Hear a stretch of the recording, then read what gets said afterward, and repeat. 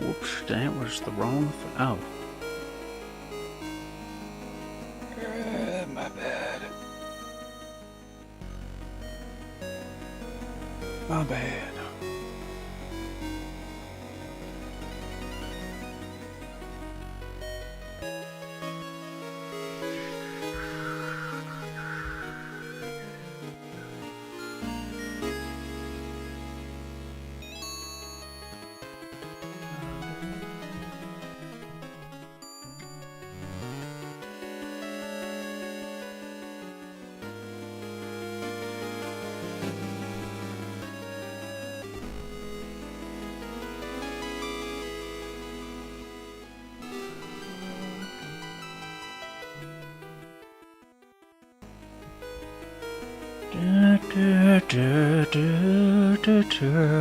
There we go, there we are. Well, greetings and salutations, everybody. Welcome back once again, or for the better first time, to the Thoughts and Corrupt Show, where today, as per usual, it's your host Anjo here with more Mina the Hollower. I hope the audio is about normal. I kinda just eyeballed it because I forgot to do the leveling before I got started. Cause yeah, I had trouble sleeping actually because I was very excited about this. Which is a little counterintuitive because last time it didn't go great because I was very tired. I was like, ugh, I need to sleep. Frick, dog.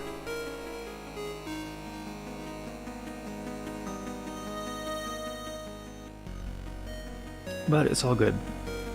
I did end up sleeping a bit, so...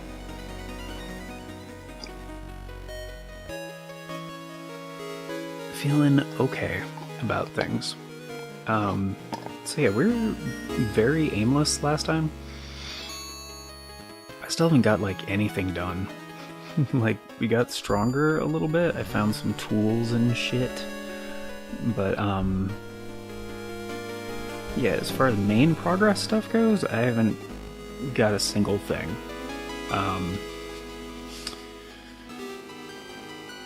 But that's because I was not contextualizing things correctly. Like, I didn't know where to go because I wasn't listening.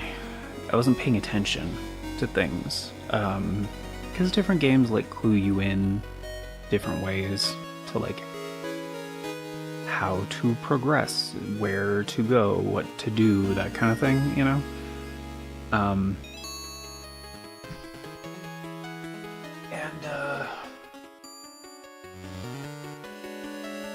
I was not expecting this game to take this kind of design approach, honestly. Because they really do, they let you get lost. But like even some of the first NPCs I talked to pretty much straight up told you. And I didn't internalize any of it. But I went back because I was frustrated about it the day after. So I went back through the stream and kind of like watched when, like kind of right after the demo part, because I knew what to do as far as like the stuff that was in the demo goes. So until you fight, what's his name? Rat guy? I literally don't remember his name. Where the demo ends, essentially, and then right before lion friend guy tells you about the generators and there's like this many blah blah blah and you know, afterwards I'll bake a cake for you, Mario, type of thing, you know. Yeah, and there's some NPCs walking around town. There's a lot of stuff to do in the town, a lot of stuff to read, lots of places to get robbed. And, yeah, like, the first two things, like, it should have been kind of obvious. Because, like, if I had put together the info I heard from, like, the first, like,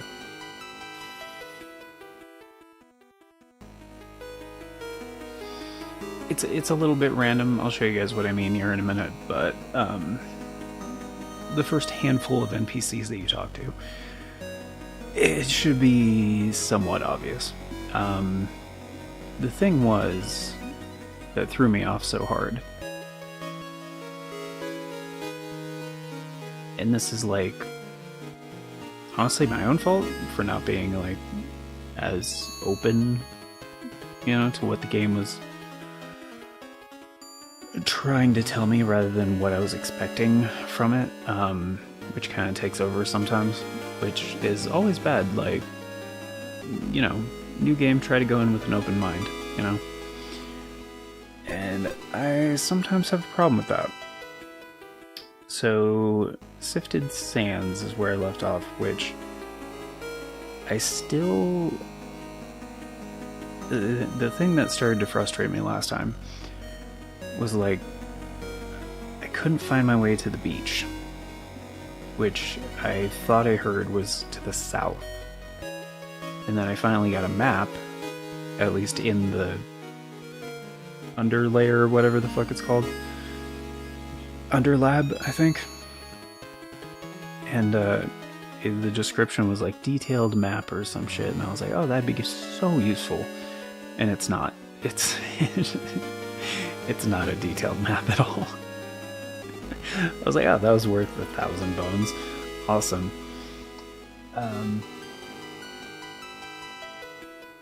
Or the upgrade in the Underlab that restores your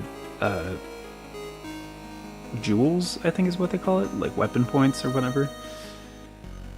But it's not like every time you die. I get it's like on a timer that it refreshes or some shit like that. I don't know, man. Like, that was a little disappointing too, because that was also an expensive upgrade, but I found myself like farming for those weapon points a lot, and I was like, I don't want to do this. You know, like, oh, there's an upgrade for it. Cool. So I'm assuming every time you die it just refills. Nope. Like, incrementally. Which seemed to just be based on time. But we also don't have a fast travel, and that's going to be a little bit of a problem because I'm, I think, kind of far from the town, but I do essentially want to go back to town. Yeah. So I fudged up a little bit. Oh, the plunger just went down. Okay, so that was a full 40. Okay. Also, I realized that I probably should have got a weapon upgrade or two. That would have been a good idea. And also... Oh, this actually feels way fucking better. Okay, I need... Ooh.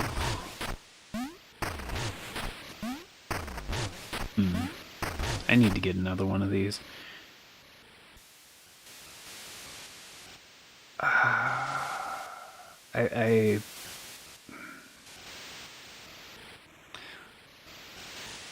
This is the map, though. And that's it. Apparently, that's as much detail as you get. Which,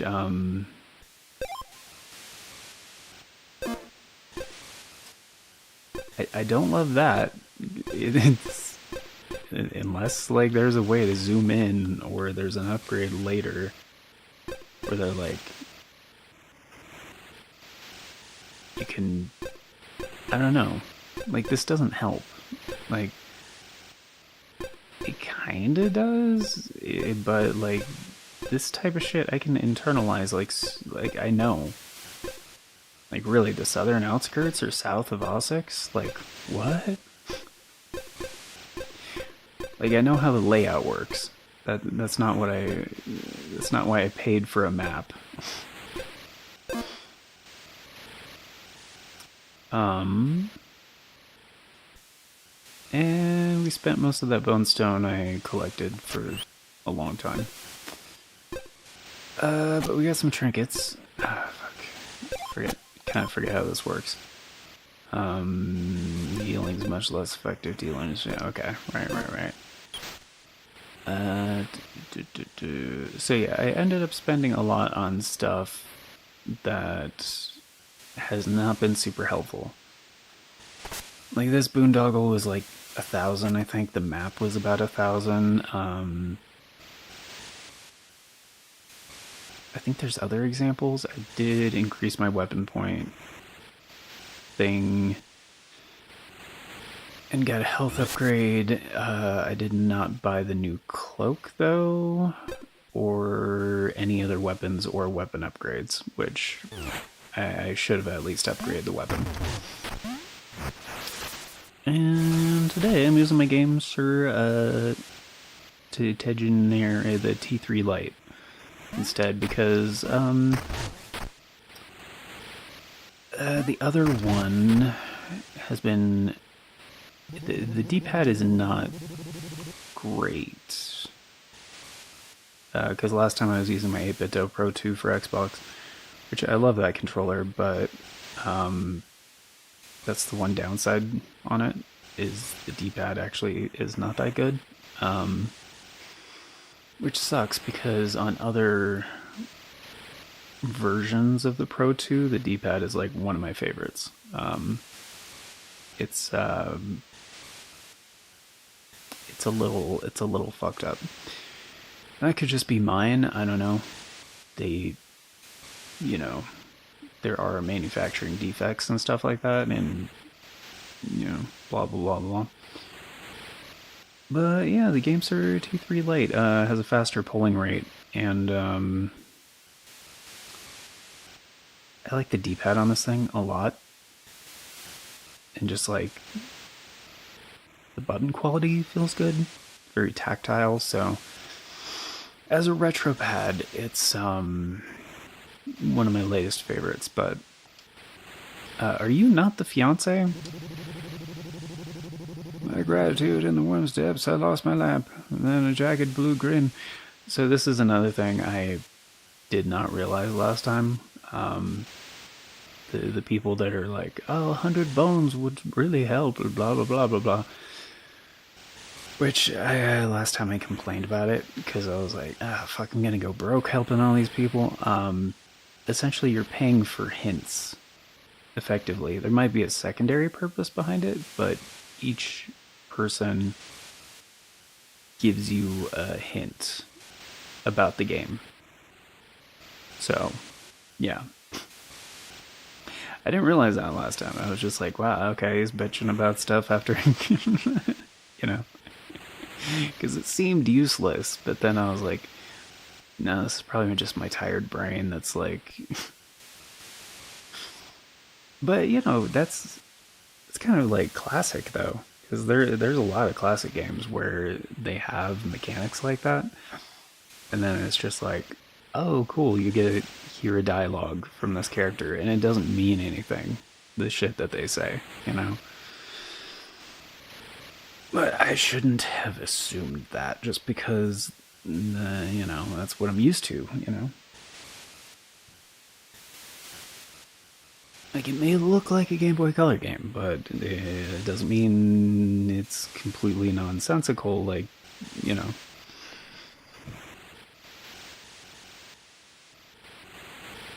It is made with the knowledge of the games that have been made in the past 20 years, so... High gratitude in the worm's depths, I lost my lamp. The worm's depths, okay. So we get a lamp? Oh, that makes a whole lot of fucking sense. I did find that one cave where it was like stupid dark and you can't see the floor and everything except for like... Okay.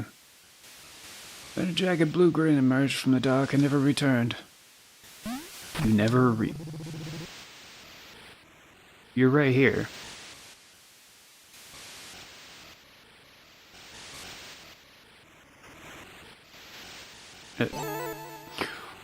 Oh, wait, is that related to what this crow person was saying? Thanks kindly, they spoke of a sturdy raft in Loner's Landing. West of the Sandfalls, I lost it all seeking it.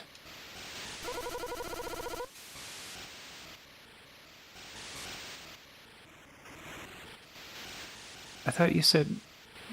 Is it something about mirrors? I thought he said something about mirrors before.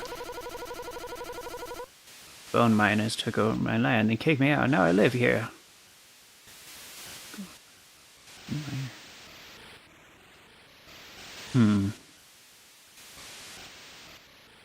Anyway, but yeah, on the Pro 2 for Xbox, like, it's... Which is weird, because, like, the original version, like, I didn't have a problem with that D-pad nearly as much. But on the Hall Effect version, better sticks, worse D-pad for whatever fucking reason, and... if you just need the cardinal directions for a D-pad, like, it's fine. If you need a D-pad as, like, your primary method of input, it's bad, because, like, it really struggles with, like, diagonals and shit, and that's the main problem. In all honesty, because for games like this, I like to use, you know, full D-pad and just everything else. Like, I completely ignore the analog sticks, because that's how games were for a very, very long time. So, personal opinion, but a good D-pad, like, does all 8 directions flawlessly. Because between those 8, that's all you need. The 4 cardinals and 4 diagonals. Like, that should be standard, you know? In my book. But, I don't know. And nowadays, a lot of controllers, like, treat that as, like, a premium D-pad type of thing, blah, blah, blah. It's like, I don't know, they seem to consider the D-pad as, like, another 4 inputs, you know? Kind of like on the Switch, how it's not a D-pad, it's just 4 buttons. Like, that's fine, I guess, but was it this guy? Oh yeah, they all look like this guy. You've got a good heart, friend. Not like a major miner, he's filled his belly eating my whole family raw. Scary old Tedsley's sands have been shifting lately. Still, I can trot quickly when I'm hauling a bomb. Oh. So that was a clue as well. Gotcha. Why did I assume that was like... Oh, can't go, okay. I can jump these though, right? No problem? Yeah, no problem. Okay. Yeah, that makes sense. That makes a lot of sense. Holy shit, dog. I am taking... Like, these are just bats. Like, I'm taking so much damage from these fuckers.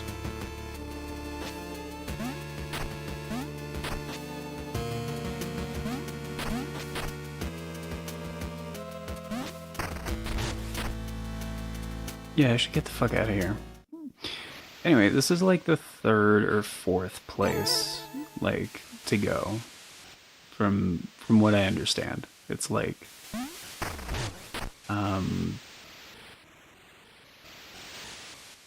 like, the dungeon is, like, meant to be tackled after the first 2 areas, basically. Oh, this fucking thing. I have to backtrack through this to get back to the fucking... jeez. Yeah, fuck this place. Oh, jeez. Oh, this is bad. Oh, no.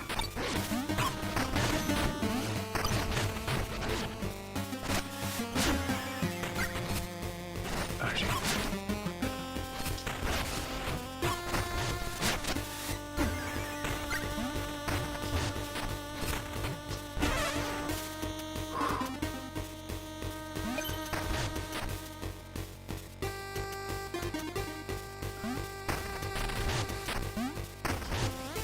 Son of a bitch.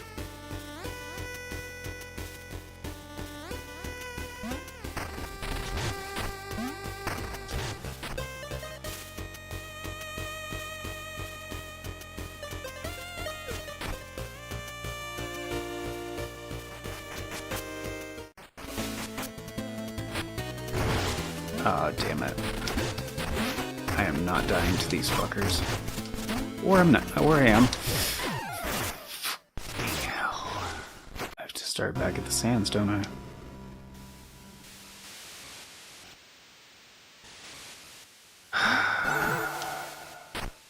Okay, maybe use some tools to survive a little bit better.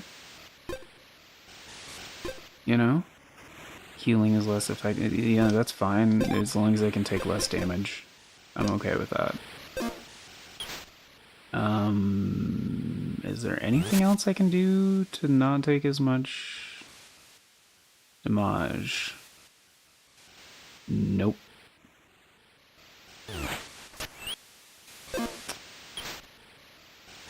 Oh wait, yeah, there is. Just remember, again, this is a dangerous sitch. This is not good, because I have to survive to get back, and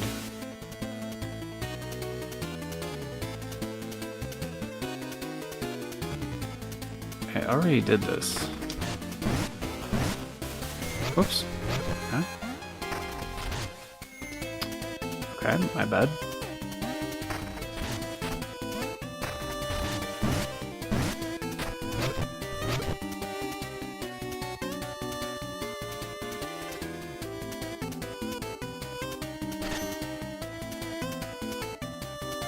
Wait, is that a shortcut?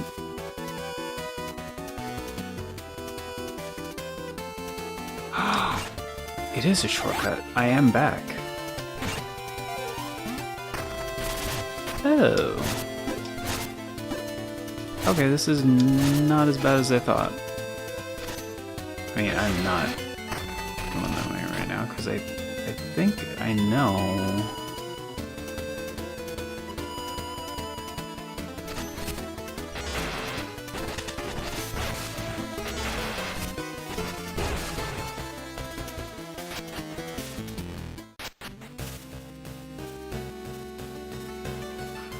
Right, this was like the maze thing I had to go through to even like get this way to unlock the area.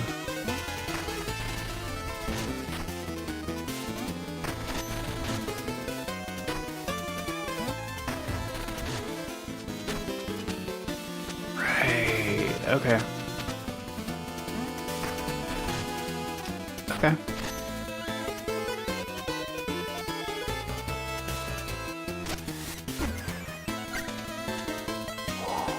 Yeah, they really were not kidding. That is a lot less effective.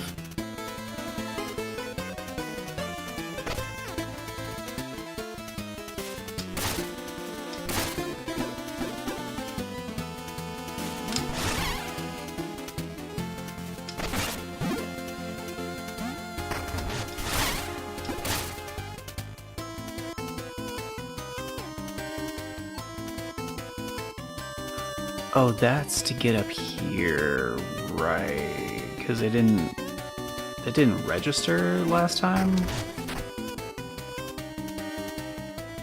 But as I found out, like, kind of late in the stream last time, like, you can actually grab these.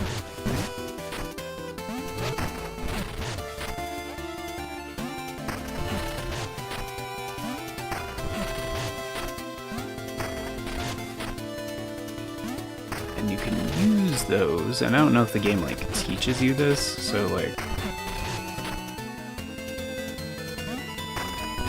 but they basically stay where you put them until, what the fuck? Oh, is it caught on the corner? Yeah. Yeah, so it's starting to disappear because it's like over nothing. If it's on the ground, like it'll stay there for, you know, until you reload, but insane. So to go up on these things, because typically this is a barrier.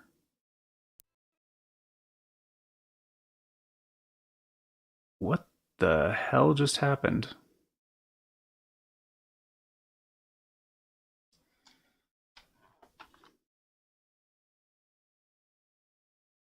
What the fuck? Where'd the signal go?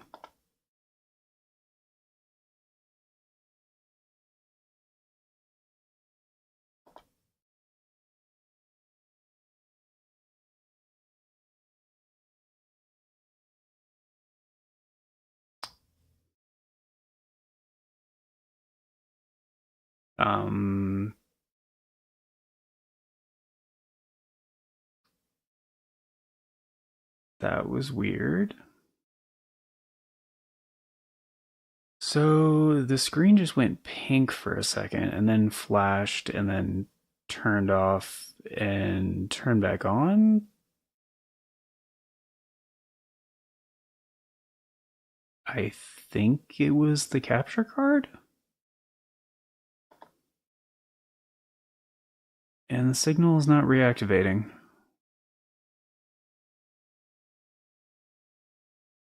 Oh shit, this might be a problem.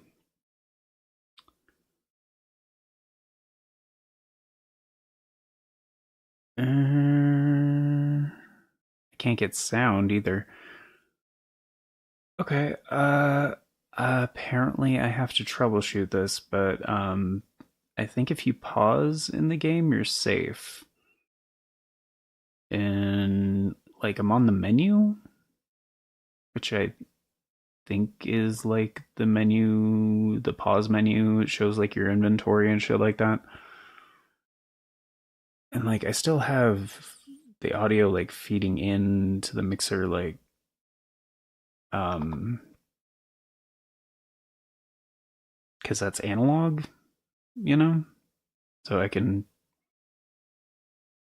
gonna do that while I take care of this. Like I'm gonna feed the audio in like analog, and until I get this figured out. I don't know how or why the fuck that happened. I haven't seen that before, so hopefully the capture card is okay, because that would be a real fucking problem right now. Anyway, um, yeah. So just a minute, guys. Sorry about this. How should I do this? Need to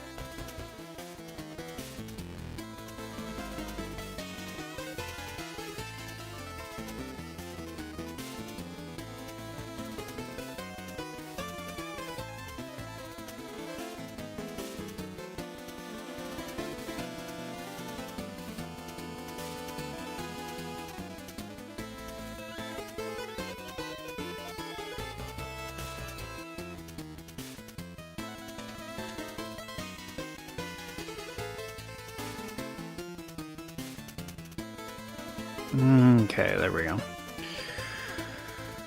Oh, jeez, that was freaking scary. Okay. Alright, sorry about that, folks. That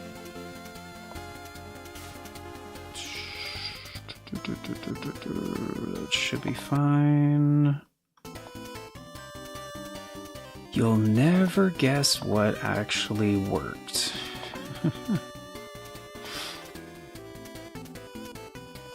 It's, yeah, Amelia, what's going on? Yeah, I fixed it. Yeah, it was weird. The screen flashed, like, magenta for a second, and then it cut out on my main screen, and then it cut out on the capture, and then, like, I tried deactivating the capture and, like, reactivating it, and it wouldn't come back. So I don't know what the hell happened, honestly. My capture card might be dying, which would suck, because I actually like my capture card. Like, it served me well for, like, 5 years now. It would be about time for an upgrade, but,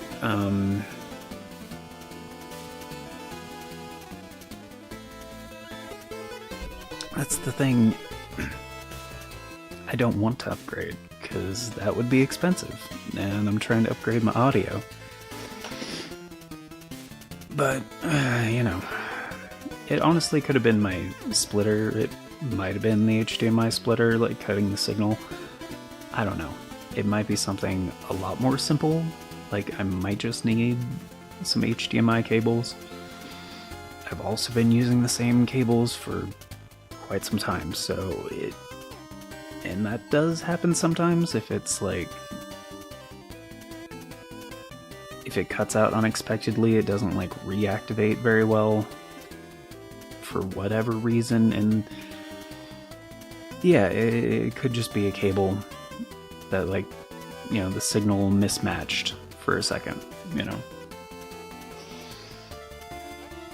So, I don't know. Because that would be a lot more obtainable just to, like, get a couple HDMI cables, but... Aaron, what's going on? Heya, heya. It's been my fault I joined the game. It's definitely died. No, it's definitely not. But, yeah, Aaron, just as a reminder, I don't know if you saw the post, but today is the final day of the Members' Choice Poll. That's going to be ending in 7 hours. So, and that's for the Retro Classic series after Silent Line. But, yeah.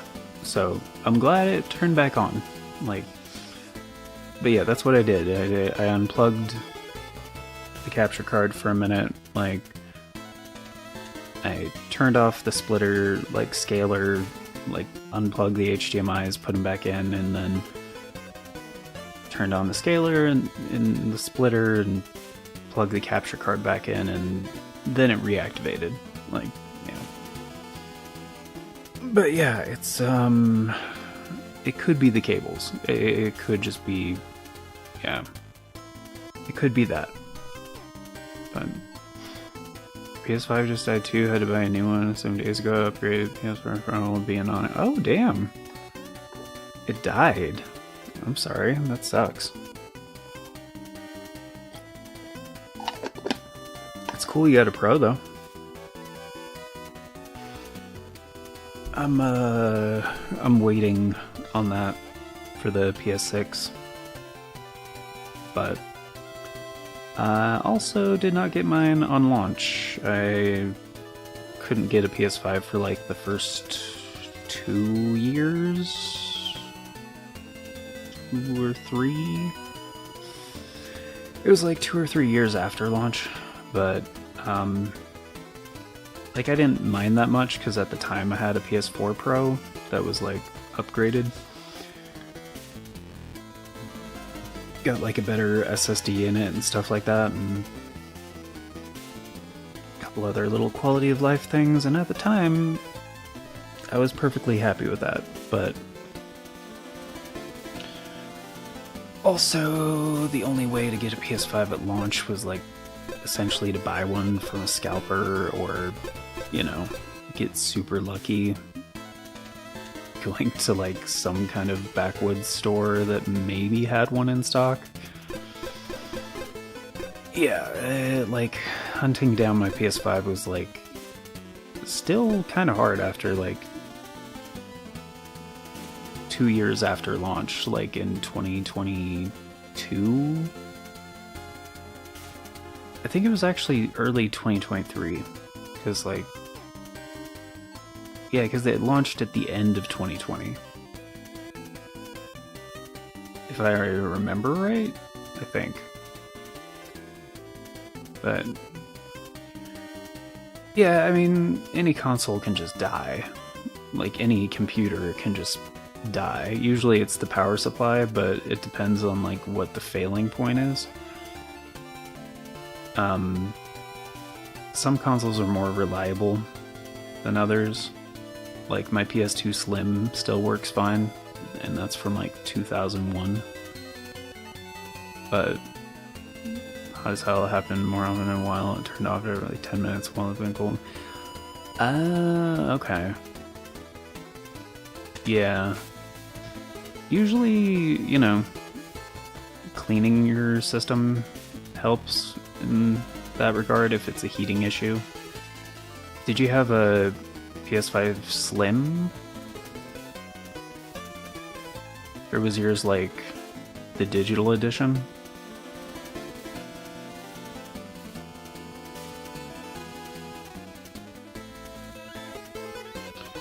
Also, there's... I know the issue like some people had if it like stays too hot for too long, like there's like a concern with like the liquid metal.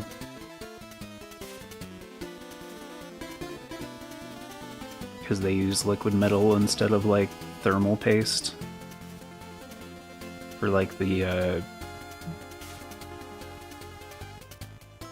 SoC like cooling. But like the OG PS5 has like kind of an oversized like heatsink on it, but still if it gets like dusty and stuff, like it can't really cool as well as it's supposed to. Also, you're supposed to leave it like well ventilated, like some people don't do that. But, you know, usually just dusting it every so often helps. Used to overheat every so often, but it stopped, thankfully. Yeah.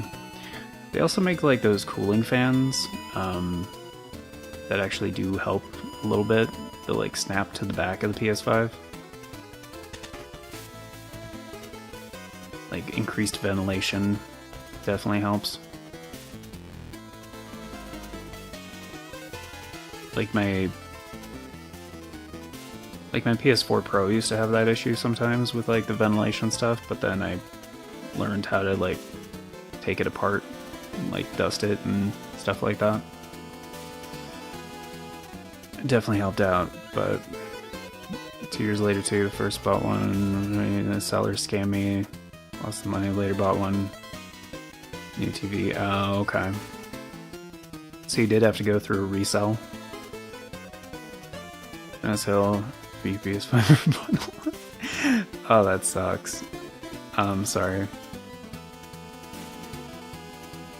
Yeah, thankfully I got a good deal on my TV when it was time to upgrade, but oh, you had a fan right behind it. Oh, okay. I mean, that might have been... If it's blowing air in through the back, that can be a problem, because like that's where the PS5 is trying to push warm air out of it. Like essentially the cooling fans that snap to the back of the PS5, like they increase ventilation by sucking air out of it. because like it draws air in through like the top and the front and like the ventilation holes, you know, and then the fan itself inside the system like pushes air out the back. Oh, is it digital only? Oh, okay. Yeah, they also made the heatsink smaller on those ones, I believe. Or they had to make something more compact, I remember. Yeah, mine's like the first edition, like the fat model with the disk drive and stuff. Somehow safe it. Yeah. No, I gotcha. Yeah, thankfully it's pretty easy to take the plates off of a PS5.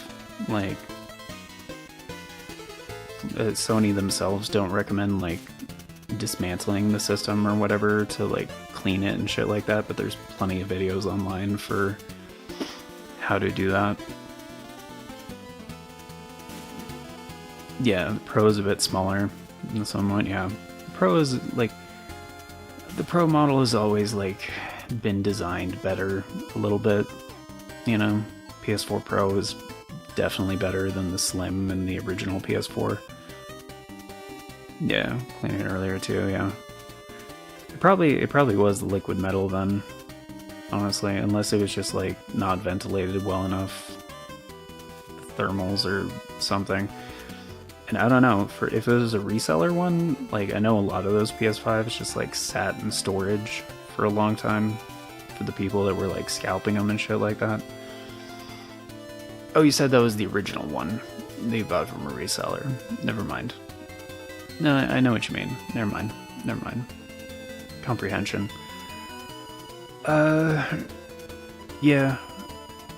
I don't know. I mean, every manufacturer has, like, system, you know. There's manufacturing defects.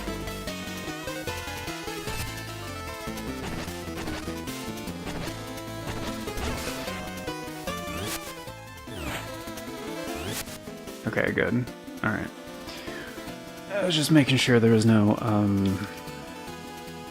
delay, desync, or anything. But... so, you know, it could have been tons of different things. But... no, some of the PS5 Pro is pretty impressive, though. Like, people complain because, you know, the price increased a while ago and blah, blah, blah, but...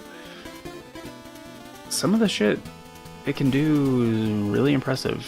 Like, the Cyberpunk 2077 PS5 Pro, like, looks really fucking good. Like, certain optimized things look amazing on there.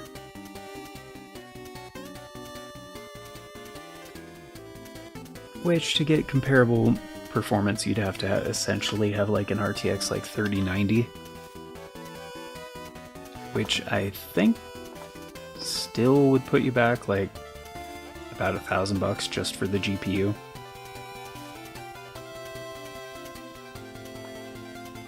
Maybe it's a little cheaper now, like 900 or something, but that's just for the GPU. Like, that's not including...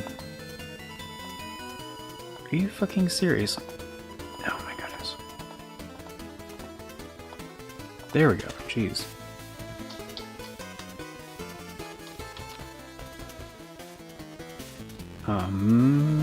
Actually, a 3090 is 13 or 1400 bucks. Holy shit.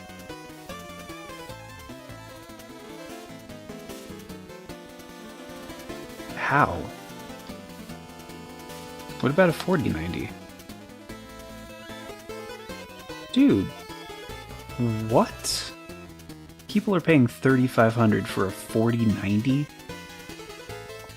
What about for a 5090? $4,000?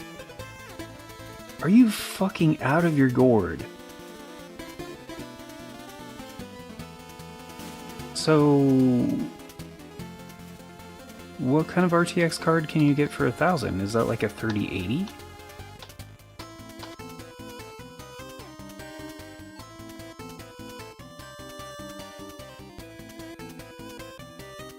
apparently you can get a 3080 for like 450? What the hell? So why is a 3090 so much more expensive?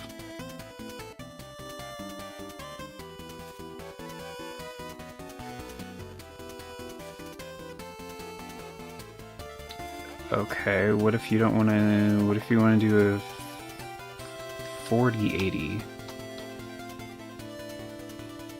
A 40... Whoa, that is all over the place on pricing. Okay, what about like a 5060? Oh, you can get a 5060 way cheaper. Okay. So what about a 5070?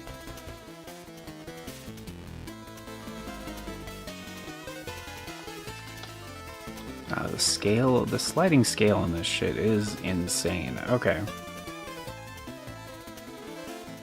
So I guess you can get a 5070 for less than 1,000.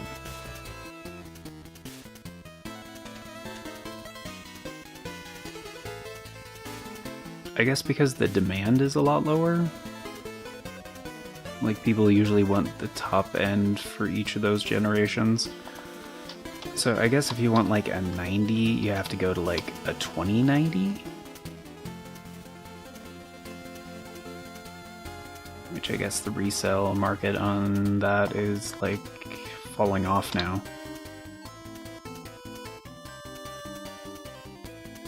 But I guess if you want a 50 series, like a 5070 is doable for less than 1,000. And those are the newest ones, so...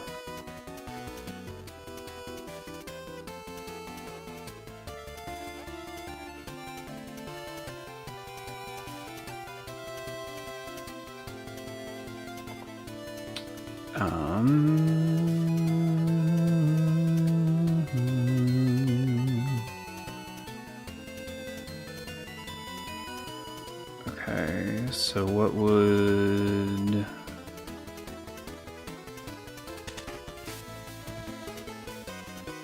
Just out of curiosity, how...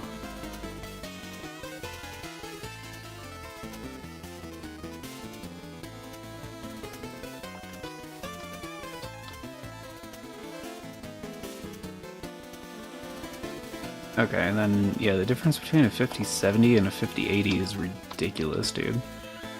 Okay,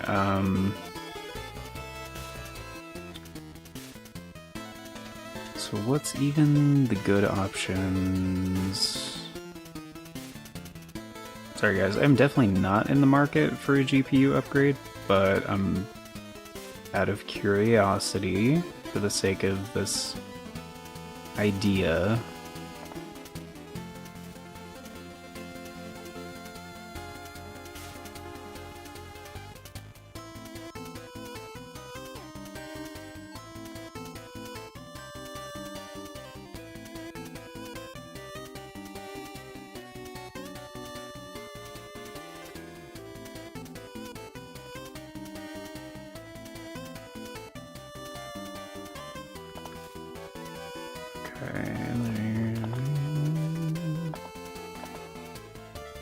So I'm just checking a couple different options here to see.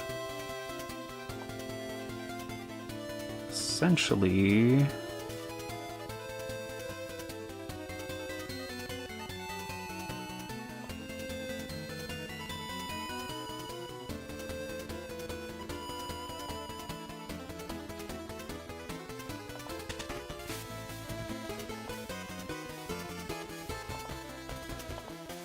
aren't those essentially the same?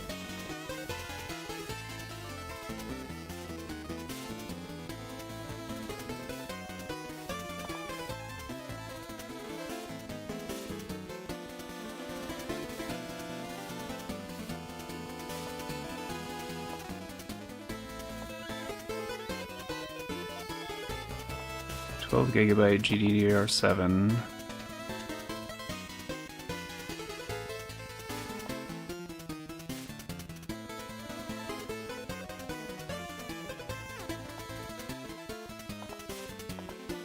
That's essentially the same.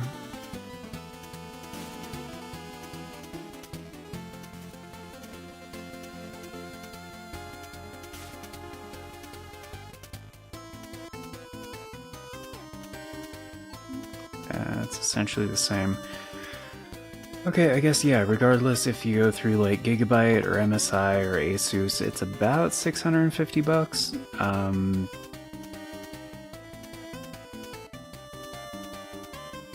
Which,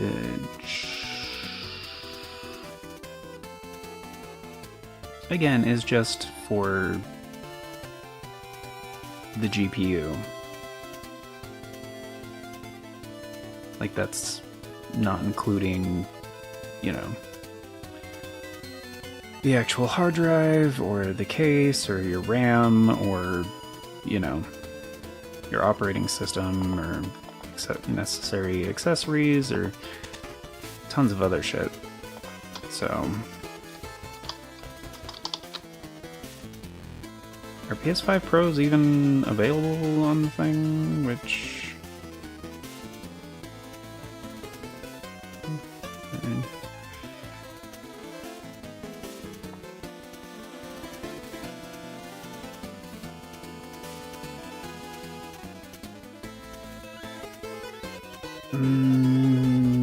supposedly they do have them.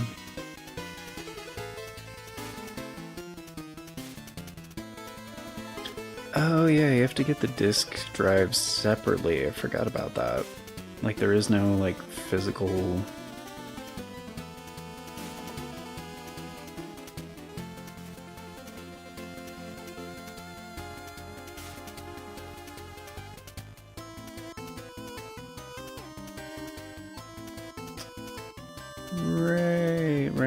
Right. I forgot about that.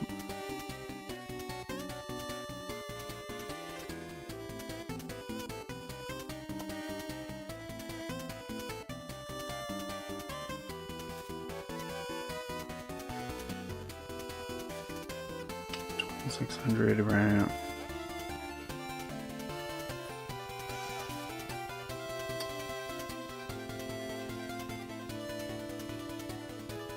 What? Dude. I mean, that's been a thing for like over a year now. Just PC parts are more expensive than they should be. And I guess that's still very much true.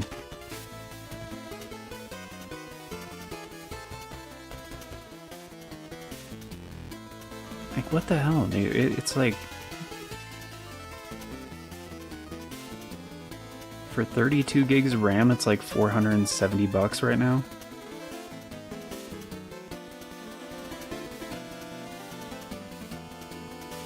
Are you fucking serious?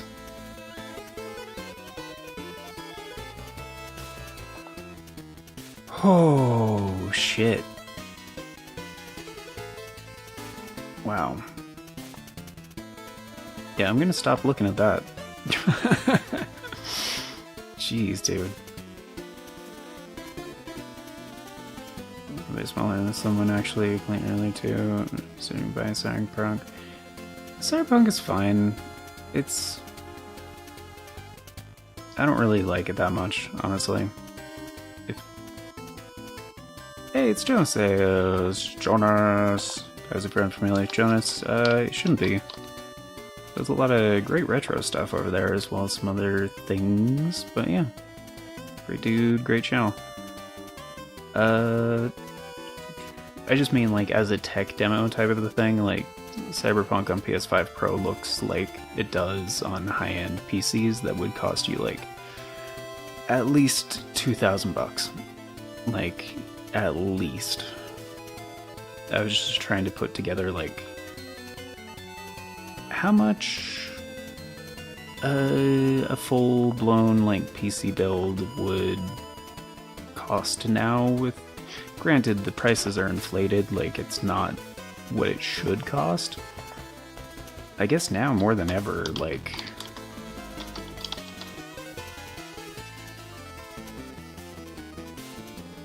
Yeah, what... how...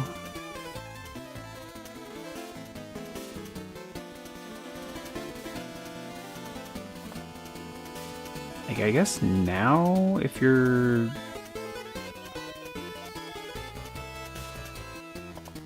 For how PC prices are right now, I would just say fuck it and get a laptop if you really need like a PC.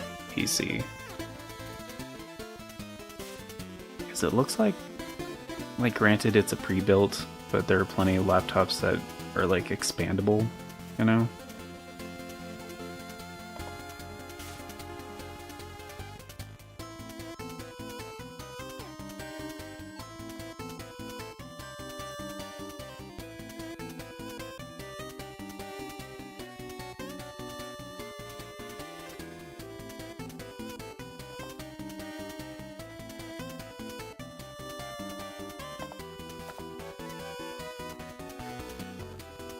Which, just out of curiosity, that has...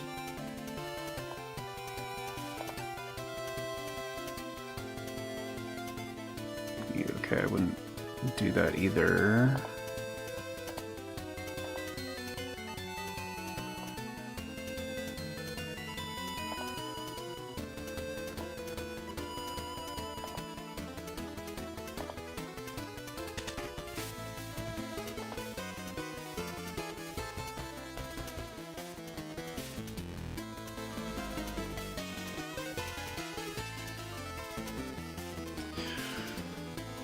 Okay, what are they doing here?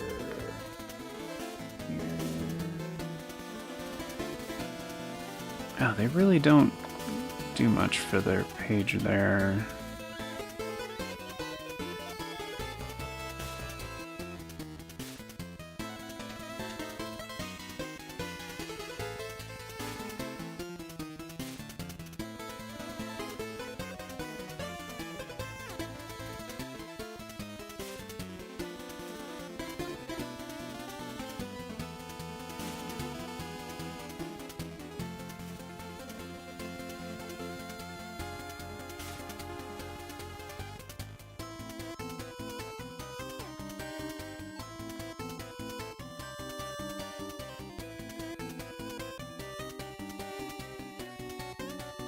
Yeah.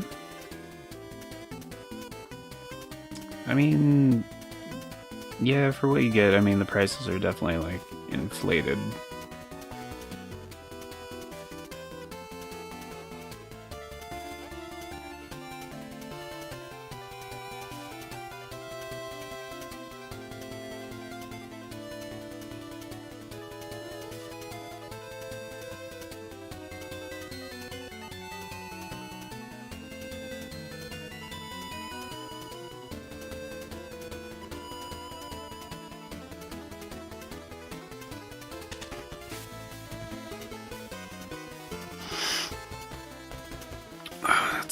That's nuts.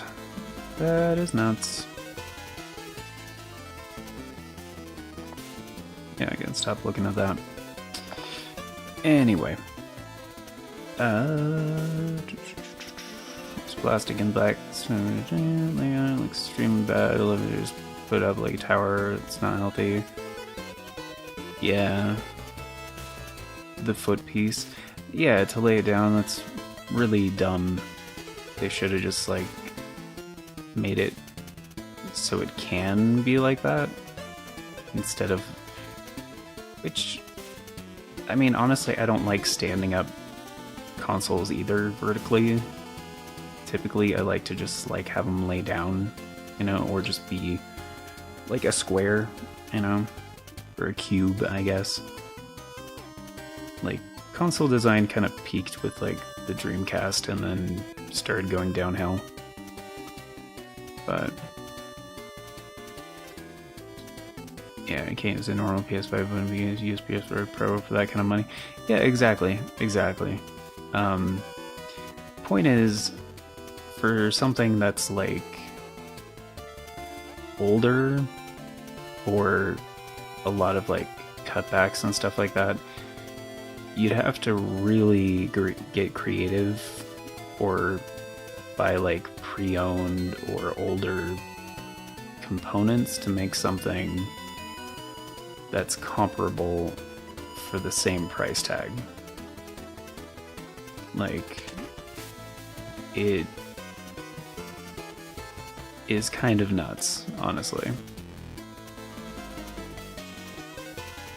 But yeah, and since like so many publishers realize that a lot of people are, you know, playing on PlayStation, like you get optimizations for those releases, so it's not like, it's a lot less fiddling and it's a lot more cost effective, like most of the time. But just because of how the market is and, you know, tons of other shit, like, yeah, I'm just waiting for a PS6, honestly. Yeah, Toasty, we could do that, man. More than newest games on the market in 4K at 60 is why people buy new PCs for thousands just for graphics they can't even see. Yeah, exactly. Like, oh, I'm getting like 280 frames on blah blah blah or whatever. It's like, okay, cool. For your 244 hertz monitor, cool. Like, what are you gonna do with that? Like, even if you want to record the footage and like share it with people and stuff, they'd have to also look at it on your monitor. If you want to share that, nobody's gonna see all those frames except for you, you know? And it's like,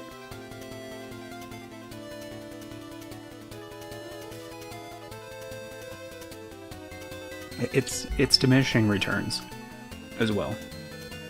Like, I don't think I could even spot the difference between 120 hertz and like 244, you know? Like, you can see the difference between like 60 FPS and 120 FPS. But beyond that, like, if the game has, if it even can keep up consistently with that kind of refresh rate, which I highly doubt it for most things, like, it, yeah, in most use cases, it's not gonna matter.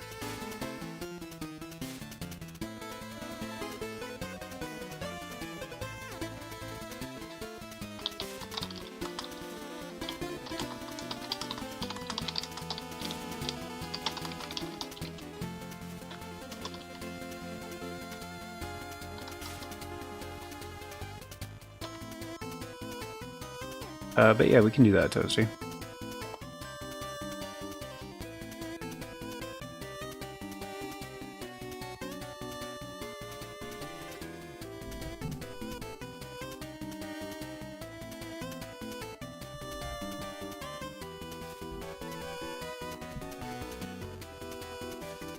Hey, there he is. What's going on, dude?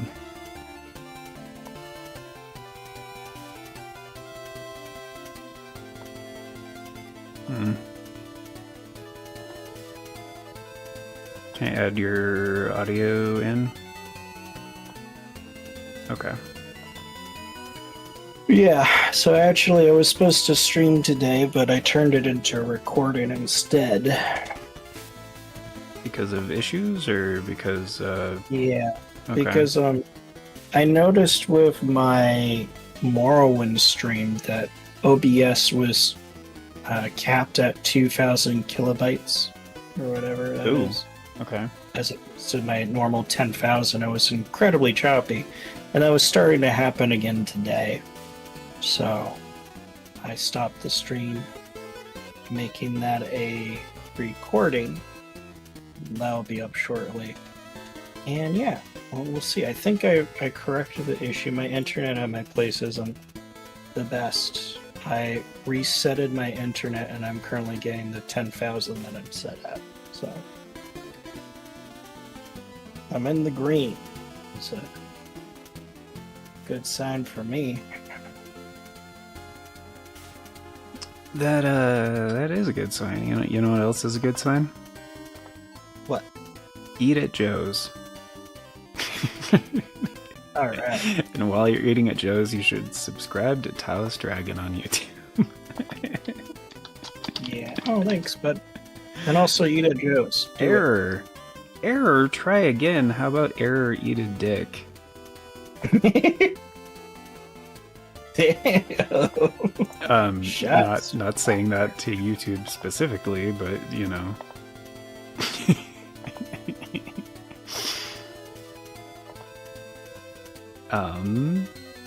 No, just I have you noticed the new the new graphical scaling layout thing for YouTube on the browser?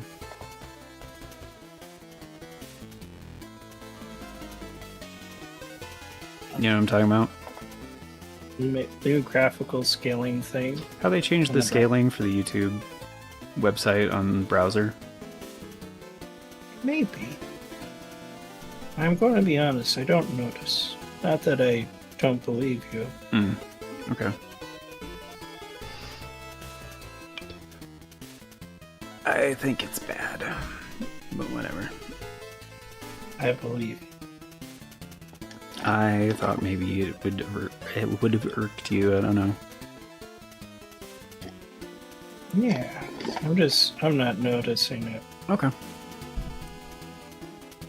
Well, I'm upset. I'm upset. The important thing is that my friends understand that I'm pissed. Okay. That'd make a good t-shirt. That would be a great t-shirt, yeah. Right? Good news. My test streams are coming in pretty clear. Cool. That's great news. Yeah. That is exactly very nice. After a reset and things. Yeah, right?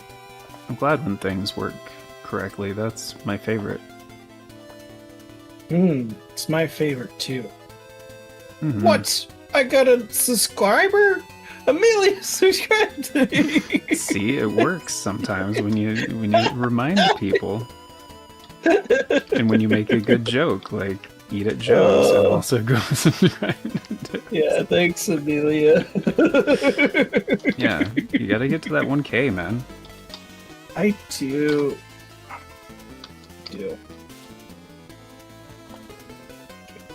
Or else I'll be disappointed. Public? No, they're not public. Get rid of them. They're bad. They're test streams. They're icky. You know what else is public? These nut. Oh, no. Dude, I really want this game. What game? The one you're playing. Oh. Well, get it. I will. I don't have the money unless the main stuff kicks off or cool. I get some sort of a thing. Okay, cool. Well, guys, if we get... Hold on. I could change my goal to be like... here. Could continue... Remove goal. Your audience will no longer see this goal. Yeah, that's the point of removing it. Set a goal if we get 10 super chats at... Oh, wait. No, if we get 5... Hold on, I'm doing the math here. We get 5 at...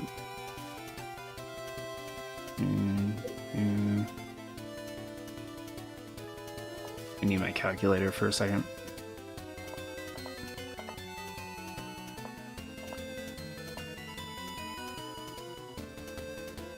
It's not quite there. Okay.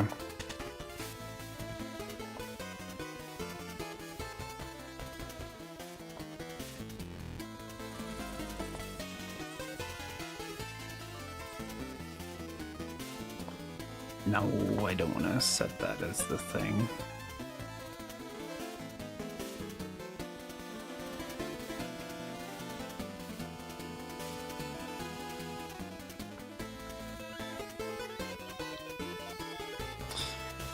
Anyway, highly recommend it. It's a good game. Yes. It is definitely on my wish list. It's been there for a while. And I will get it. I will. Cool. Yep. Paw Patrol World. 99% web or side quests.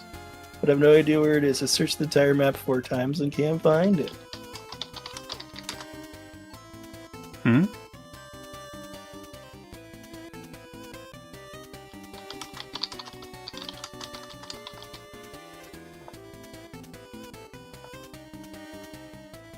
The what? Sorry, what? You said something. I didn't hear what you said. I was reading what Amelia said, actually. Oh. Yeah. Yeah. Gotcha. Yeah. It's 8 billion subs, yeah. Paw Patrol World. Okay. Yeah. Amelia plays the Yeah. best games. Gotcha. Thought you were talking about Nothing Barbie's but Horse the best Adventure again. That is the second best game in the world. Everybody knows that the first best game in the world is E.T. the video game. The extra terrible video game. God, yeah. I mean, I know I've told you. I've played that game. I'm jealous. Yeah. A little bit, because, you know, it's really bad, and I've played a couple of really bad Atari games, like what was the other one? Like the Custer's Revenge or whatever, the one that's like Oh, yeah. was banned in certain countries and stuff like that. Mm-hmm. I played a little bit of that one just to see if it was as bad as everybody said it was. And man, if you're sensitive to like not even 8-bit like nudity and inappropriate situations that are kinda inappropriate if you like really squint really hard, then yeah, you know, I can see why it's offensive. I'm pretty sensitive to that. Yeah. Amelia, you played Dark Tide? That's awesome. I do too. My highest level character is a Psyker. Yeah, Toasty likes Warhammer. I do, particularly 40k. Warhammer Fantasy's not bad. I just think 40k is more interesting. Did you play... I was gonna ask if you played that one game, Bolt Gun? Yes, a little bit. It's not quite my cup of tea. It's okay. You don't like classic Doom or Quake and stuff like that? It's not my favorite thing. I like it just fine. And with Bolt Gun, like, it was okay. I think I prefer classic Doom a little bit more to that. But... I like classic... I like Quake 1 and 2 quite a bit. Yeah, I never played... Quake is great. Quake is the in-between child that inspired Halo. Yep. So I've been looking into this game. I just love the attention to detail that Yacht Club has for its games.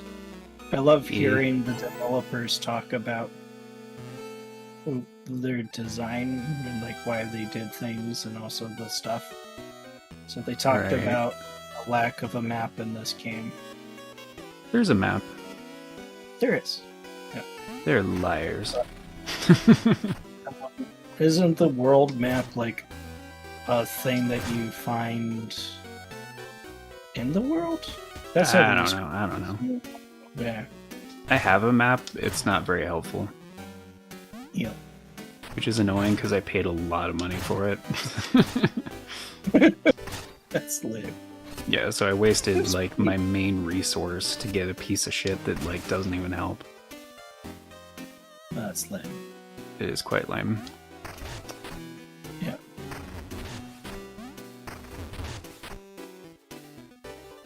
I'm also a new class expert from confused. Whoa.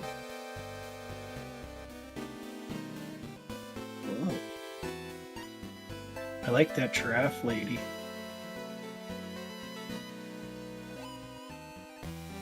What were you saying before you like the draft lady?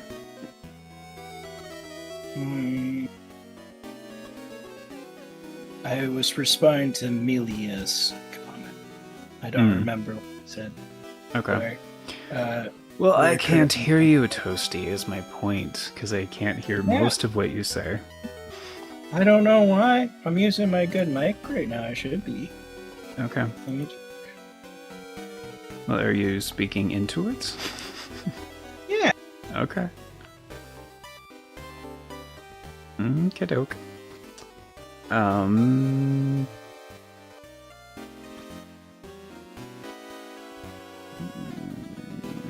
What's the issue? Am I just quiet? Yeah, I guess. It was like sometimes quiet.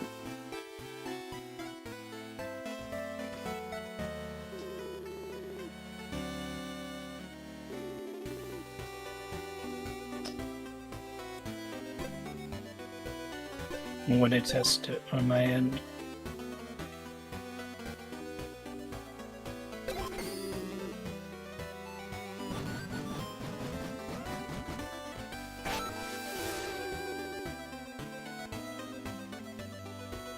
Oh, he looks a little bit better. Dude, are you serious? Yes, I am serious. Everything. Go back. What am I serious about? I don't know. But I am.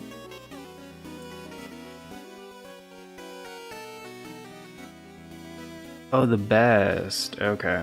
Hi-Fi Rush and Bioshock 1 and 2 and Infinite, also Titanfall 2. And EDF. What's EDF?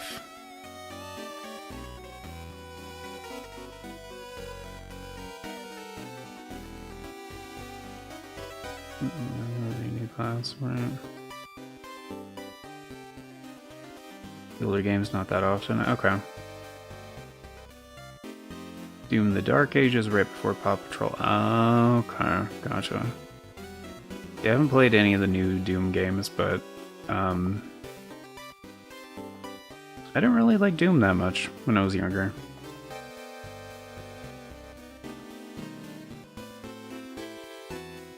Toasty? Yeah, you didn't play the... Sorry, I'm also responding to a friend. No, you're You good. didn't play the new women. You didn't like Doom at first. No, I still don't like Doom that much. You still don't like Doom. Gotcha. No. It just didn't click with me when I was younger. I remember Duke Nukem. That was the one my brothers had of those kinds of games. My god, I saw it when I shouldn't have seen it. Boobies, guns, gore, Yes. butts. Yeah. I saw strippers turn into aliens, and it's like, what's happening? Yeah. It's just for a long time, like, first-person shooters, that's all it was like Doom and Wolfenstein and shit. Like, we didn't really have... Like, what was the first-person shooter you remember that resembles modern first-person shooters?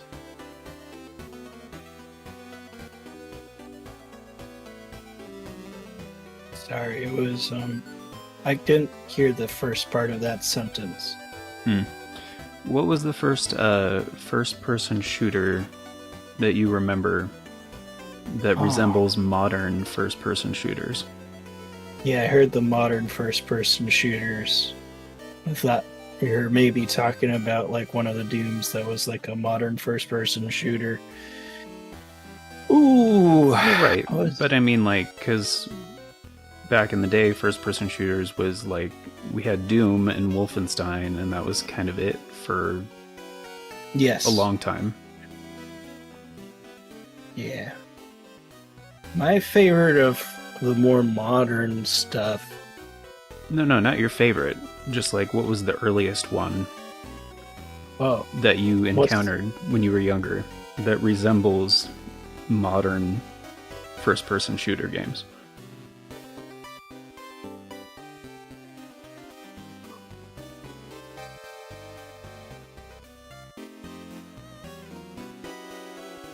Would you consider Torque to resemble the more modern?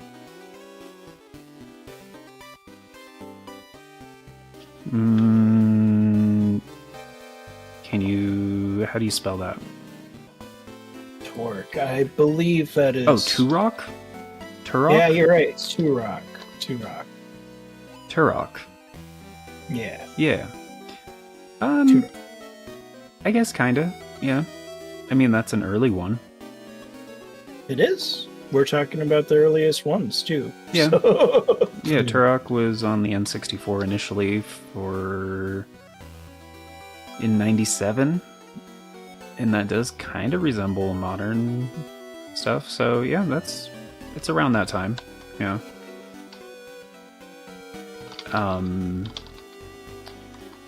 Because there was Rainbow Six on the PS1. That was very early. That was 98. That was a year later. There's GoldenEye, obviously, but that's like not as modern as well. And then I think, yeah, Quake was a little bit earlier than those ones. So Quake came out in 1996. But it was during that time period, like 96, 97, 98. And they all kind of had that same idea where they were all experimenting with like fully 3D first-person shooter like concepts. I think Duke Nukem was also that time period.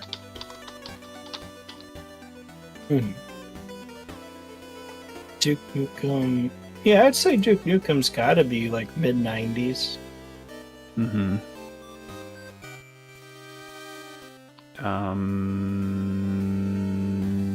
First release was 91. Wait, really?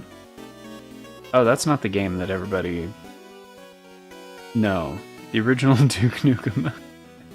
That's not the game people remember.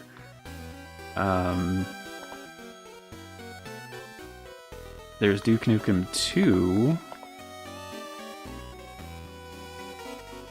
That is also not the game people remember. I guess the one was Duke Nukem 3D was the first one. Because 1 and 2 are like not even first-person shooter games. Yeah, Duke Nukem 3D was the first one that was a first-person shooter. That was initially on MS-DOS in 96, Mac OS in 97, the Sega Saturn in 97, the N64 in 97, and the PlayStation also in 97. So I guess, but originally on the Saturn in October, later on the N64 in November, and then later on the PlayStation in December.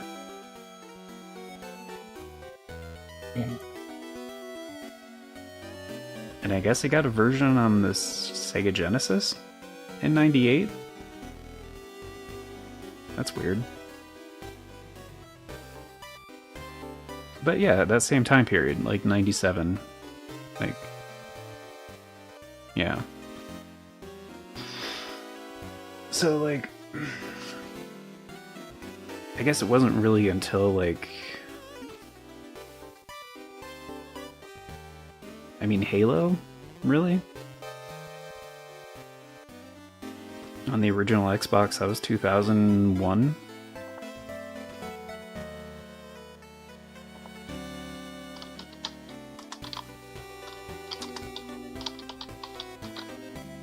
Halo, you would say? It's like, Yeah, 2001. I mean, Halo was, like, kind of set the standard for a lot of things. Halo sure did. I would say that's definitely, and even that is a bit dated in some of its controls. But it definitely was one of the first ones to utilize that set of controls. Heck, even like, well, I guess that's a PlayStation versus Xbox thing. Xbox did the triggers, but Xbox also didn't have the bumpers into Xbox 360. They had the black and white buttons, which were always strange. But I bring that up because with a controller, the standard controls for shooters, the right triggers like shoot, left triggers to aim. But on PlayStation, it was different. It was the bumpers were your shooters. So, Yeah. yeah. Did you like Halo? Hmm? Did you like Halo? Yeah, no, I still like Halo. I like Halo a lot. I played Bungie did a game before Halo that was a real-time strategy game.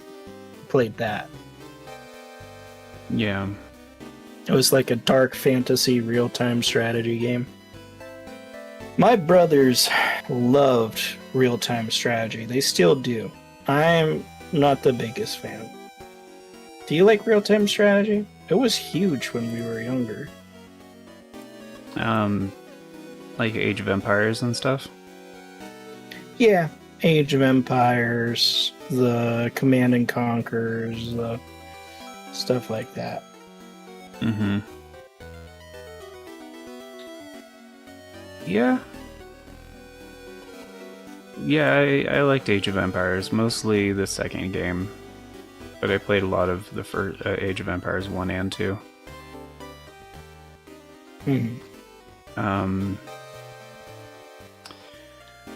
So yeah, from what I'm reading,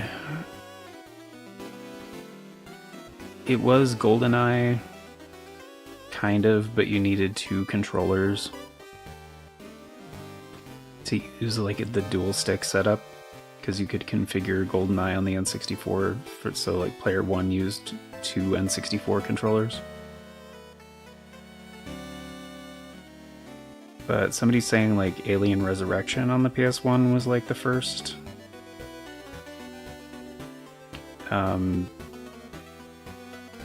Which is like a quote from 2000, and then somebody else is saying like Quake 2 was the first one, because I guess Quake 1 didn't actually have dual analog control scheme, but like Quake 2 did.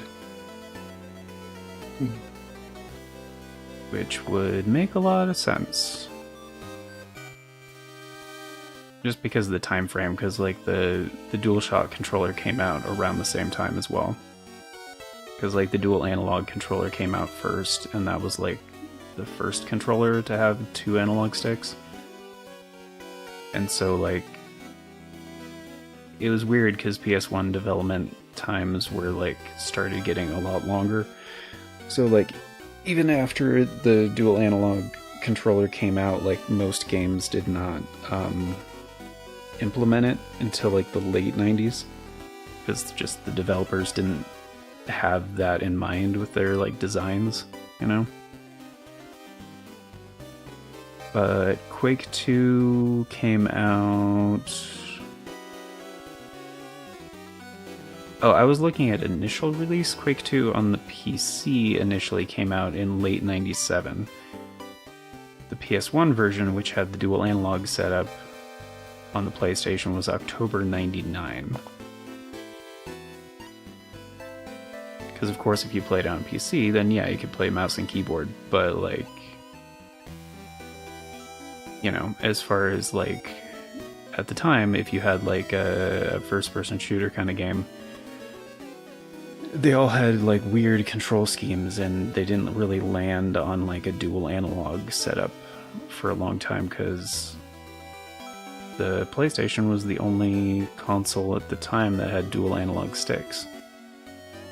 Yes, which honestly makes a lot of those old first-person shooter games unplayable to me.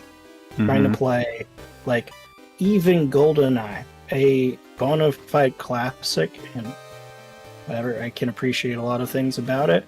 Trying to play that now is so frustrating and hard. It is, yeah. Even on the Switch Online, like it's kind of it's Well, they're just not great. they didn't have the dual analogs, so I know they were working with what they got. They needed to change the mechanics because the mechanics are fast twitch and precision, which just doesn't work with the thing that you got. I understand they're trying to do like if you hold down a bumper, you can aim, but that doesn't work when you have such a fast-paced game like even GoldenEye, because GoldenEye you're being shot at all the time. If you do that to like aim and shoot and stuff, you'll die.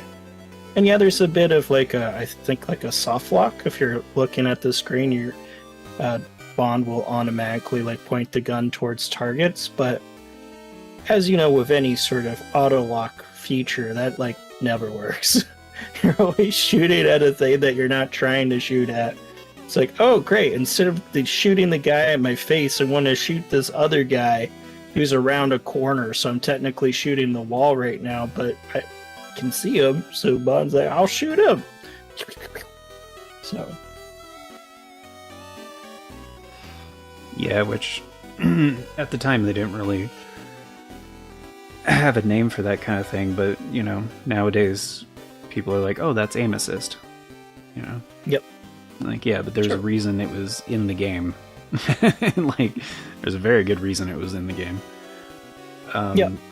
Like, yes, it's basically like how you can make that work without the dual analogs. I don't know why Nintendo didn't want to do dual analogs. Do you know why? Did they ever say officially? Or I think I think it was Miyamoto. I think he was saying it was a fad or something like that. Like game design hadn't like come to that point yet. But I think he wanted. It was something about keeping games like more simple or something. Like they were already dealing with like hitting the limit on almost every project for like file size and stuff like that, so I think they were just thinking like, okay, if these games were fully 3D and you had to navigate a 3D space, like we can't make the games very interesting or visually appealing or whatever, given the like file size that they were working with. Something like that, I don't know, but I mean, obviously they gave in like on the GameCube, but even then, like the GameCube didn't have a lot of like fully 3D expansive areas, you know? yes. It was, but they also dragged behind pretty far on like their, they were also trying to do like proprietary like storage formats. So like their games had to be smaller than the competition. And they were more expensive to produce. So honestly, it was just their own, they were shooting themselves in the feet and they didn't want to admit it, honestly. Gotcha. Because they were so adamant, it's like we got to use our own storage formats. Yeah. We can't. We're Nintendo. Yeah, because you had to go through Nintendo to even make Nintendo games back then, and you like they hated like knockoff cartridges and shit for like Super Nintendo and you know N64 and shit like that, and they were just like this is piracy and blah blah blah blah blah. Like they didn't pay us to do this, but it's like their third-party support was garbage because they're like, if we can't live on the merits of our own work, then who are we? And like, I don't know, a company that works with other companies, you dicks. Like, that's how most companies survive, guys. It's true. It's like, but we're a toy company first and a game company second. And like, okay, you keep telling yourselves that. Yeah, I haven't. Well, I guess no, Nintendo still does make toys. Amiibos. They do. It's just, but yeah, the game is definitely their primary thing now. yeah, now. Nobody's buying like truckloads of Hanafuda cards from Nintendo. Yeah, but I can understand from one perspective, which is like when they entered the industry, there was too many people making games, and the quality was just crazy. All over the place, yeah. Yeah, so they're like, no, you can trust us because we give the stamp. Yeah. This is the Nintendo seal of approval. You know that this is a good game. Having high standards was a good thing at the time. But yeah. Yes, at that time. And then they just didn't adapt, which is pretty human. Mm-hmm. They're like, no, we got to keep doing that to our detriment because we can't keep up with our competition. Yeah. And they would fly their own employees across the world to check out developers, like in person. Like, long after when it was necessary. Like, they were doing that in the 2000s. And, like, you guys can do this over the internet. Yeah. like that's deep. Yeah, it's like, you guys don't have to do all this shit. Like, I get quality control is important to you guys, but you have to read the room, in a sense, if you want to be a relevant company, you know? Yeah. And, like, to go... Oh, sorry. No, I was gonna say, I think that's why Iwata, like, gave that famous presentation where he's like, on my business card it says I'm a corporate like I'm the CEO of Nintendo or president or whatever, but like in my heart, like I'm a gamer. And that was like, hey, this guy gets it, you know, instead of like the previous boss of Nintendo that was like, no, we're a toy company. And it's like, you have to embrace the change that the world is going through, but also that your company is going through. So like that was a very forward thing that resonated with a lot of their customers, which is what they needed at the time. But anyway, you were saying? I always took like them doing the one analog stick as they just thought it was like a gimmick. It's like, okay, so we'll do this because it's new, but like we'll also keep to the tried and true of the gamepad. So I know a lot. The N64 controller gets a lot of flack, and understandably so. It's kind of a weird shape, but it's like, oh, you need 3 hands. But it's like, I think their intention was like you incorporate the analog stick as like this fun gimmicky thing in a game, but for like a lot of games you can go back to that traditional gamepad design that they've spent a few generations fleshing out. So it's not like that you're supposed to do both. It's either the game was supposed to use the D-pad or use the analog stick kind of a thing. Yeah. Yeah, a lot of the N64 games that I played also followed that. It's like you don't need 3 hands. It's just you change your hand placement. Kirby 64 switched back and forth, which was weird. Because Kirby 64 and the side-scrolling is you have to have your hands using the D-pad and stuff like that. Was the traditional. And then you'd have like boss fights that were 3D, in which case you had to switch to the analog stick. That was a weird implementation of the whole thing. I think it highlights what they were thinking about when they had that controller designed. Yeah, I didn't. I only played that on the Switch Online. I never played it on the actual 64. I did. That was the game I was playing. My dad came back home from having worked over the summer at Disney World. And instead of me running up and saying hi to him, I was playing Kirby 64. Oh, yeah. You told me that before. Yeah, I remember. Yeah, I feel so bad about it now, but there you go. No. Anyways, like, the other thing, though, is, like, the PlayStation didn't have analog sticks when it was released. They, added that as a later part of their controller. But since then, PlayStation hasn't looked back. It's like, this is our controller. Here you go. I mean, I'm It's like, glad all they didn't keep changing it. You know. Yeah, no. PlayStation controller's solid.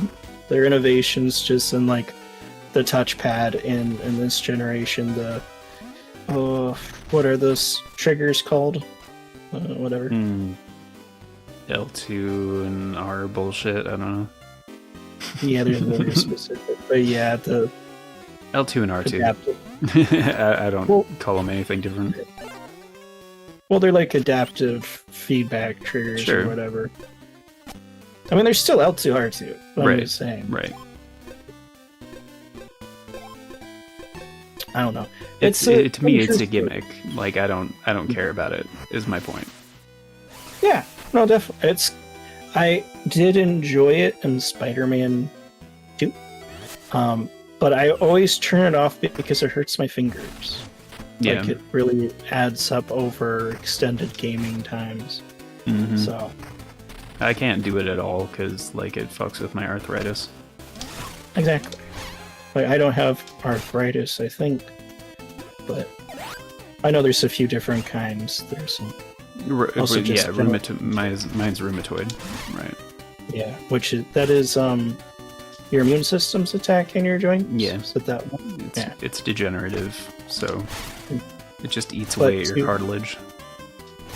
To the other point, like arthritis is also just inflammation and just wear and tear. So even if you don't have rheumatoid, using those triggers will cause arthritis because it's just Could over time, yeah, for sure. Yeah.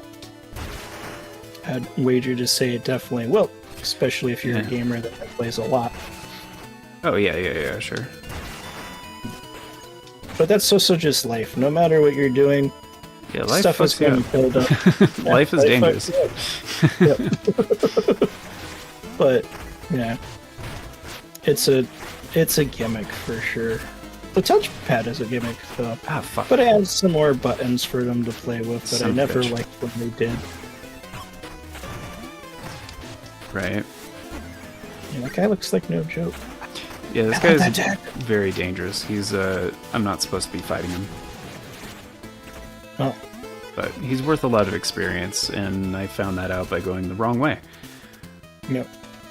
You can do whatever you want in this game. It's an open world game. It's very open, yes. It's more open than most games that are like it. So I got very lost last time, partially because I wasn't paying attention to NPCs and shit. Yeah, I mean, that is true too, but to the developers, it's like, this is an open world game in just a bite-sized format. Makes sense. So, I mean, it is one of their inspirations, like some of the more modern open world stuff. So it's like, let's do that with the old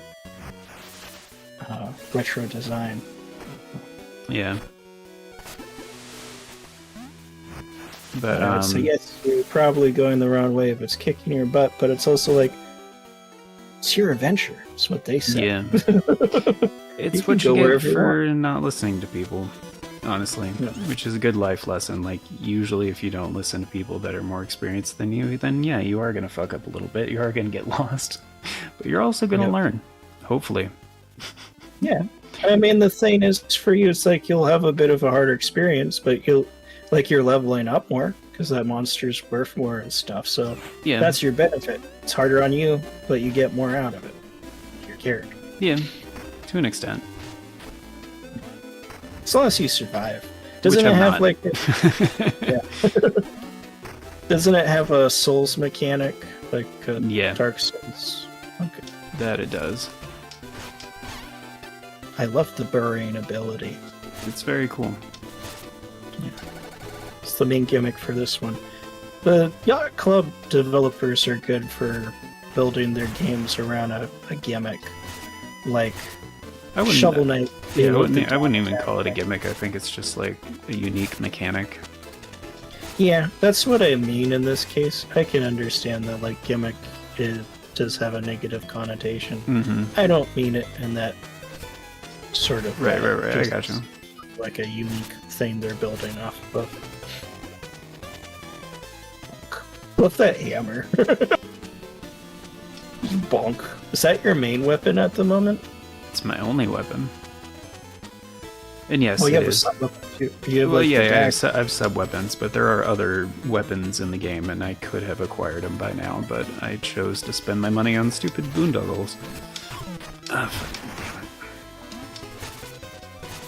damn it. It was interesting hearing them talk about the platforming in this game, Mm-hmm. and like how Mina can jump over one pit. You know, that's sort of like the design. Mm-hmm. But it's interesting some sort of things that they did to work with that, such as you actually stay in the air a little bit longer when jumping over a pit to make sure that you can land on the other side. Mm-hmm. Yeah, there's Game a design. stretch mechanic a little bit. Yeah. Fuck. There's this funny meme about Magic and D&D just being like programming and coding.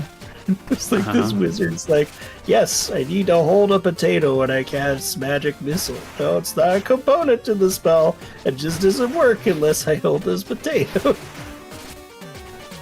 Okay, It's like, I see yeah, what that's they're coded in doing. a nutshell. This reminds me of the fight from Street Fighter. My God. Yeah, My totally God. is. Yeah. What the hell, dude? It's really dumb too. Like it's a counterintuitive fight because like it's like a boss fight where you have to actually use the weak points and shit.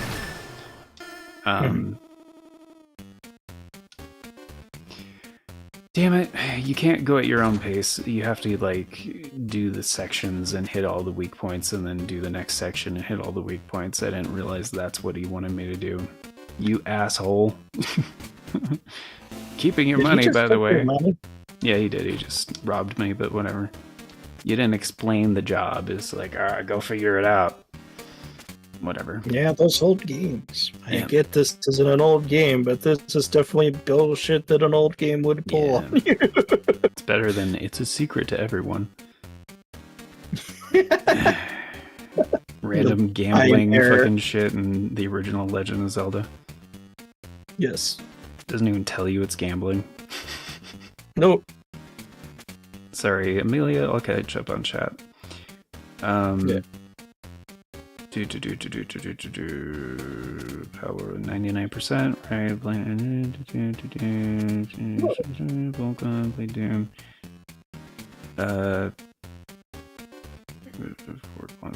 Saving the Earth from giant. Oh, or EDF, Earth Defense Force. Gotcha. Yes. Fun game. Crazy game. Where did I see? Oh, and EDF. Right. Okay. Yeah. That's where it was. Okay. played Airstrikes, that a brutal weapon, power max, from around 1600, can raise infinite ammo, everything is destroyable. Yep. That's Medal of Honor Underground, OG Medal of Honors from Steven Spielberg, first major series, are atmospheric, not so want to be cool. Yeah, the original Medal of Honors were something special. I played GoldenEye on the Wii, 4-player, split screen, that's for the times. Yeah, the Wii version was like way better because you could actually use the pointer. Serious Sam was also fun. Didn't know Yeah. that. Back, just need a guide to find the last mission. No, you're good, you're good. And that is everything I missed. Yep. You were saying? I don't remember. That's okay though. Okay. You want to wreck this car something good? You get 50 bones for it. So, you know what I found out? What? That person that said Alien Resurrection on the PS1 was the first game to have dual analog controls. That game came out in October of 2000. Quake 2 came out in October of 1999. Now, if my math serves me, 1999 is a smaller number than 2000. I don't know. I don't know. I'm seeing so Reddit r/gaming says that it's Alien Resurrection. Yeah, I saw that post too. The first default. A video though. Fact check: did Alien Resurrection invent dual analogs first? No. No. You said Quake was sooner. 1999. Yep. AI says it was Ape Escape. That's not a first-person shooter. That's fair. I did specify in AI's defense if it was a first-person shooter. Yeah. Well, I guess the first video game in history to explicitly require a dual analog controller. Mm-hmm.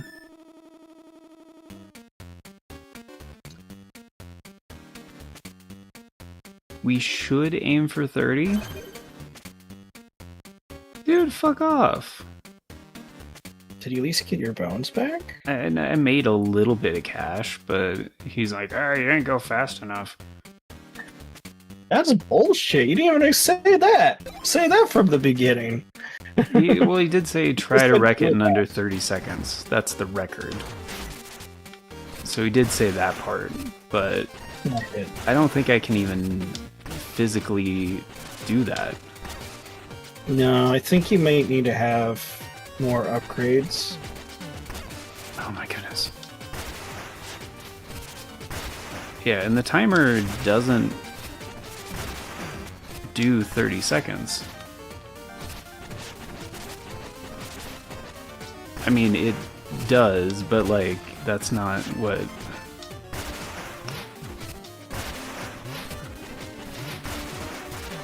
Because your hammer hits hard. It does. It doesn't have any upgrades, which is like the problem. It's also the slowest weapon by far. Yeah, I think that's really hurting you. Right. 50. Oh, okay. So the timer is a minute. Okay. Gotcha. I don't know. You told me the world record was 30 seconds, and now you're saying that's the quota. I don't think your quota should be the world record, but that does seem like the kind of bullshit a company would pull. Yeah, I mean, I still made money off of it, but like, yeah, not enough for what it's worth. Yeah, you probably get an achievement if you do it too, or whatever. You probably get something good. Yeah, this is definitely the kind of developers in game that would give you something in game for a reward instead of just an achievement. Yeah, they haven't done that yet. Yeah.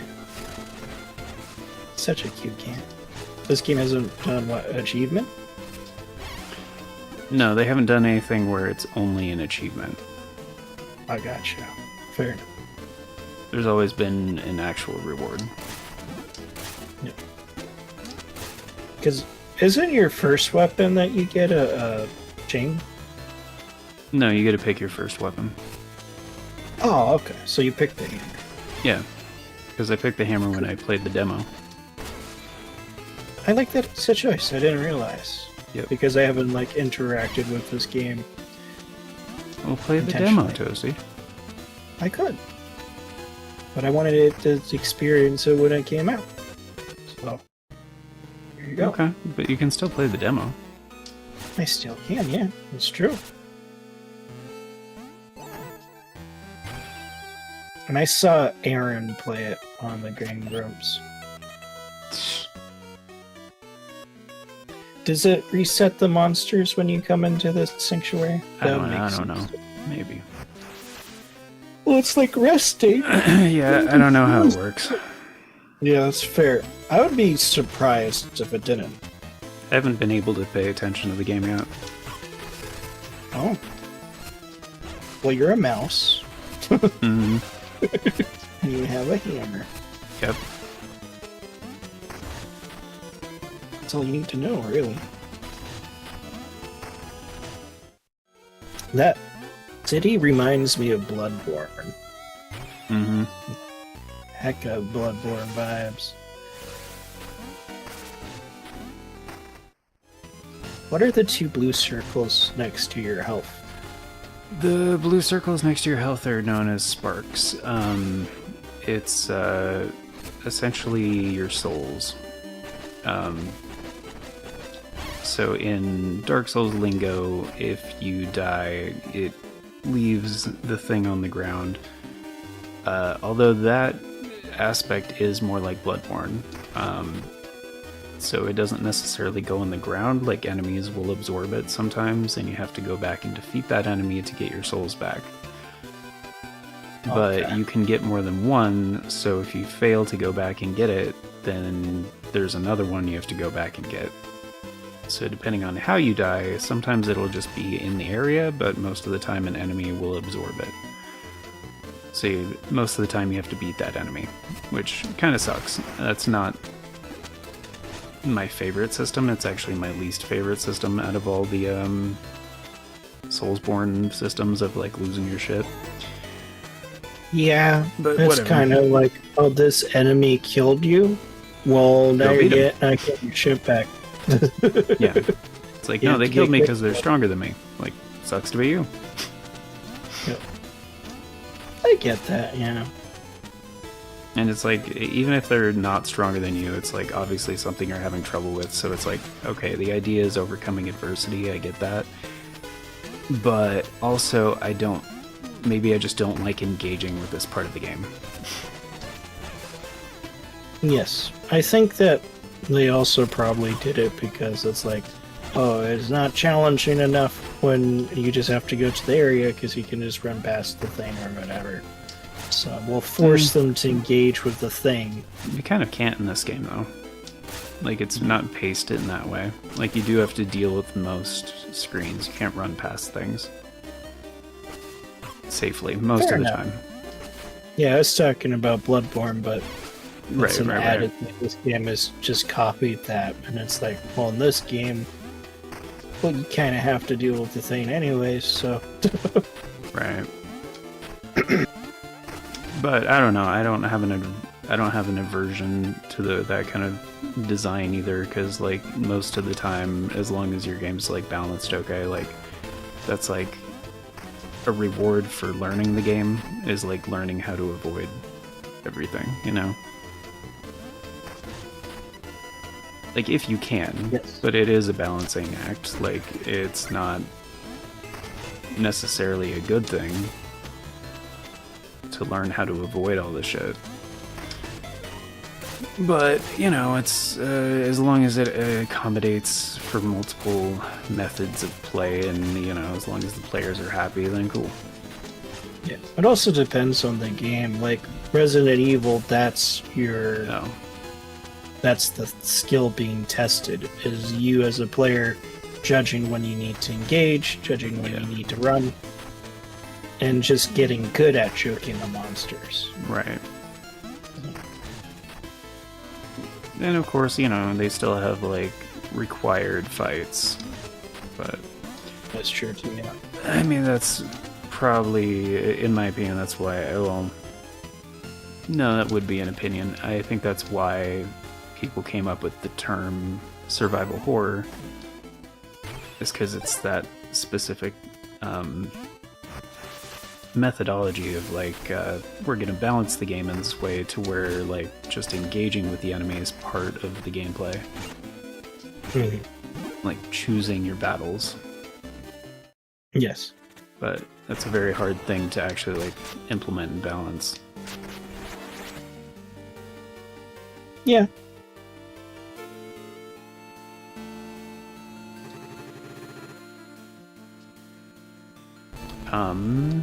But yeah, that's another main reason why a lot of people shit on Dark Souls 2 is because it is harder to run from everything, and that's a lot of people's like go-to answer for shit in those games. For me, it's like, even if the game makes that a strategy, it's like you don't like make it easy. Even if it's sort of like, oh yeah, you can run from this stuff. I don't know if I'm wording that correctly. Dark Souls 1 is very easy to run from this stuff. And it's like, I don't know. Yeah, it's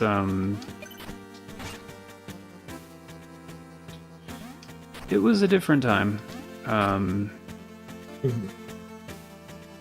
You know, there's like back in the day, people just called it like an adventure, you know, or like you know, before like Metroidvania was a term.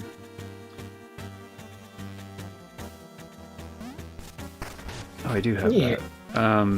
Because I was just thinking of Castlevania, but Yeah, I mean, there's even like the much lesser appreciated Castlevania games, the Castlevania the Adventure on the Game Boy, which granted are not great games. Like, they're mostly unappreciated for a good reason. They kind of suck. yes. But Metroidvania was not a term at the time, so it's so most games like this were just referred to as adventure games. Because, you know, it's a fixed camera angle and you go around and you have an adventure. You are an adventure. I mean, this is an adventure game for sure. Yeah, right. Is one way to describe it. Is my point. Like, some people were getting all up in arms that saying like, this game is not a Metroidvania. I was like, I highly disagree, because essentially, if you want to define Metroidvania, it's a game that is inspired by Metroid or Castlevania in its design. Like, and this game definitely is. Like, Yeah, I would say the elements that you need for me for a Metroidvania is like you have a world that you're exploring, and then you get upgrades along the way that makes it so you can like access areas you couldn't before. mm-hmm. It's that kind of an adventure to me. So the original Castlevanias were definitely not that. That was more like later ones. Yeah, that started with Symphony of the Night. Because before that, it was all stage-based games, or stage-based levels, areas, world. Well, they were kind of toying around with it with the second one, Simon Quest, but that's a black sheep. Oh, yeah, sure. Yeah.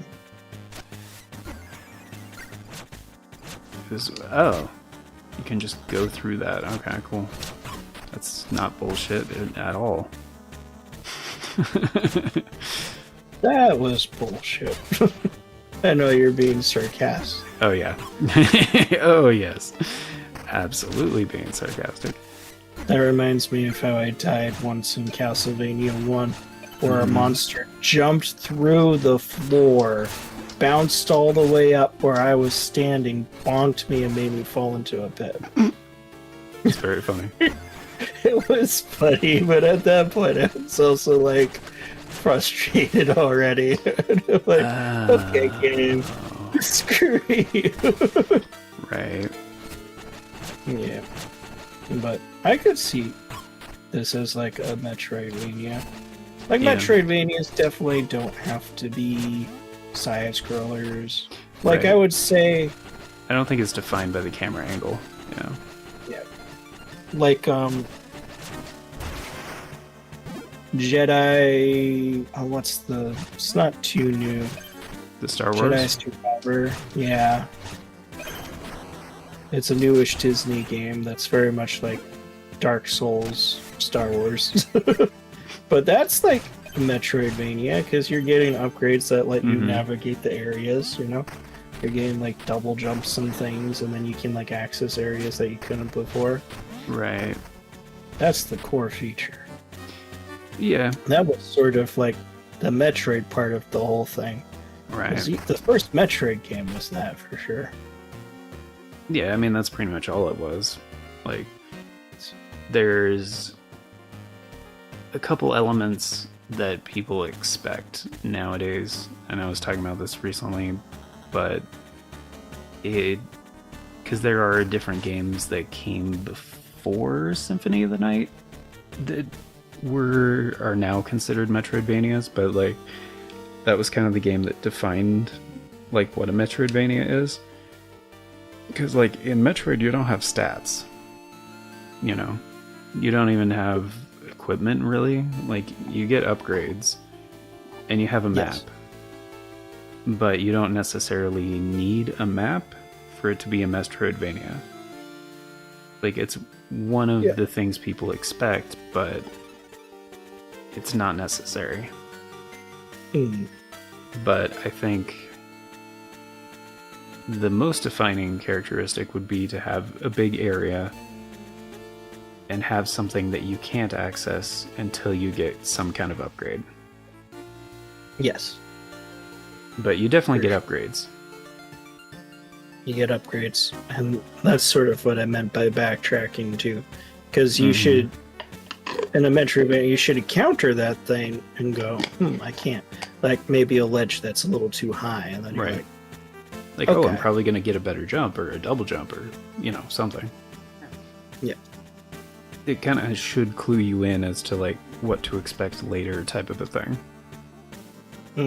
And I've definitely encountered that in this game. Like, there's been all kinds of things where I'm like, oh, I can't do that yet, because, like, that's too big of a gap, or, like, this enemy's too hard, or, like, I don't know how to deal with this obstacle. And that's all over this game. Like, but there's also a lot of the other things that have been in previous, like, Metroids and Castlevanias and lots of other games that... And it doesn't even matter if it's directly related to Metroid or Castlevania. Like, because they were making traditional Metroidvanias until the mid 2000s. Like on the Game Boy Advance initially, and then like even on the DS, and then they stopped entirely. But like the last ones, and I don't remember specifically, but the last one that Iga was involved with directly, I think, was the last Game Boy Advance one, Dawn of Aria of Sorrow, I think. He might have been involved with the first DS one, but I don't think he was. But he was kind of the guy that was like one of the main creative heads behind Symphony of the Night, and then they kind of tried to recapture that lightning in a bottle like a few different times. Before he left, and then, made Art Play, and, created Bloodstained and all that stuff. But, that was, like, those games came out in the early 2000s, and then later, on the Game Boy Advance, which, that was just the platform that they had to work with. Yeah. But, after that, like, we were getting the next generation of things, and like the PS2 and the GameCube and the Xbox, and then later, like in the late 2000s, we got like Demon Souls and Dark Souls and stuff, and people are like, oh, this is totally new. I'm like, it's Metroidvania again. Like, it's the same thing. It's just fully 3D now. Like, are we really doing this? Like, it's all the same elements, Yeah. The one thing that, like, doesn't spark that same kind of thing that, like a Metroidvania would for me, is that Dark Souls, you're not getting, like, double jumps and, like, upgrades like that to go back and navigate things. But it does have your shortcuts, and it does have, like, the looping around. You get, like, keys and things. So, I see where you're coming from, too, and whatnot. I mean, sometimes you do need certain abilities and unlock things to access later things, because most of the time the late game is locked, or, there are blocks in place to make sure that you don't skip the early stuff. I mean, most of the time people refer to that as like the tutorial area, but if it's like not skippable, then it's not a tutorial, like in my book. But, you know, it just depends. But it's things that are... Everything builds upon other things, is my point. And there are a lot of references in this game to other franchises. But a lot of them are, you know, Castlevania. 100%. Like, Metroidvanias was a huge inspiration for Dark Souls, and even like Legend of Zelda, from what I heard. Everything's building upon other things, like you're saying. Mm-hmm. Even if it's not intentional, stuff just sort of gets into our brain. Or the other thing is, like, there's only so many spins that you can take. That's the whole archetypal story thing. Mm-hmm. So completely original ideas can spring up from multiple points. Mm-hmm. Like, for example, calculus. A lot of people say that Isaac Newton invented calculus, and he was separate from other people, but like calculus sprung up on multiple parts of the world basically around the same time. Right. So it wasn't just... It was a necessary part of math that didn't have like a proper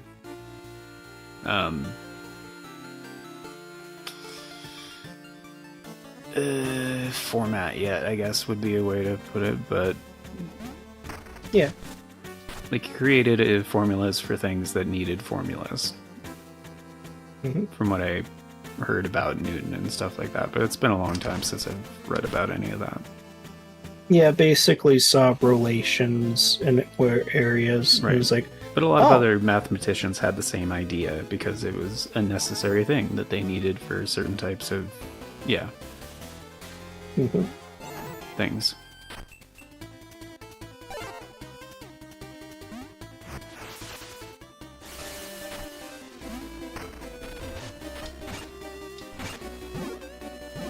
But, oh, damn it. Now I'm thinking, the original, like, Zelda does have those Metroidvania aspects, because the whole point of Zelda is you go through, you get new stuff, you get your new upgrades. And you need the bombs. Yeah. Shit. And, like, you loop back. Yep. I guess the one thing that's kind of different is, like, you usually finish a dungeon completely and get that upgrade, and then it helps you in, like, further stuff, so it's not like the same kind of looping around thing. But you do get that experience when you go back into your overworld, and it's like, oh, this stuff that was locked off I can now engage with. Right. Anything people are saying this isn't a Metroidvania because it's just more like the Zeldas, and that's splitting hairs. Genres itself is splitting hairs. So, like, there's people that will say Star Wars, science fiction, because it's got technology. That's what strikes that vibe for them. There's others, it's Star Wars fantasy, because science has no place in anything that it's made in the whatever. Lightsabers were made because George Lucas thought it would be a cool thing to implement. Not that he was thinking, can we actually scientifically make a laser sword? Kind of a thing.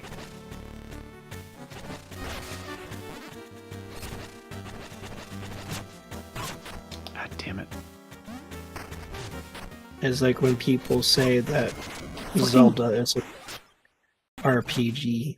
Man. That guy's a jerk. They are. I kind of hate guys with shields that have an impenetrable guard. Very much the Dark Nuts, right? From Zelda. And they sucked there. They're supposed to suck. They're always supposed to suck. But they suck. They're frustrating. But you could break their... I think you could still damage them. Like, it depends on which Dark Nuts we're talking about. But, like, you could... It really does. Yeah. Because I know they were in earlier... Yeah, they've been in Zelda since the first one. Yeah, since the first one, yeah.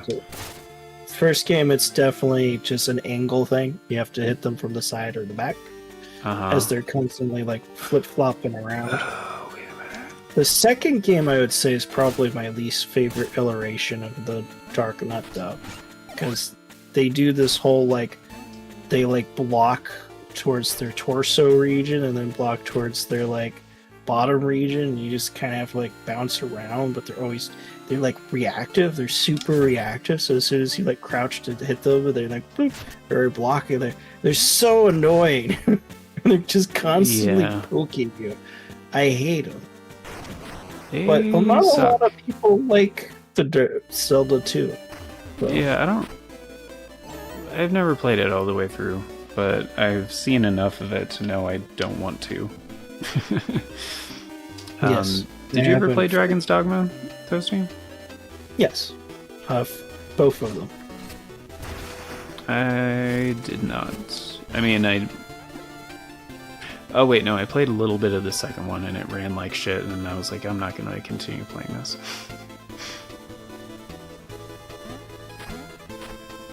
Aaron was asking if we either of us have played Dragon's Dogma. Oh, sorry, I didn't see that question. No, Here we go. You're good. It's nameless. You drive down to LA, kind of on the co-pilot. I'm Count. Cool. No worries, man. Intro spot. I should probably... No, I want to find some cures. I don't want to go spend money on fucking cures. I'm trying to get the weapon upgrade. I'm staying focused this time. I promise. Except I'm also a liar. I mean, honestly, you kind of have to be adaptable of that stuff anyways. It's good to have a goal and get the weapon upgrade, but like, if you're not like living long enough to get that upgrade, maybe you have to change strat. Right. No, I definitely am, because I'm not playing very carefully and I'm like still staying alive okay. Yeah. And you're like I'm way stronger than I'm supposed to be right now, so like I'm just, having a conversation while I'm, digging around. Yeah. But that's the point, is like last time I was way too tired and like I didn't pick up on cues the game was like trying to teach me and shit, and this time I'm actually like paying attention a bit more, even though I'm like not paying attention, if that makes sense. Yes. Like those night enemies suck. So. The what? The night enemies suck. The shieldy boys. Oh, yeah. What about them? They suck. Oh, yes, they do. Yep.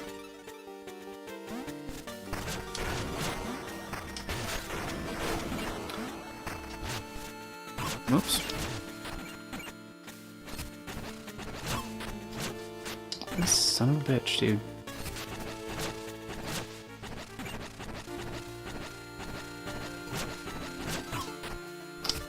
I hate this guy. I think it's especially bad for your weapon choice. It is. Because, that slow, hard-hitting thing. It's like, dude, your guard is like perfect and I hate it. I should at least deal like a little bit of damage. Yeah, I mean, that's like why people don't like shields in video games, and that's totally respectable. Yeah, I love fighting with a shield in real life, but it's a different paradigm. Yeah. Yeah, because in real life you don't just hold it in front of your face and you magically deflect everything that's being thrown at you. There's more skill to it than that. Right. A very simple thing. I'm not super far into martial arts or anything, but very simply describe your round shield circle. That's like if there's person swinging a weapon like a slash, so we're side to side. You don't have to adjust your guard, but if they're swinging up vertically, up or down, you'll have to adjust your guard then because of the shape. And a kite shield is like the exact opposite. You're saying people don't have a perfect guard from all damage just because you attack them from the front every single time? That doesn't sound right. Yeah. No. I This would game love wouldn't to lie see about that that. incorporated. Yeah, love to see that incorporated in the game, but Well, also I mean, even just most games do that though, where even if an enemy has a shield, you can break their guard, or they still take chip damage. yes, You know. So you know what game didn't? Zelda. Yeah. But that is also it's a dated mechanic. That game was supposed to be hard because they didn't make a long game, so they made a hard game. Yeah. It's really lame, because having an impenetrable guard is absolute bullshit. Like 100%, your hammer weapon should be able to break the guard. That's how you should be able to handle those weapons. Yeah, a shield is only useful against other swords and, weapons that are like smaller, pokey type of things, and arrows and shit. Usually, if you have a blunt force weapon that somebody's putting their entire weight behind, that's gonna make it a real problem for you if you're trying to, Yeah, that's what you have to do fancy things with your guard, because if you just try to brunt that, it's going to break your guard. Like this should be the optimal weapon against that fucker. In all honesty. Yeah. Your spark's in a really precarious place. Yeah, I don't like it. Honestly, with like where it ends up sometimes, almost would just be better if it was on the enemy. Oh my gosh.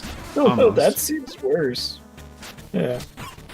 No, you got it first try, so. Yeah. I did some very high-level stuff last time that I definitely shouldn't have been doing, so, like, I have figured out some of the mechanics of this game very, very well, but, like, it's, Oh,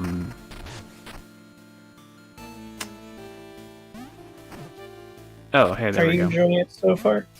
No, this game sucks. I mean, it No, I'm joking. No, it's amazing. It's really good. Yeah, because, I mean, like, I know we're excited for Silksong, but ultimately it just kind of was meh. The internet was excited for Silksong. Fair enough. Thought you were a little bit more excited for it. You liked Hollow Knight. Not that that means anything. I thought Hollow Knight was fine. There we go. I remembered. It was my friend's favorite games. Yeah. I remembered liking Hollow Knight more than I actually like Hollow Knight. There we go. I played Hollow Knight, and I had the Souls-like syndrome for me. It's like, this is striking too many of the notes of Souls games that I don't like. Which is interesting to me, because Souls-like games are a combination of stuff that I do like you mentioned Metroidvanias. I like Metroidvanias. But when brought together in Souls, I'm like, don't like this. It's a balance thing. It's Yeah. I think Dark Souls came too early for what they were trying to do. Yeah, but they kind of had to do it. I mean, they attempted it even sooner with Demon Souls, but Dark Souls is the one that people remember. Right, I don't mean Dark Souls 1 necessarily, I just mean, like, the Dark Souls game design in general. Like, I think they just attempted it too early, yeah. Yeah, I guess, like... Because they had, they did the same thing with, like, Kingsfield and Armored Core. Like, it was a great idea, but they didn't have the technology to, like, make the idea good. I could see that, yeah. Walk steadfastly on spikes without being knocked. What? So it raises the question, if they didn't do Dark Souls, they didn't attempt it, like, if they would have even gotten there. Or if they would have just gone bankrupt. Nothing against Armored Core. How well was that series doing at the time, though? Not great. I mean, they were making enough money, but they didn't, like... They weren't making buku bucks. Yes. Dark Souls definitely put them on the map. I mean, it defined a genre, so... Yeah.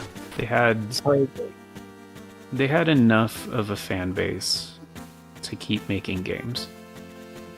And that was pretty much the extent of their success. I like Armored Core. I like Armored Core more than I like Dark Souls. Same. But yeah, they attempted the fully 3D thing too early for what the hardware could do and for what they knew how to utilize. Like, oh god, yeah. Because like Armored Core 1 is like incredibly rough. Like it's playable, but like it doesn't feel good, you know. And like even by comparison, like Armored Core 2 is incredibly rough and not that great compared to like Armored Core on the same hardware, like later on, like Armored Core Nexus or Last Raven or Ninebreaker. Like those games are way better, even though it's on the same hardware. But they just got used to they got better at it over time.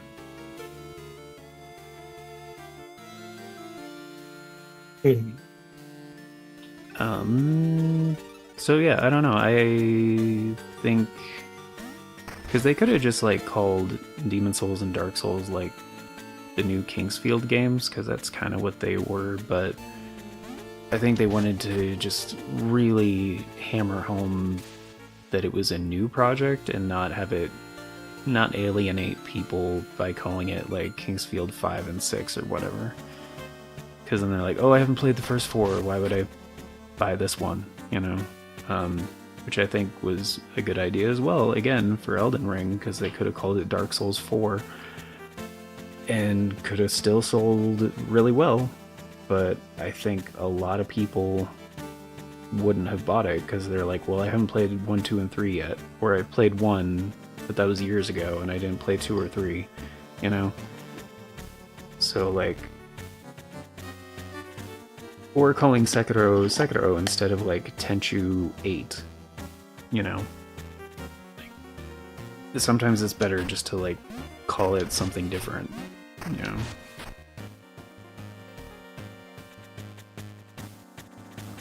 That's true. Unless you're Mario, then just call it Mario. I don't give a fuck. Yeah, but they've been making Marios throughout. Tenchu had quite a bit of a gap, you know? Yeah. It does depend on your level of consistency, that's for sure. I like Tenchu. I like Sekiro to a point. I almost beat the game. I got to the Fountainhead Palace or whatever. Got to the fire giant and then just decided to stop playing. I did that with Elden Ring too. No, I was making the joke that, you know, yeah, in Tenchu you got to the fire giant. That's funny. Oh, okay. I figured it out. The Tenchu that I liked the most was Tenchu Z, fucking which was kind of a black sheep. But I liked it the most because you make your own character. Oh, that is cool. Wow. Yeah. This game does what I absolutely detest in games. Enemy advantage. Like, you can just walk over the spikes? What the hell? That's stupid. Yeah, it's not a level playing field. Yeah, but there's all sorts of benefits. Like, he's got a freaking shield. Can you get a shield like that? No. Yes. Pretty sure... you can get a shield? You not like that, but you can get a shield, yes. Yeah, but I'm pretty darn sure it wouldn't block everything in front of you perfectly forever. No, it wouldn't. No, yeah. You can attack him in between his attacks. So when he tries to attack, he is a little bit more vulnerable. Mm-hmm. So I'm willing to forgive like his perfect guard thing because he does lower it technically. Yeah, you don't have the weapon to punish him. You technically... Well, no, I didn't know. I didn't realize he had that opening. I didn't attempt to before because I thought the only way to counterattack him was to bait him with the roll. Like, because you can roll and then keep your direction of attack. So I thought you had to bait him into the wrong direction so his shield would be facing left and then you attack him from the bottom or the top. I did notice that you could smack him through his attacks. I just didn't think you could properly utilize that with your hammer.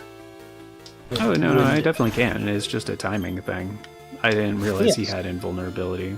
Or he had a vulnerability while doing that. Look at this lady just hanging out. There's like freaking monsters all around. Literally, lady. Yeah, but it's a graveyard. She's visiting her dead husband, I think. How did she get through the monsters to get you? Mm, I mean, it's cool all disguises and stuff. Okay. Yeah, they're like, oh, you have a nice hat. We're not going to... Yeah, maybe they have manners. Maybe they just don't like followers. I mean, fair enough. You are kind of all set out to kill them. So. Yeah. I may as well be wearing a sign on my back that says, "Fight me." Yeah. Meanwhile, this lady's just like, I want to visit my dead husband. Ooh.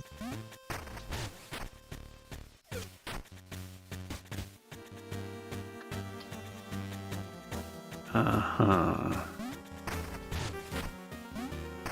Okay.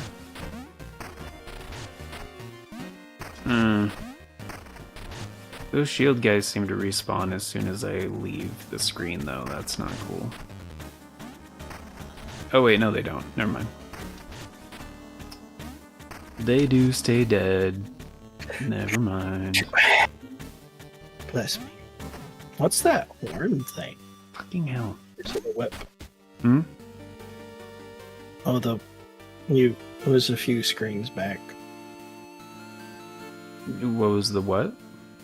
It's like a horde. Horn? Yeah, I'll point it out when you get to... Well, it's going to be delayed for you. What kind of horn? It's the screen after this frog guy, so it's before that. It's like up here in the top. It looks kind of like a whip. Or a horn. It's the a screen bicycle before horn or like an animal horn? Like what kind of horn do you mean? like that trumpet. Oh, a brass horn. Yeah. Okay. It's a bicycle is what it is. There's a bicycle in this game? I don't know if we're talking about the same thing. Yes. I'm talking about the game. I'm not just talking no, about I know. it. I know. I mean, maybe. I don't know if there's a bicycle in this game. Is it a glowy thing that's like red and it's flashing blue? Yep. Yes, that's a bicycle. Neat.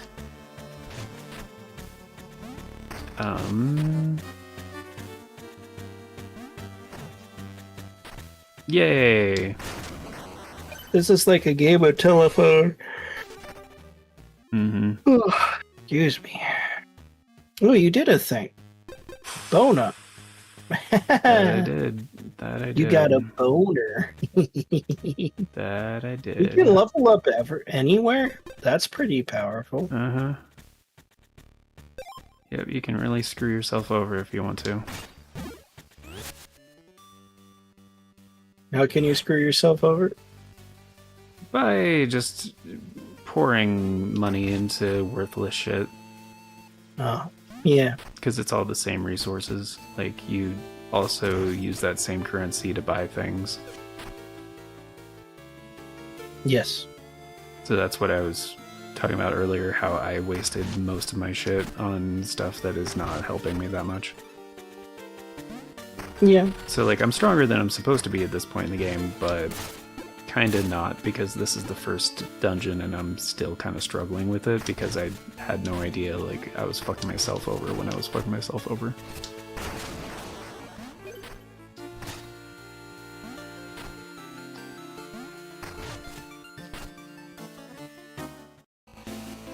Is Mina a dragoon? Kinda.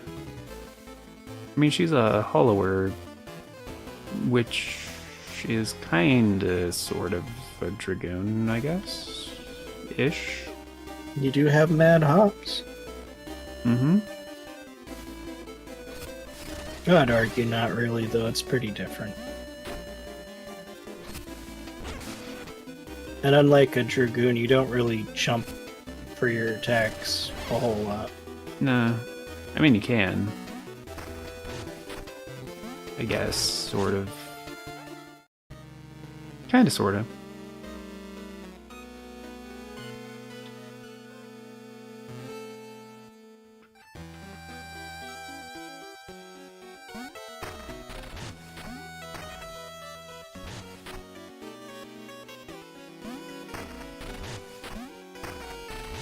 This game is so pretty to look at. Yeah, it's really good. Love the art style for sure. Oh, giant guy! Yeah, Like so the shield is called the Guardian Casket. So you get a shield bash thing, and it's probably very much worth it, but I'm just going to get the hammer upgrade because I'm committed to the hammer and I'm not going to get any other weapons. Does that shield replace your hammer? Yeah, it's a main weapon. Gotcha. So you can't have a shield on it. This isn't Zelda where you have a sword and a shield. Correct. The shield is just one of the weapons. Yeah.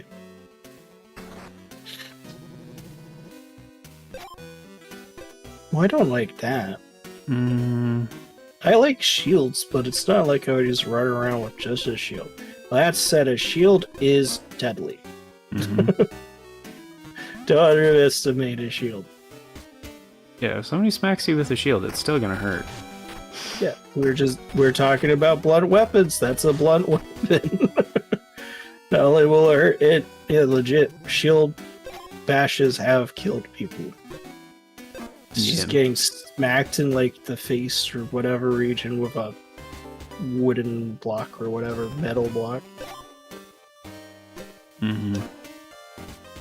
One kind of shield that I don't understand is the buckler. How so? Like how it's used. I have learned a little bit. The buckler came more into play with like fencing. And it's good for like guarding your attack hand. Isn't it usually more of a small round shield like you were talking about earlier? It's a very small shield. It like covers your hand. Right. But earlier when you were talking about a small round shield, is that not what you meant? No, when I was talking about a round shield is not buckler size. Oh, you mean okay, so you mean like a circle, just like a circular, just a round shield. Not like a domed, like small round buckler. Yep. Because don't bucklers always have a curvature to them?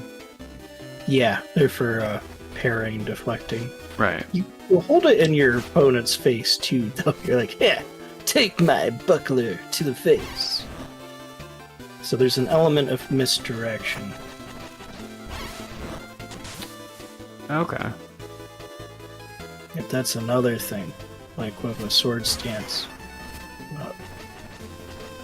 Good sword postures, pointing the tip of the blade towards your opponent's eyes, because that makes it so it's harder for them to get a read on the blade. Because, it's just like a point in space as opposed to them seeing the full length of the blade. Okay. Optics and stuff.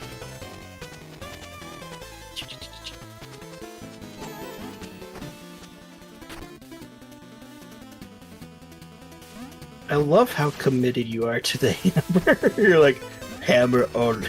Screw all other weapons. Well, I'm assuming they balanced the game. Whereas, like, if you're going to give the player 5 different weapons, then all of them are going to be viable. Should be. Yeah. Yeah, they should be. And so I'm just, I'm testing things to my own preference. I say with great hesitation because it's not actually my preference. It's because when I made the videos on the demo, initially I was like, I'm gonna do hammer. Because that sounds cool. Because it's a God Eater weapon. Because the God Eater has boost hammers. And therefore is the best weapon. I think the thing with that is just like playstyle. So, like if the hammer is your playstyle, sure, it's perfectly great weapon. I'm not even saying anything. I guess for me, as a person, I would want to test out. I'm not sure if I would engage with it that way, though, because it ups the price every time you buy something from that guy, right? Because I saw it was 2,000 for everything at first, and it rose up to 2,500. So that's a lot. It's not really letting you explore there with like switching different things. I would say like maybe you could test like a weapon or two, or maybe At the beginning of the game, you can try Yes. 3 different weapons before you pick one. Yes, because that's not all the weapons that guy has, though. No. Right? He has So 5 weapons. Yeah, there's that element. You can't test them all in the beginning, No. but also like it's the beginning, and you don't quite know how the weapon will be into some later points because it's also being upgraded. It's going to be a little bit different. It's all good. I'm just saying, like, from what I'm seeing of the mechanics, it doesn't seem to warrant you getting a bunch of different weapons as much as it is like, get the weapon that you jive with and then stick with that. Right. Yeah, no, I agree, but I think there is a little bit of merit in like blind decisions, because like the concept that you can screw yourself over a little bit, like, I think is a valuable tool because it is one of the ways to encourage players to pay attention to their surroundings and also what the game's trying to communicate to them. So it's having an occasional blind decision also can be good, like, narratively sometimes, because like in certain situations you wouldn't have time to like make a careful, calculated decision. You know? A shop's not going to let you test out the merchandise most of the time. Yeah. And It's even not though we gonna have, and even though we have time powers and stuff like that, like, that is the context in the beginning of the game, is like you're on a ship and the ship gets attacked by a kraken, and you have to pick one of 3 weapons that they happen to have on board. So like narratively in that context, you wouldn't fully have time to like make an informed decision, and you might not even have experience with those weapons, you know, prior. So you probably would be making a blind decision, but it's also a Bloodborne reference, because like at the very beginning of the game, once you get to the Hunter's Dream, like you have one of 3 weapons you can choose from, and it's free, but you have to pick one of the 3. And later, all the weapons cost money and stuff like that, you know? That is true. But for first-time players, it is a blind decision. It's also more that it's a rising price. So, like, if you wanted to switch over to the shield, now would be the time to do so. So, once you start to invest in your hammer, it's going to cost so much more to even switch over to the shield. But I paid 2,000 for essentially a level 2 hammer. Yep. Whereas if I bought the shield, it'd be a level 1 shield, but it'd be 2,000. So I could either double down and get a powerful weapon, or have some versatility and have 2 level 1 weapons, which I think is a fair enough trade-off, and like it should be enough for any player. You know, it's if they made it too easy to switch weapons, I'd be also disappointed, because then there's no reason to invest in a weapon, or like there's no weight to your decisions. It's like, oh, this didn't matter. Like the game was just going to give me stuff anyway. I was just commenting that I noticed that everything rose in price in that shop when you bought one thing. Yeah, that's pretty much every shop in this game, though. Like as soon as you buy something, like things get more expensive. Yep. So there's all sorts of stuff. I'm not even saying this is like a bad thing. I'm just saying I noticed that mechanically they're telling you focus, because spreading out's just not going to work for you. It's going to be too much of an investment. Right. I'm not even sure if having 2 level 1 weapons is even worthwhile, or having more as opposed to just upgrading one that really jives with you. Right. And whether you do or you don't. Like, you know, most weapons should be fine for like most things in the game. And Yeah, that's part of the it's really problem. just, Yeah, that's like, part of sorry. No, go ahead. No, you go first. No, I was gonna go on a different thing. Same. Okay. Okay. I might have screwed myself a little bit because I did spread things out too much. Is what I was getting at, and because I bought all these different things, and because I was trying to experiment too much, in a sense, and now I'm like getting priced out of where I kind of should be, strength-wise,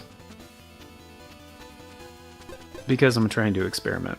So like it's not optimal, but for me optimal is like getting as many tools as I can and trying to find stuff that I enjoy. Yeah, I guess that's also just what I'm saying about the mechanics they've set up. They heavily discourage that kind of a thing. Mm-hmm. Which, I don't know.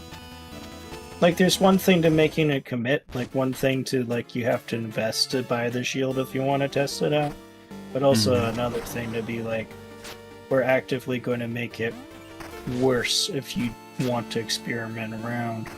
You kind of have to just, like you said, the blind decision, going with faith like this will work out, which sometimes it will and sometimes it won't. Any blind decision. Right.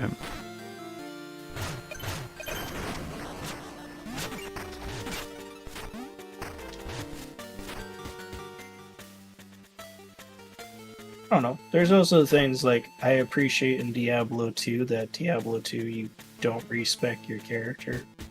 It's a commitment, so it might be a bit nerve-wracking putting your points into stuff, but it has more weight than, say, like Diablo 4 where you can respec at any point. Your decision literally doesn't matter, it's just what you're making at the time. Mm-hmm.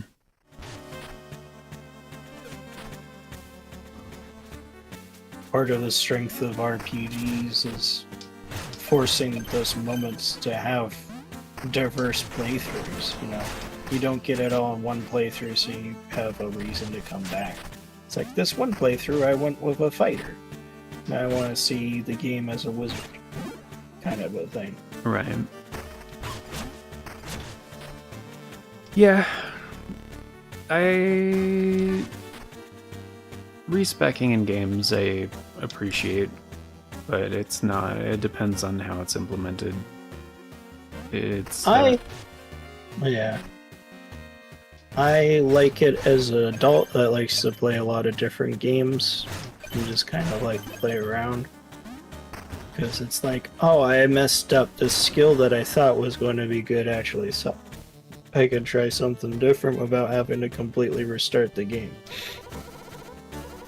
I don't have the time that I did when I was like 6 to just play games. So. Oh Yay! shit, that's huge. I just increased my max heals. Yeah, I was wondering, like, why you weren't trying to get to that part, the chest part. No, I was trying. I just didn't see a way to do it because I was trying to respect the dead by not destroying the graves. Apparently that was my folly. Yeah, don't respect anybody. You're a hollower. Just gonna use that as an excuse for anything in this game. It's like, Sounds of like a course you good gotta excuse. murder the president's son. You're a hollower. Okay, I'm starting to notice a thing that I didn't see before. So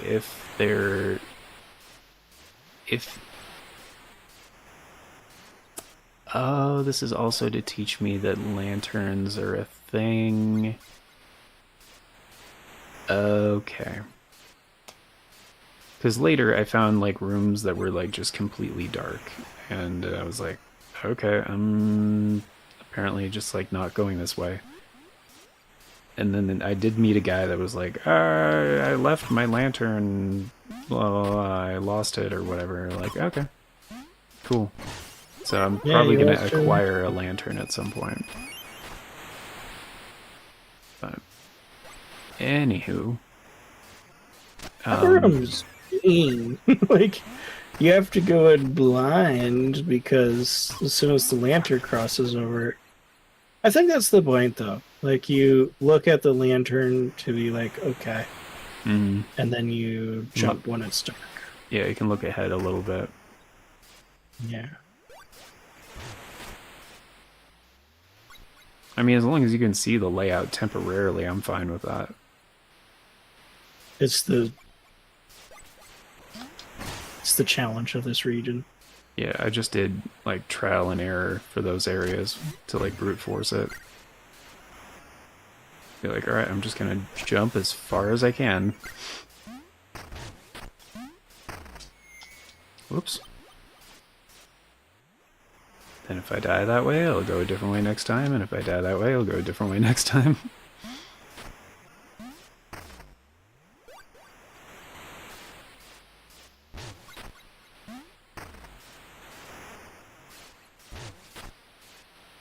But I mean, you can also kind of like tell where you are based on like sound and stuff like that. Like the game does have like directional audio like that. Oh. It's subtle, but it's enough to keep you alive sometimes.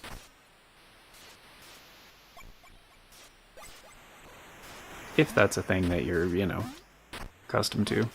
So it actually makes it kind of harder playing like this because I'm, you know, I can barely hear the game because we're having a conversation. I'm sorry I'm making the game harder on you. No, it's fine. If you didn't do it, I would have found a way to do it. Well, I mean, you can literally just adjust the difficulty of everything you want. I'm not doing that. You can, though. Yeah, I can, but it's for cowards. You don't want to make it harder on yourself? That's for cowards? No. I mean, I am making it harder on myself. Yeah. I'm not going to make it easier on myself. I don't want to adjust the game. I want to play it as, like, intended without modifying things.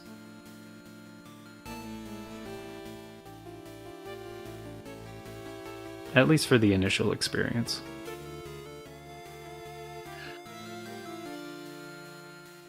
Same reason I don't use walkthroughs until, like, I've played the game, like, multiple times. It's okay, I'll walk you through this game that I have no idea what's happening and have never played before. Yeah. That is a pet peeve of mine, is people, like, play the game for the first time and they're like, here's my walkthrough for blah, blah, blah. I was like, you don't know what you're doing, dude. And also, if you didn't discover those, like, methods yourself, it's not your walkthrough. You're just taking someone else's work. This is my walkthrough of Mina the Hollower. The game that I watched my friend play. Yeah, I mean, this is my walkthrough. You played it. So basically, in this area, you want to walk down and smack that bush.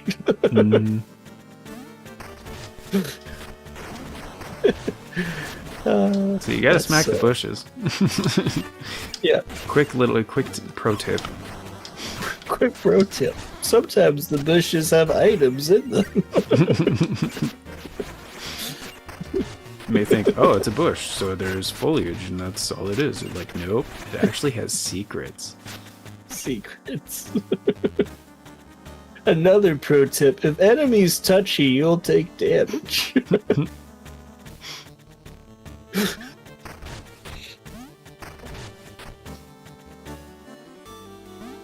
Okay. Also just trying to figure out, like, if there's anything I should... Because I'm finding some, like, key things. They have keys that have gears. Mm-hmm. They call them keers. And it's kind of funny because, like, the normal part of a key that has, like, the toothy pattern that lines up with, you know, the actual lock, they don't use that in this game. They use the gear part to like unlock things, and they use the key part to like twist the gear. I'm like, they're taking a convention and turning it on its head. But anyway, you can find them, but you can also buy them, and like, I think I've wasted too many gears at this point, so I think I might have to buy a few.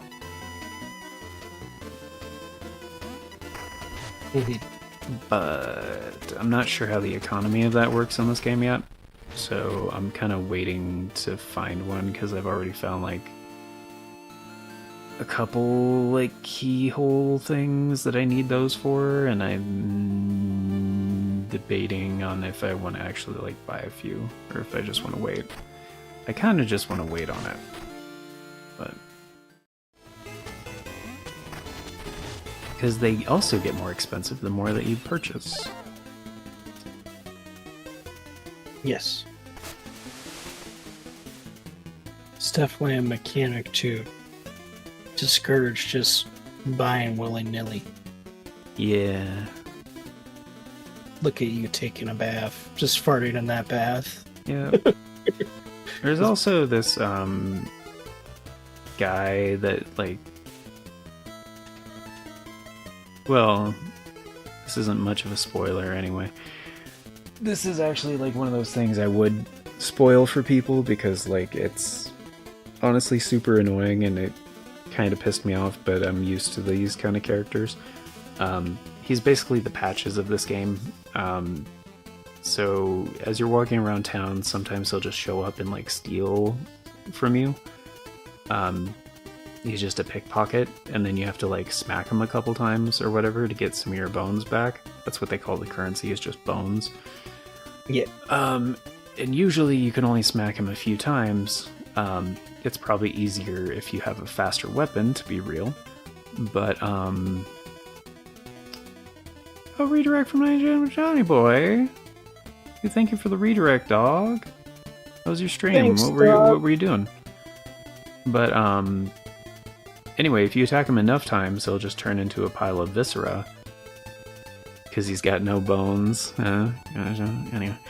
And then he'll run away and be like, dude, sorry, here's your stuff back or whatever. And so if you go talk to him again, he'll still just be a pile of like goo.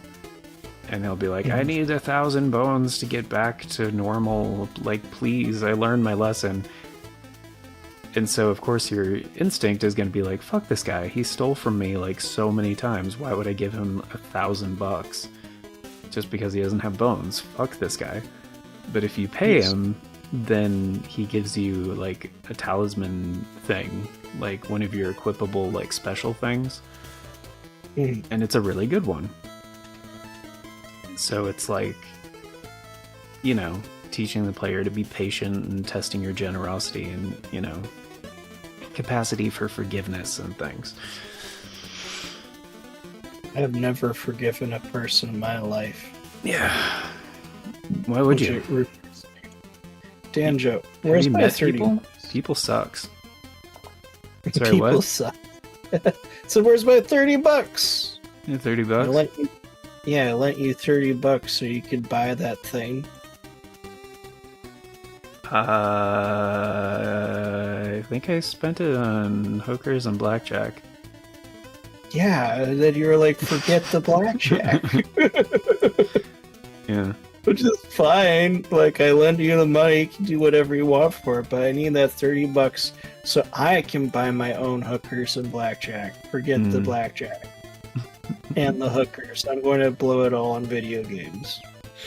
Cool. Because I'm a nerd. Well, guys, if you want to super chat $30 so I can gift it to Toasty so he can get himself some blackjacks and hookers, that'd be great. Just kidding. It would be for Mina the Hollower. It would be for that. Yeah. But it doesn't even need to be 30. Like, if you just give me $100, I can do it. No, I'm just saying, since I have supers on my channel, people could super chat $30, and then that would cover the cut that YouTube takes, and then I can send you a $20 gift card for PlayStation or Steam or whatever, you know. That's true. That's okay. I'm definitely getting this game. The summer won't be that long. It's a couple of months and then I'm back in work for real. Okay. But I appreciate it, bud. I'm just saying, if somebody dropped a super chat that's like, this is for Toasty and it covers the $20, then I could, you know, send you that. But, yep. Like, yeah, YouTube takes like 25 or 30%, so it would have to be 27.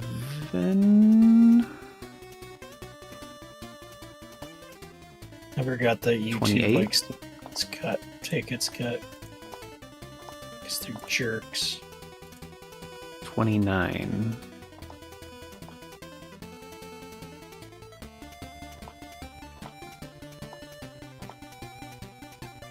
Yeah, technically it'd be $29, and then YouTube would take like $9. And then, yeah, and then there'd be 20 left over. But after taxes, essentially, yeah, $30. Your backs. Essentially. But anyway, but I need water. I've been out of drinkable stuff for a minute. Ooh, I mean, more than a minute. It's been like an hour since I've had any water. That's not good. Yeah, it's not, especially for how warm it is in here. Sorry, what? So I'll keep your chat entertained. Okay, you don't have to do that. If you're volunteering to, you can if you want to, but like, you don't have to if you're busy with other stuff. No, I'm going to edit this thing that was supposed to be a stream but ended up being a video. Oh, yeah, then don't worry about it. We will be back in a minute, folks. Well, more like 3 minutes because I need to pee real quick, but we'll be back momentarily. Hope you guys enjoy the Underlab music.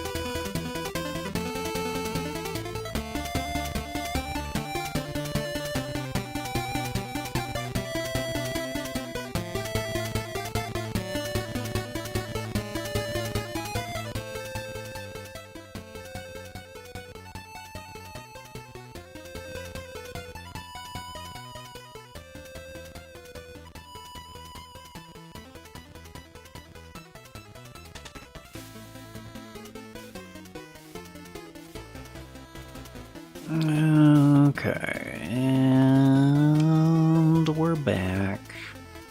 Or I'm back. Cool. Can I unmute you, Toshi? Okay, cool. Excellent. Dankeschön.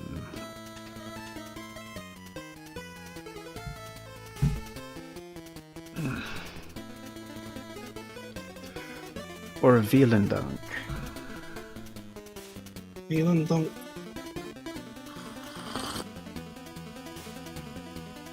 So I kinda lied.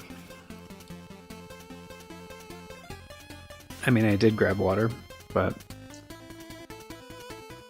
it's kind of warm in here, so I turned my water into Crystal Light. Can't believe you lied to me. Sorry. Toast. I didn't mean That to. is odd. Also, totally not sponsored by Crystal Light or anything. I am not either. Yeah. I am sponsored, though, by today's sponsor, which is me. I sponsor myself.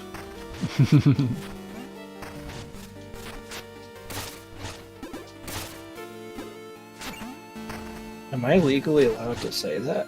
That you sponsor yourself? I think Yeah. so. As long as you're okay with it. I'm okay with it. I'm probably okay with it. I'm mostly okay with it.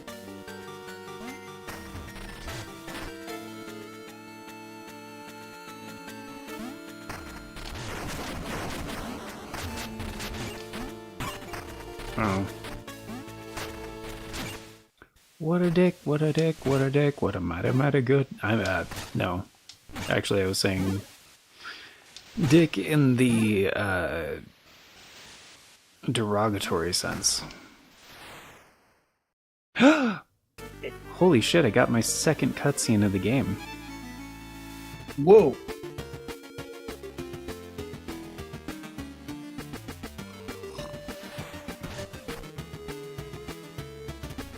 Oh. I'm in a new location. That's probably why it says cutscene. Oh my gosh. I realize why. Okay. I finally did the thing that I was supposed to do, Toasty. I'm making actual progress. You've been progressing this whole time.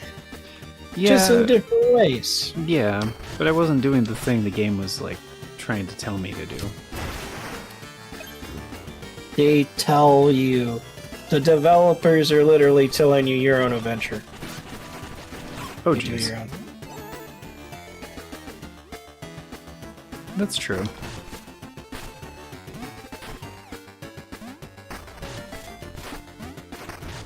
But they were kind of telling me that I was doing it wrong. Which I appreciate. I like being told when I do things incorrectly. Especially in the comments. Okay. It's like, okay, you're being a little snarky. Shit. Doing this very wrong. It's okay. It's okay. There you go. I told you you're doing it wrong in the comments. Oh, okay. Because you said you liked that. I do. Because otherwise, how will I learn? Yeah. I mean, it is honestly appreciated when it's like, Toasty, we can't hear you. It's like, oh, I'm muted. That's not a good. I like this location. I like the palette for this location. I like that little yellow. Mm-hmm. This is my favorite location that I've seen that is this location. I like locations that are places. I could take or leave locations that are places. Ow! Motherfucker. I'm about to see what happened. You'll see it when it's on there. It's pretty cool. Yeah, he just charged you like a little bitch. You know what I can probably do? Here. When you charge up your hammer, is that like a gunshot? Do you shoot the ground? It's an explosion. Yeah, there's like a shell that pops off. You literally have like the boom hammer or whatever it's called from Gun Eater. That's just Oh, they have new options now. I don't want to do that. You know what else we would need, Toasty, to do our... I was thinking about this recently, but in order to do our podcast we would kind of need Nitro on Discord. Unfortunately. Oh. Because they kind of like nerf your quality settings. Because like we do have like that's part of the reason like Discord is like worse than it used to be as far as like quality goes. Because they didn't used to have limitations in the same way for like stream quality and audio quality and stuff like that. But now it is behind a paywall essentially, which kind of sucks. But like if you do have Nitro, like it does have like much higher quality like options, and like it can be very, very good. But then, then you're paying for Nitro. But it would be very much better. Also, I would feel better if I got my audio upgrade before we do that as well, because I would need to... I mean, there are some ways to do it, but then it's like, I don't want my audio to sound good and then the other people's audio to like sound notably worse, you know what I mean? Because like I could, because what I was thinking is like I would want to do it live as like a broadcast type of thing, but for the VOD it would be in higher quality, so the VOD would be like the recording of like the audio, with like maybe not even any visual elements, because to me that's what a podcast is essentially, is like you don't have to watch it, and you're like, you can, but you're not missing any context by not paying attention to the visual element, you know what I mean? Like a video podcast. Yeah, like an audiobook, or you know what I mean? Some people say it's a podcast, but there's actually a visual element to it, So like, it depends on your definition of things, But like traditionally, podcasts are audio only, At least in my book, personally. I think a podcast is audio only for me. I think the term video podcast to me is like a bit of an oxymoron. Yeah, I agree. Yeah, I'm like, I don't know. The whole reason I listen to podcasts is because I can't watch a show at the time. Right. No offense to podcasts. Right. But it's like, why are we making video podcasts? It's like, whatevs.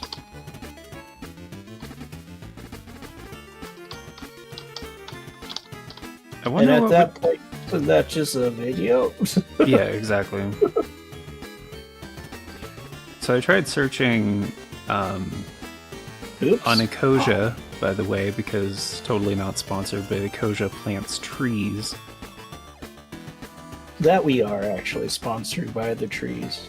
Yeah. They make oxygen that we use for living. Yeah. All of So life quite is literally, sponsored by trees. all of life is sponsored. This is brought to you by humans, which are sponsored by plants. Sponsored by the ocean. Right. That create oxygen that we need to survive. No, I searched video podcast oxymoron. And apparently there is a podcast on YouTube called Oxymoron Podcast. That's kind of great.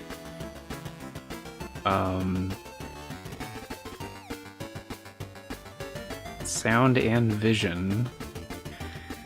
New York Times. We take a look at the rise of video podcasts by Joseph Bernstein. Right for Style section. Log on to social media these days. It's likely. Alright. The rise of video podcasts. Video killed the podcast stars? Firstly, celebrities are increasingly turning to podcasts as a side hustle. Oh my goodness. Behind the rise of video podcasts... The rise of video podcasts has led to YouTube, not its audio competitors Spotify or Apple, becoming the top destination for American podcast listeners. Yeah.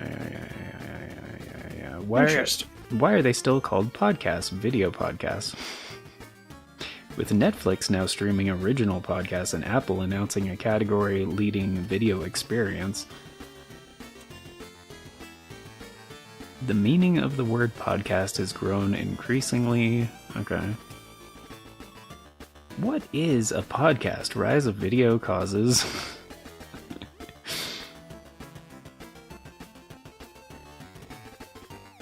That makes it complicated for advertisers. Yeah, exactly. Are you streaming on Discord as well? Yeah. Oh. Can you see it? I can't. I'm hearing you as an echo. Like, what's happening? You're hearing me as an echo. Yeah. On what? I guess Discord? You're muted on YouTube for me, because I have you on YouTube. But in Discord you hear an echo? Yeah. That's weird. I'm just thinking. Is it echoing now or no? No. What? Because I'm just sharing my capture card footage.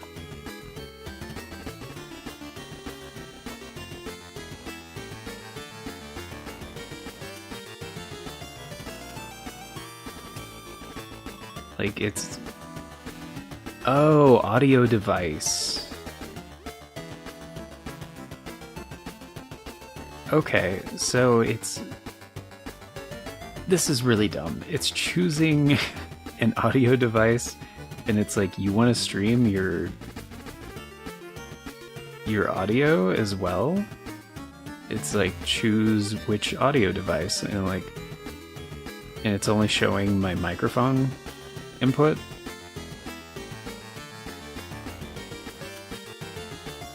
So if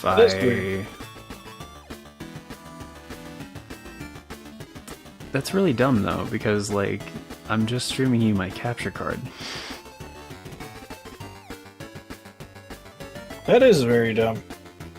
And it's like audio device, and like I don't need to stream audio, I'm already talking to him.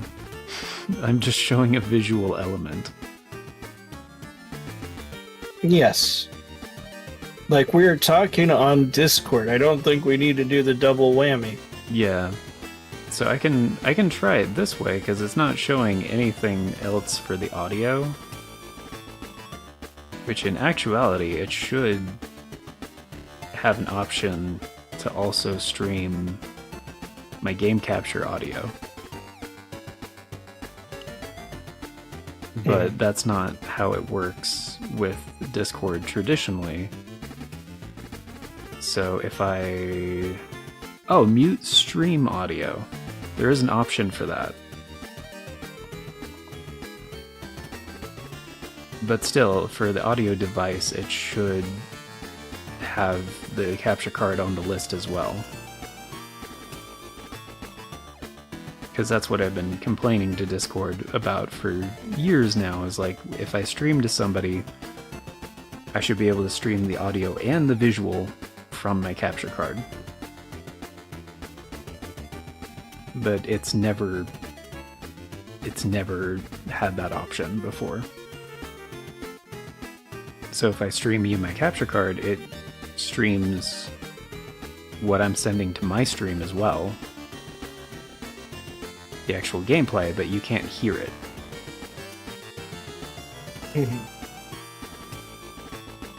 So if you want to hear the game and the mix and everything, you have to pull up the actual YouTube stream.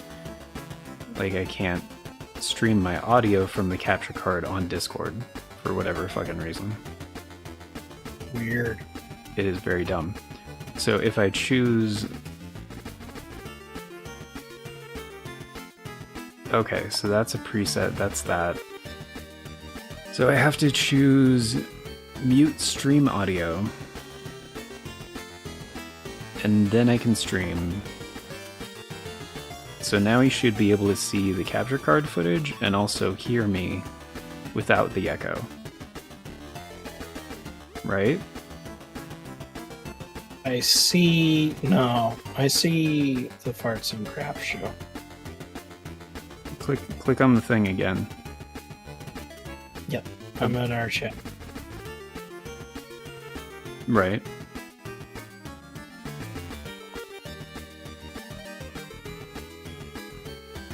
I mean, like, click off of the stream, click off of the thing, and then it should show, or click on mine, I guess, in the call. The screen that it's showing is the farts and crap show. Because it says that you're streaming. But it's not showing the actual video? Nope. Okay. Let me try it this way.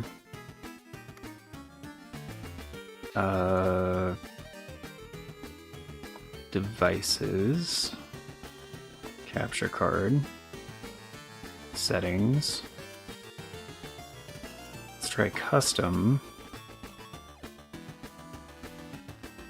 720 at 30 frames per second, that's fine. So what if I also stream audio?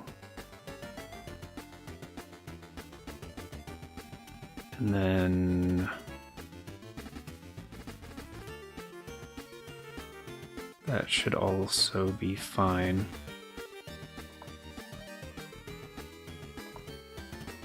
How about that?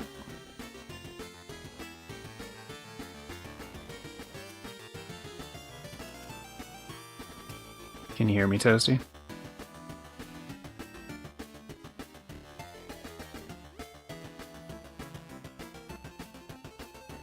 Weird, yeah, it's just your screen of the farts and crap show. Can you hear me though, or no? Oh, because it's the share screen. It's not your icon. It's like a share screen of a green screen with your icon in the center. Okay, so you can't see it when it does that? No. It's really weird. I wonder why. It is. So I am watching on YouTube. Yeah. I was just hoping I could also stream it over like that. But Yeah, I guess we've done it before. We've done it with, what's that game? The Final Fantasy. Which Final Fantasy? Oh, that's not my capture card though. Oh, right, that's you on your computer. Right. So if I do it this way, I might be able to do it this way. If I...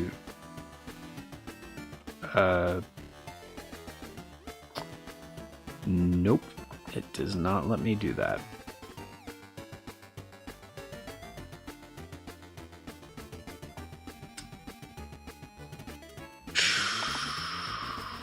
This does not inspire confidence, Discord.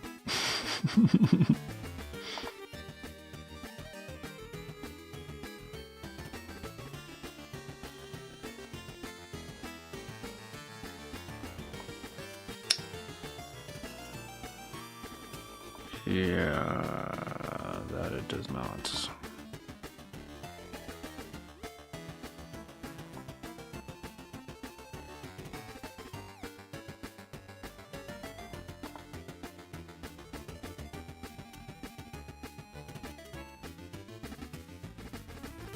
My editing software's yelling at me.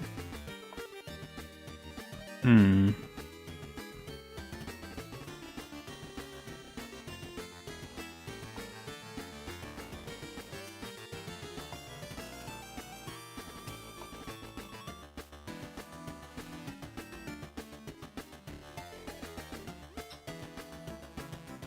Hmm.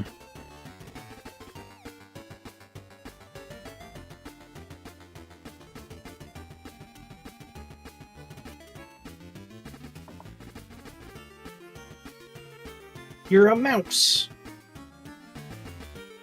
Is your name Minnie?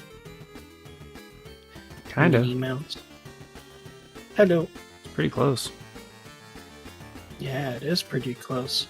I will be honest with you. I rename. What is the rat character from Final Fantasy IX? The Dragoon. Freya. I renamed Freya Minnie. Mm. It's pretty good. Yep, Minnie Mouse. I renamed Zidane Toasty as protagonist. But I don't know. I don't know if I identify the most with Zidane. I like them just fine, though. I'm not sure if there is a character I really resonate all too well with. I like them just fine. They're good characters.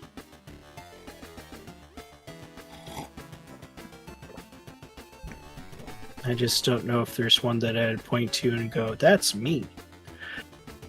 Yeah. Well, I think that's part of the point, is you're supposed to be able to identify with all the characters at least like a little bit.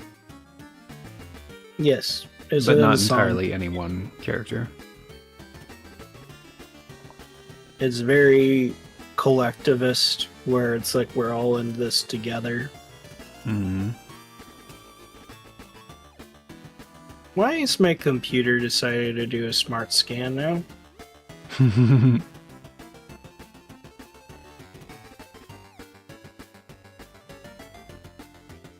That is a good question. What would be a bad question? You know, you can disable that. The smart scans? Yes. Well, they doing them automatically. Yep. I don't mind. It's just weird because I just started processing my video with my editing software. It's like, now's the time to do the smart scan. It can, I noticed it was messing with my recordings, so I disabled it. Because like it has a schedule thing. Yeah. That you can't really adjust too much. Like you can adjust to an extent, but like you can't completely control it. So that's like the workaround, is to use like Windows Task Scheduler to disable the automatic part of it, and then you just, you know, do it manually every so often or whatever. But sorry if that messed with some stuff with the capture guys, because it works technically. I can see it on my end, but like Discord is not like playing nice for some reason with it. Discord's being a butt. Yeah, but I can see it on my end, like, and apparently it did work at first. Like at first you could see it, right? Technically. Yes. Yeah, so I don't know. Exactly. Yeah, so I don't know why it was like fine the first time and like never again. Yep. It's why I would never recommend Discord to anybody ever. We're sponsored by Discord. That's it. Oh Discord's like, we're thinking about it, but we don't think we'll do it anymore.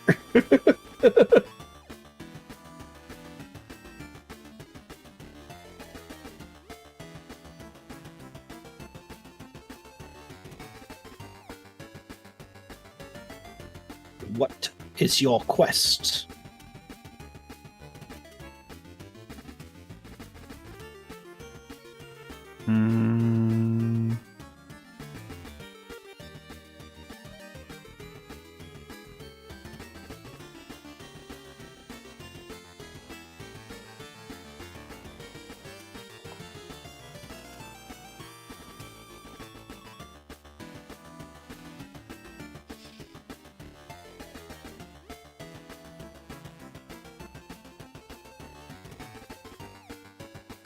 This is a Metroidvania that's been on my playlist for a little bit. What is Monty's Adventure, where you play a person that shapeshifts into a shark. Shark. I like sharks. I like underwater.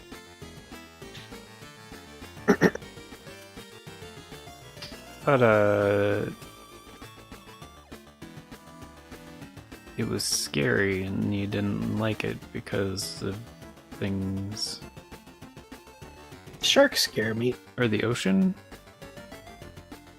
I wouldn't say I love underwater environments.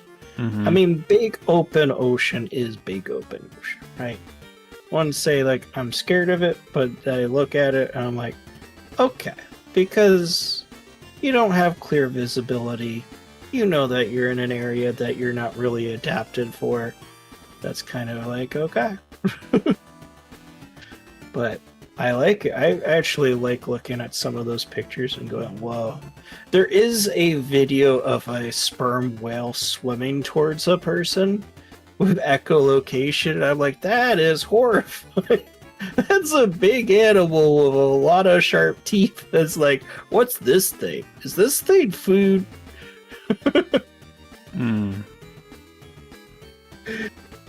Ugh.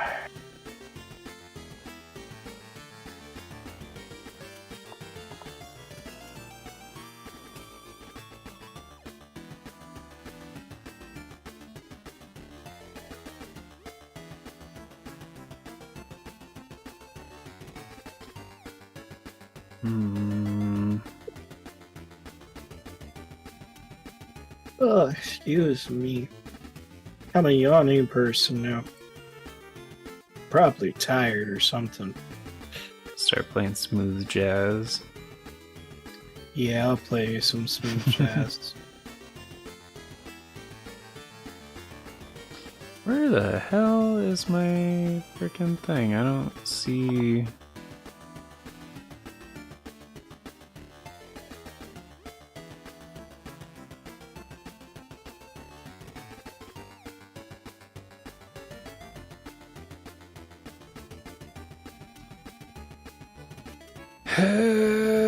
Damn it. Freaking... Damn it. Discord like moved some stuff around again and I can't find the freaking things. The frickin' things and the stuff there, guy. Yeah.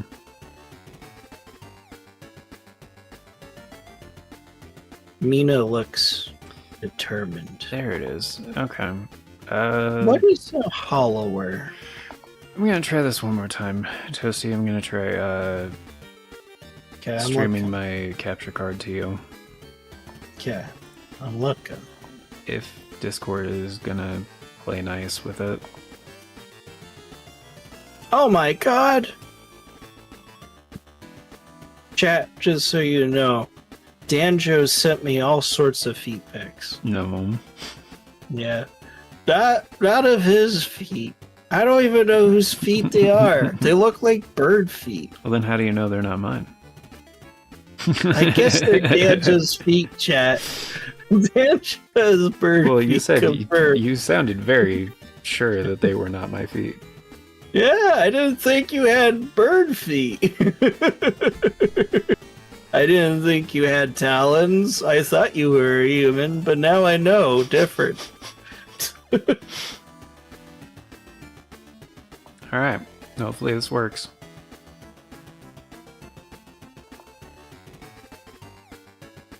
Can you see it? I see. No, it's just the green. It's the screen. What? Really?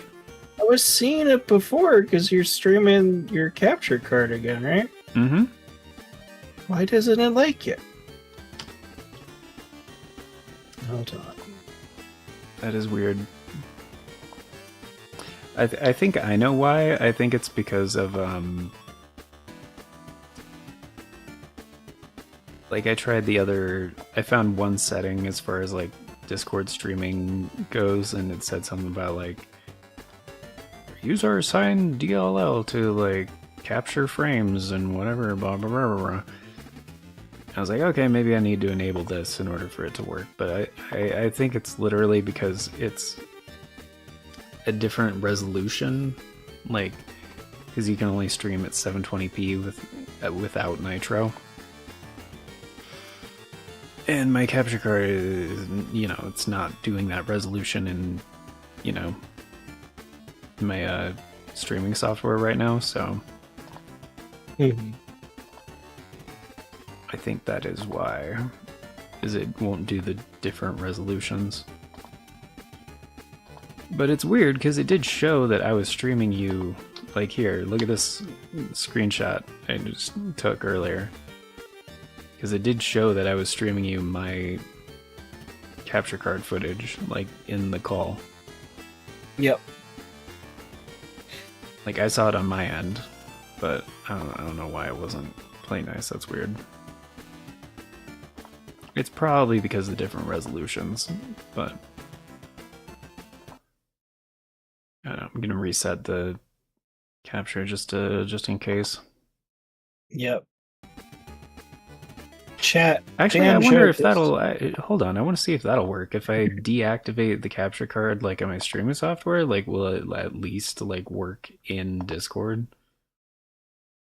And like if I, yeah, maybe that setting actually didn't help, because I was, when I was talking to BDD a while ago, and I tried that setting as well. It did not help last time, but.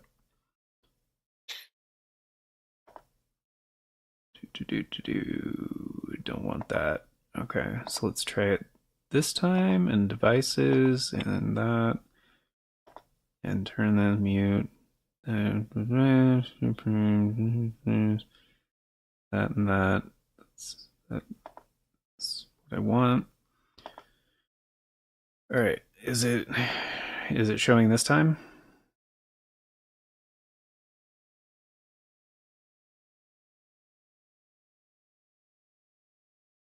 No. It's still not showing? Yeah, hold on. It's working. Wait, you can see it? Yeah. I apologize. Maybe it was working before. And, like, I know you told me to click on the stream, which I thought I did, and it was, like, the screen had changed. Mm-hmm. But apparently it did not switch over to the stream on my end. Okay, so let me reactivate it on my stream now, because like nobody on my stream could see anything. And then let me also activate it in Discord. And that's the more important thing. Well, as long as I'm doing a show, yeah. But like... Yeah. Well, I guess we could do this as a podcast. We just need to say, hey, this is... Well, yeah. Yep. Can you see it? Yep. Oh, cool. Awesome. Yay! So even though you heard me, you're like, nah, I'm not doing that. No, I swear I did. I clicked things and there was no options. I'm joking. Don't tease me. I'm joking. Also, chat, when Dan just said that he sent a picture of him streaming, It was a picture of a human with a bird's head, and it's like, I told you I was a bird. It was confirmed. Dad's just a bird. I mean, words. Human words. Human words! This is my favorite The world's most advanced parrot. Yeah. Oh, that reminds me of a video that I saw. It was super cool. Mm-hmm. Like a guy was like showing his parrot like stuff. It's like, what's this made out of? If the parrot would feel it, and it's like, you know, a metal thing. It's like, metal. What's this? So what it is, like, what? It's like, whoa, super smart parrot. So now you can see what's happening without the delay, right? Yeah, and I don't hear an echo. Cool. That is amazing, because that's something that did not used to work in Discord, and now it's working apparently, so that's great. Yay. Ooh. It's still like, you can't hear the game in Discord though, right? No. Yeah. So it needs some work, but no. It's okay. Such a cute game. Or maybe it's my fault for not having like a super good capture card that's up to date and stuff. I don't know. I don't know. Technology is weird, but it is a cute game. I would have loved this game on my Game Boy. I don't think you would have. I think it's because it's not an easy game. I think you would have made zero progress and got pissed and stopped playing it. But thinking of the other games on the Game Boy, it would be like, holy crap, what is this nonsense? Well, that's satisfying. But you're right, young me would have made zero progress in this game. Also, like, I don't know, it's just a game that would not be possible. Like, you could save on Pokemon, but it was definitely, saving was not the norm. Yeah, Zelda, I guess you could save, but, you know, a game like this was sized. It's absurd. Yeah. But there's a reason that they didn't make this on a Game Boy, and it's on a computer. Modern day computer.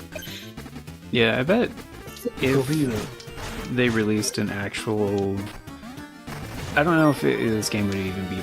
It might be possible on a Game Boy Color, like, as far as, like, computational stuff goes, but anyway, point is, if they released an actual, like, Game Boy cartridge of this game, I bet people would buy that shit like hotcakes. Absolutely. But for one, I think the graphics fidelity is too high, so that would be cut. Yeah. That's fine.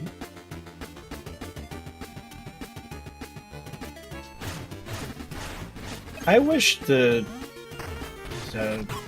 Legend of Mana remaster had an option for you to do just original PlayStation graphics.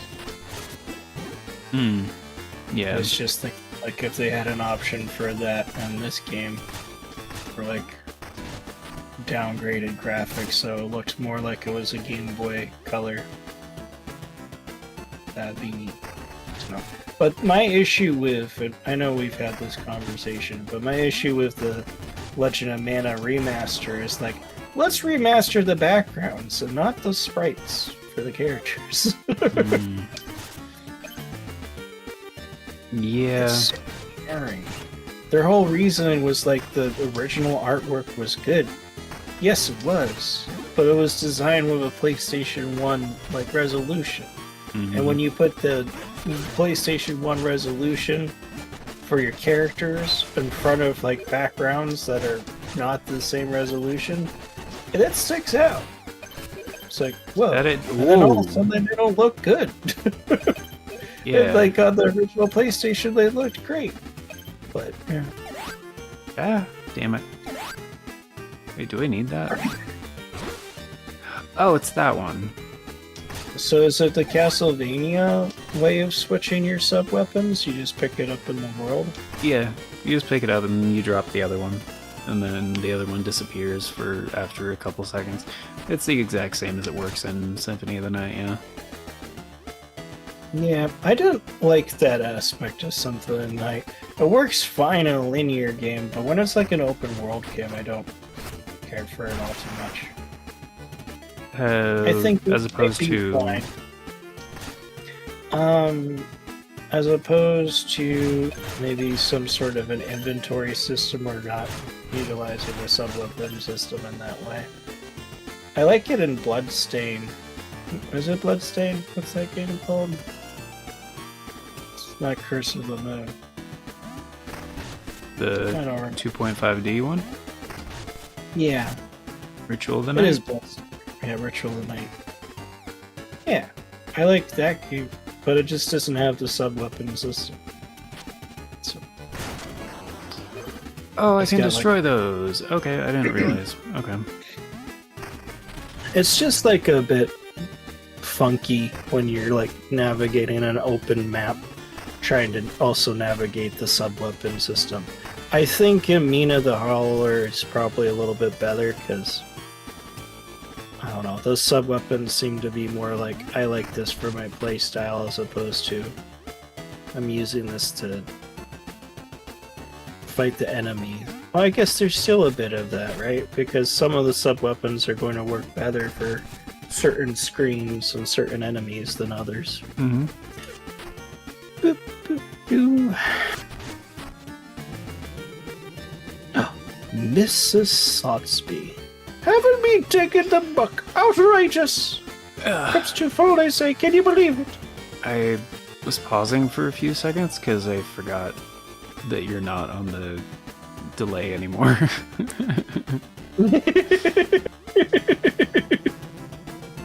My life digging graves, can't even find them all. They'll take all day at this rate. Well, I can nailed help you out that there. voice. You did. Yeah. Woo! That's me auditioning. Oh, she's so happy. Was it you that called the graves out? My sincerest thanks to Yacht. Now it's my turn to rest in peace. Oh. She dead now? Oh, no, I think she's doing a pun. Like, I can take a nap, like my work, so my work's She's done. dead now. Yeah, I thought it was the pun. But this is a world where there's undead, so I was thought she was just going to I thought she was going to die too. I was like, wow, that turned dark real quick. Just gonna Romeo and Juliet myself here. Yes. And then I have no work, I have no meaning. Oh, sorry, I guess spoilers for a Shakespearean play that came out 200 years ago. Dude, that guy stole that play. He didn't even originally write it. Yeah. So, whatever. True that. I'm not a Shakespeare fan. What a level of Same. Yeah. I think he's a little bit full of himself. Yep. A little bit of a fraud. Bit of a fraud. But as an actor and doing acting classes, my god, so much Shakespeare. Yeah. There's another, like, are there contemporary? Some French guy. I always forget his name. He, like, wrote Succopen or something. He's great. I love him. And he had to work under, like, King Louis some number. Which, like, this king decided, like, I'm going to make all sorts of laws around plays. Look how you have to write them. It's like, one moment it's like, all plays must be written in prose. They must be in poetry. So this guy, alright, we're gonna write it, it's going to be poetry, and he did it. And then the king's like, all plays must be in prose, because poetry, not prose, Holy shit. in vernacular, maybe it's the technical word, I don't know. That's normal speaking.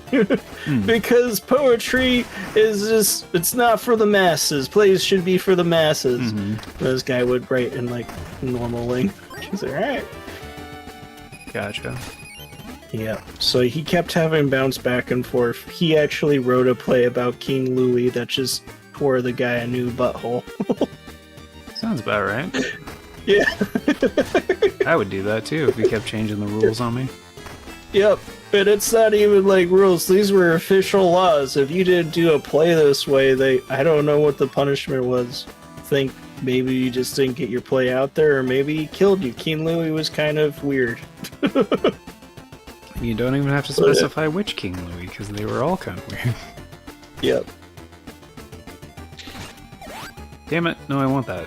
Give me that. Yeah, my personal favorite's the dagger. I'd probably rock that one for the most part. Yeah. The dagger is my favorite as well.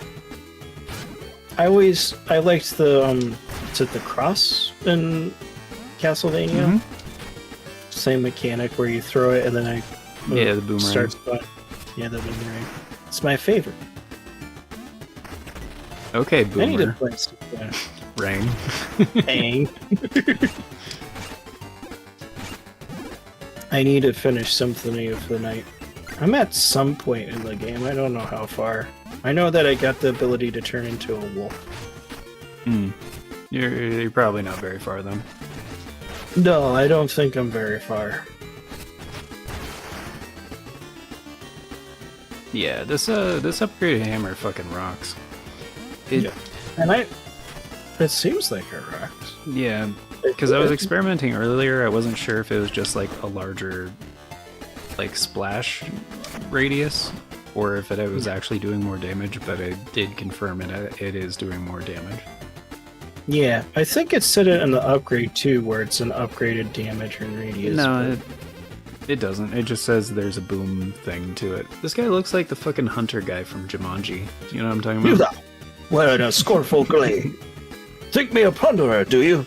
All I discover will go to the National Museum.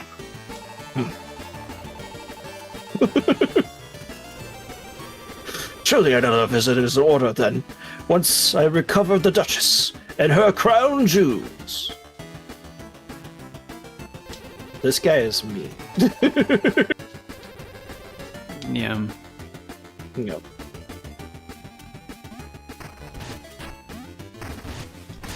He's not how I expected him to look. Like, his sprite and his profile picture look kind of different. Different impressions, to me at least. The sprite makes him look kind of evil-ish, to be honest. It's kind of like, well, I guess more mysterious is what I mean. He's got like a dark, mysterious vibe with his sprite, but then his personality and his whatever image is like, okay. That's not what I was expecting. Yeah. You can get a skull! Yeah, I don't know why, Oh wait, no, I know. Because last time... So, when I played this on Thursday night, when I was very, very tired, I kind of spread myself too thin, partially on accident, because, like, I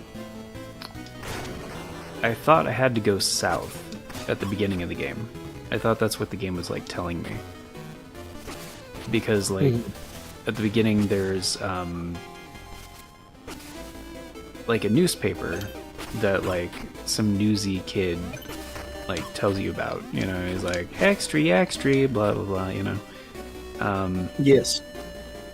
And I was like, oh, this is the game just, like, kind of telling you what's going on. Because, like, the main guy doesn't really give you much to go on. As far as, like, what you need to do at the beginning of the game. And I was, like, trying to find some kind of, like, indication, like, okay, what does the game want me to do, and do I want to do that, or do I want to go fuck around and find secrets before I do the thing I have to do?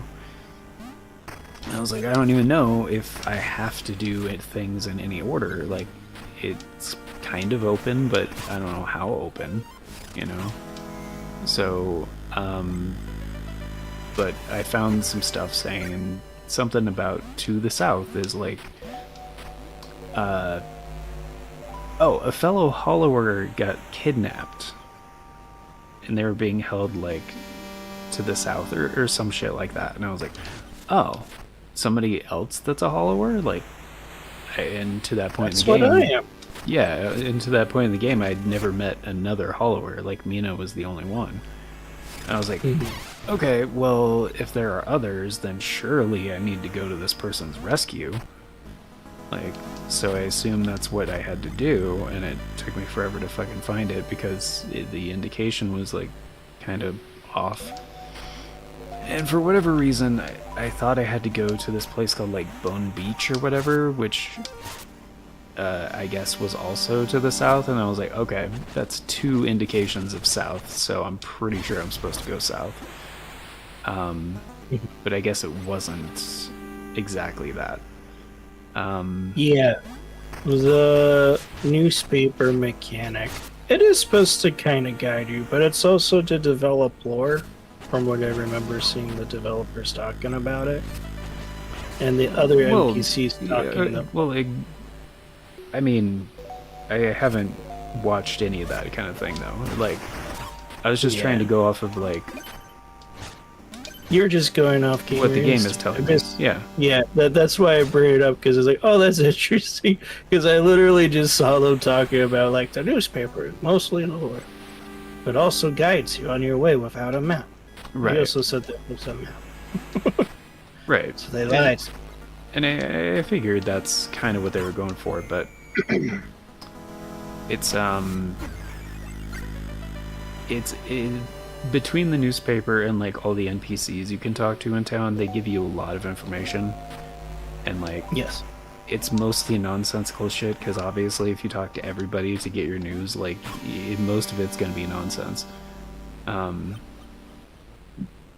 Because you know, people have their different interests and stuff like that, and you know, they're not going to necessarily care about what you care about. But if you were to talk to every person just like in a public place, the amount of information you get would be wild. Oh yeah, exactly. I don't think a lot of people would talk to you though. Maybe politely, they'd be like, hey there, how's the weather? Weather is weather.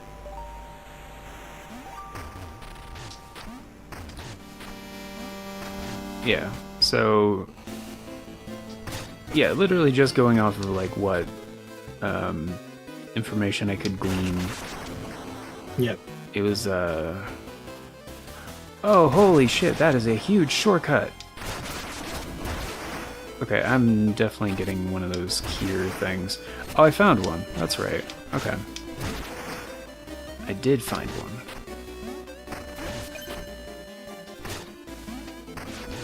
I mean, it's all well and good that they have an open world and it's like go where you want, but it's also kind of sort of, it's got a path. Like, this is the easier content for the whatever. This is the stuff teaching you about mechanics. So it's really like your choice as a player is like, you can go the path that's going to teach you the game, or you can just go to the hardest area first where you're expected to know the game at this point. Like, right. And it's not... I wonder how you build in the redundancies so like players could explore at their own.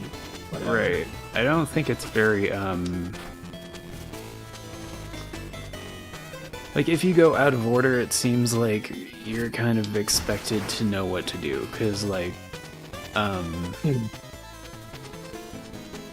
as somebody who was not paying attention, and as someone who played these kind of games when I was a kid, typically if you go out of order, like, you're gonna get your ass kicked. So like, you're kind of naturally led to places where you get your ass kicked less. Yes. And that's how, like, to an extent, that's how, like, Wonder Boy 3 does it. Because that was the first Metroidvania I played. But it's... yeah, kind of. It's less open. Like, it's more of a Metroidvania. Like, some areas are, like, locked, literally. Like, you can't go to, like, to the end game areas first. But,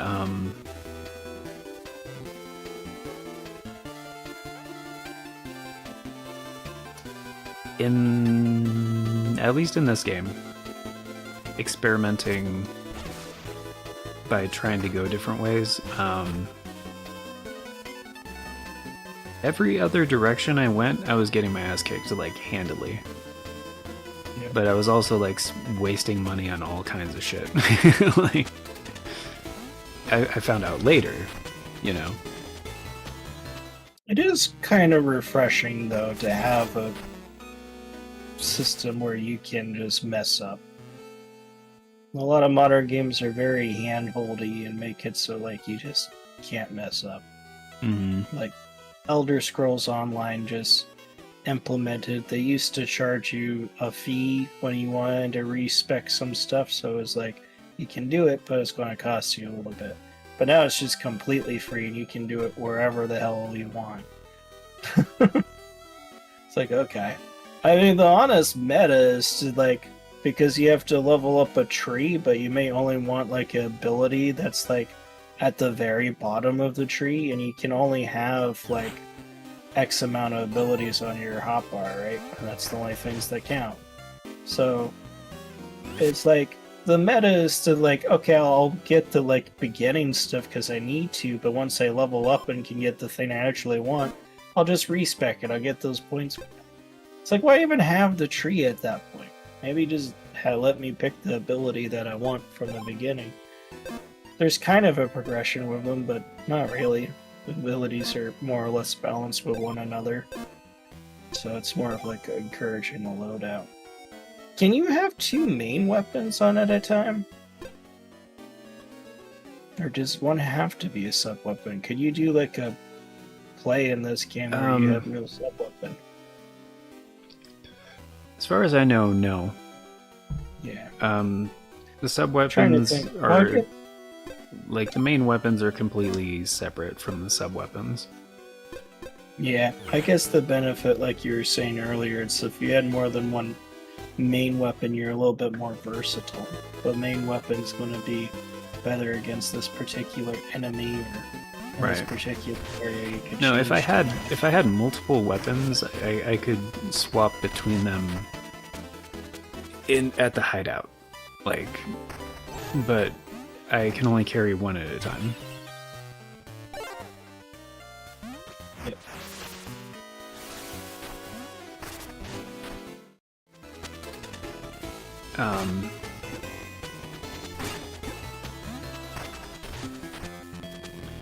Because I think, as far as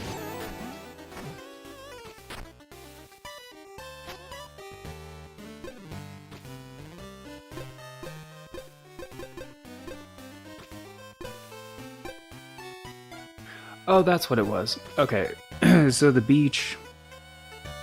Right, so I misinterpreted last time that I was, like, supposed to go to the beach. Because I heard somebody tell me that was to the south or something, and also that the missing... Actually, I can read the paper. How do I read the paper?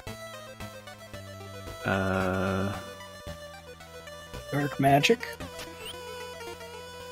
With your eyes? There was... Look at yours if you know how to read Braille. Yeah. I thought there was a way to do it without going back to the newspaper person.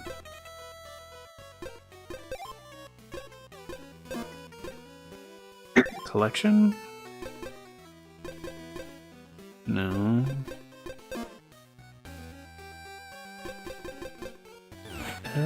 Maybe not. I'll just go to the newsy kid, I guess, whatever.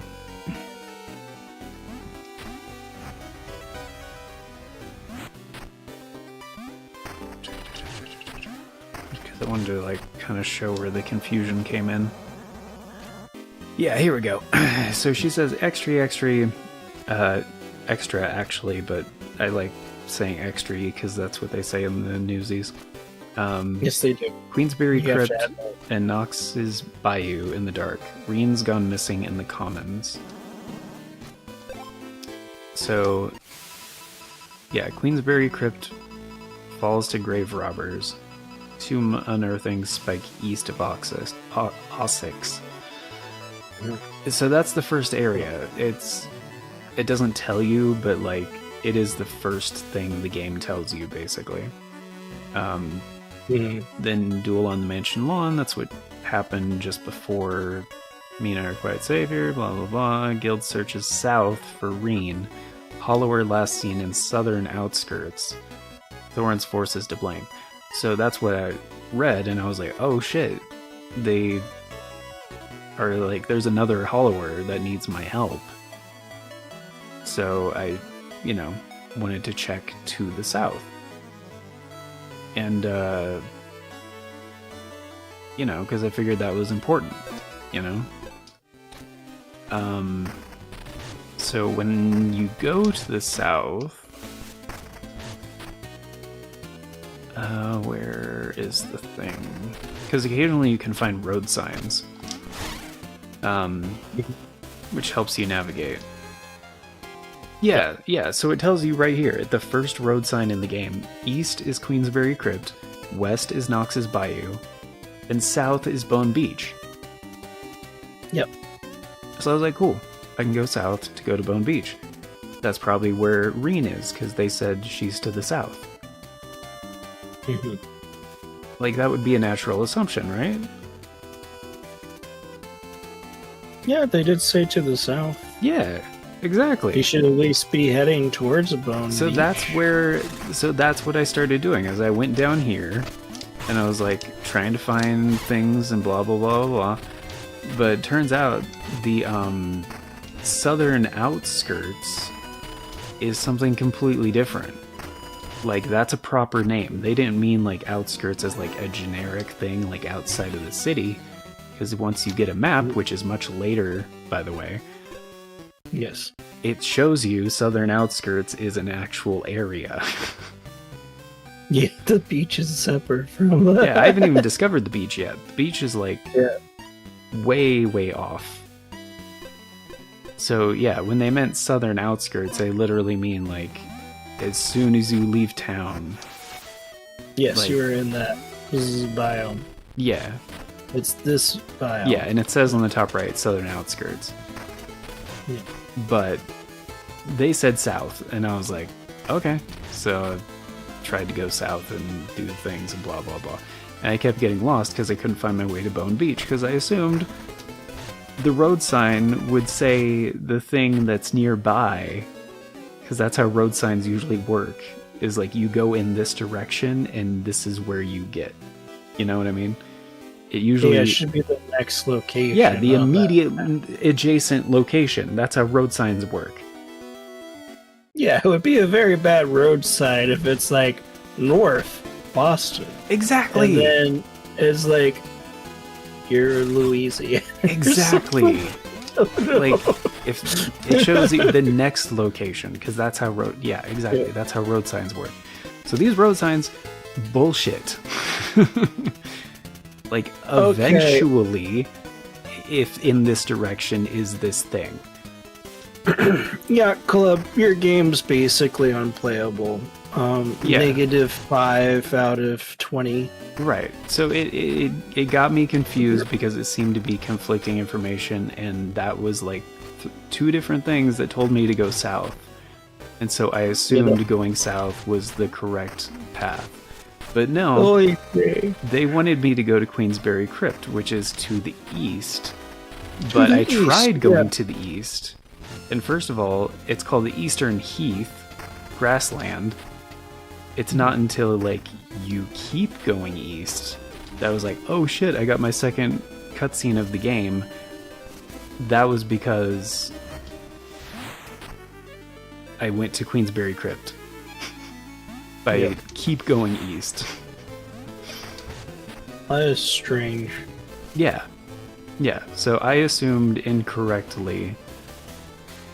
I think they may be with the road sign trying to tell you, like, where the next big story beat might be. Sure, but there's multiple road signs throughout the game that tell you what things are and what directions.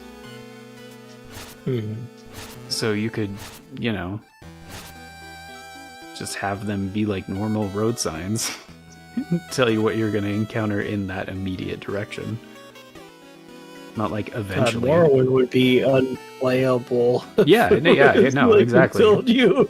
It's like east, the sun rises over there. West, the sun might fall over there. That's how Japan got its name. Yeah, exactly. Nihon. Yeah.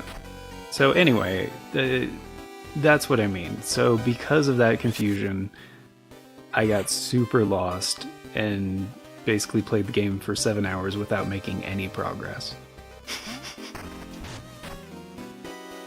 Because the first thing the game tells you about the world and making progress is the spark generators are in a bunch of different places. So Queensbury Crypt, Knox's Bayou, Septemberg, Bone Beach, Coltrane Peak, Astral Orrery, and Radiant Manor. They all have a spark generator. Yeah, the only thing is Queensbury Crypt is listed first, but I could understand because you went east and you weren't immediately there. You didn't even get there until the day. You had to go significantly east. Yeah. And the other thing is one of the other early guys right here. Yeah, he's furious. His fiancée abandoned him. Another foolish scheme. He'll die chasing fortune in Bone Beach. I'm like, oh, that is really serious business. This guy's gonna die if I don't get to Bone Beach. Another thing that I'm like, oh, that's to the south. I know where that is. I don't care about this guy's husband, whatever, or fiance. I don't care. He's a nerd for both of them. But like, there's other NPCs that are like, okay, you're learning strategy. Okay. Was it you? Followers Guild in the disrepair. Okay, whatever. I don't care. There was another thing that said like to the south. Yeah. Yeah, I think that's the issue with this design is at this point they're just telling you all that's present in the game and then it's kind of up to you to parse. Sure. But they have to make it. But yeah, this guy before, I've talked to this guy before in a different location. He's like, oh, I'm from Bone Beach. We do blah, blah, blah. And he's like clearly an adventurer. I come from the land down under. Yeah, and I was like, okay, cool. I'm supposed to find you in Bone Beach. That's to the south. Okay. I'm going to Bone Beach. Got it. The game definitely wants you to go to Bone Beach at some point, but that lady just mentioned Septemberburg. Right. So yeah, it's just kind of shotgunning stuff at you. Right. Yeah. There's a lot of information about various places. But this person kind of does... Where did she go? There was another one that kind of clues you in about the order.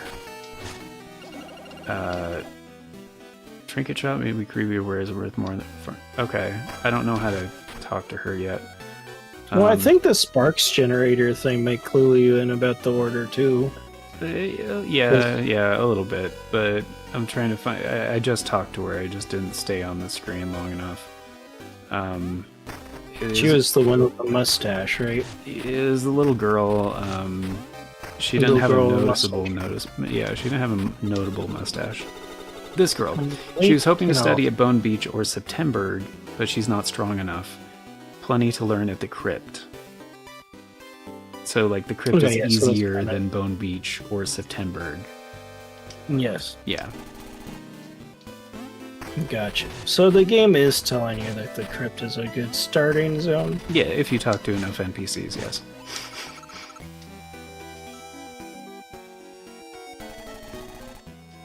I always think, like, the game's going to give me something if I talk to literally everybody, so I try to talk to Yeah, no, I do too. Yeah, despite, like, no game ever rewarding me for that, because, honestly, as a dev, you shouldn't. It's pretty bad to be like, talk to everybody achievement. I could see Square Enix doing Yeah, but there was... The other thing, too, is, like, this is the poor part of town. And this is the guy, like, Frayed. He was constantly, like, sneaking up on me and stealing my shit. Yep. Just walking around town. So I was like, okay, maybe I'm just not supposed to walk around town and talk to people right now, then. You know? That guy's a jerk. Yeah, so So it you was give them like, bones. it was very misleading. I forgot I can do that now. Yep. But guys, for in other shops and spots that are hard to reach, but it'll cost you extra. Pawn goods I want to see, sure. Oh, you can steal things. Okay, if I don't want to go about it the legit way. Okay, alright, fine. Oh, so she'll sell you stuff. If you're having a struggle getting the thing, she'll just sell but you it have to pay a premium. Yeah. That's kind of nice. Yeah, I didn't Like realize. if you're really struggling with a thing and you're like, okay, Sure. I'll Yeah. just pay you to get the thing. For dual sidearm pistols. That's what I call my muscles. Wow. No hollers allowed. What a No dick. exception. Really? What do you have against hollowers, motherfucker? I was able to sneak I'm past him protecting you before. from like monsters or something. Yeah, it's because I went into the music hall a while back and like I was I talked to people, but like there wasn't anything to do in here. Yeah, what does he have against hollowers? What is a hollower? It's somebody Hollower that digs generator. down into the ground and works on spark generators. It's just a guild, basically. So you're like fixing the spark generators. Okay. Yeah, but from what I can gather, it's the people that go into these underground spaces and work on stuff. Yeah, I thought maybe you were monster hunters or whatever. Yeah, maybe a little bit, but I think you have to be a bit just because of the nature of your job. You're fighting monsters. yeah. Like the game is literally playing out. Nature of your job when you go from place to place has you fighting monsters. Yeah. You just have to deal with them. Which is another. I think that lady who was at the graveyard is a monster. Probably. That's my headcanon. She's just in the middle of a monster infested graveyard. Like, I wanted to see my husband. Oh, I can He's probably dead. beat up that car now in under 30 seconds, I bet.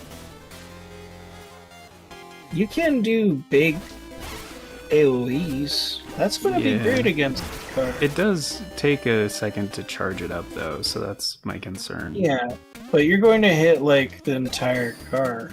And, Probably. like, Oh, that did do massive fucking damage.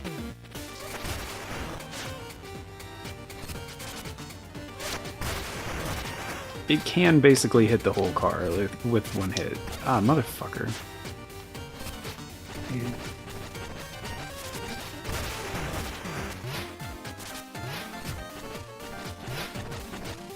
I think? What didn't I do? Fuck? I don't think it's gonna work. No, I think I straight up need a different weapon.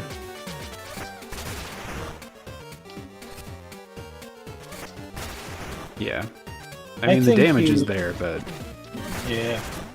I think you have to alternate between really charged up stuff and really not. yeah. Yeah, I think a different weapon would be the way to go. I think you're going to have an easier time with that with a different weapon for sure. Yeah. Plus, there's still That's- there's still one more upgrade for the hammer. I just don't know how you get the second upgrade for weapons because the blacksmith didn't have it available. You'll probably get it a different way. Probably. But anyway, that's how I got lost in this game and didn't make any progress last time. That was just, yeah. I got so lost and didn't go far, Yeah. but in the end, I didn't really go that far. What does this do? This is the dash shield. This thing's actually really cool. It's kind of on par with the knife, honestly. Like, That dash is really good. yeah, I think you also, like... Yeah, you can, like, push enemies back really far, too. It's an Infinidagger from Shovel Knight. Infinidagger! That bit was so funny. Dan just goes freaking feral when they're playing those co-op games. Damn it! That kid with a kite. Like, how the frig are you flying a kite when there's owls that are literally trying to kill you? I guess they're not even trying to kill the kid. Maybe the monsters too just hate you. Maybe. Yeah. Oh, am I supposed to jump in the water? No. Probably not. That water before caused damage. Yeah, I don't know what I'm supposed to do. I literally have no idea what the fuck I'm supposed to do. It kind of just sent me back to the start. Go back to Queensberry Crypt. I think that's just a shortcut. Oh, well, there's a thing. I read that as Buckler's butt. Fuck. There we go. That shield is great. Damn it. You're not supposed to jump backwards, Dan. Well, I didn't know where that led. I've never been here before. I don't know. You just came from the down screen. Well, I yeah. guess it's fair, like if there's a ledge or whatever. That's what I'm learning about this game, is like, you have to explore every possible option. Not every option. Just every other option's probably fine. Probably. You're out of juice to use your sub-weapon. That's a good point. Thank you for pointing that out. I was gonna rely on that to live. Yeah. I don't have to use it. It's just like, it makes jumps a lot easier. Yes. This is also adjacent to like kind of where he came from, so I was like kind of curious. Because I have the mid-air floaty thing, which I think I'm not supposed to have at this point in the game, typically, but... Yeah, you got the mid-air floaty thing going to the south, right? Somewhere, yeah.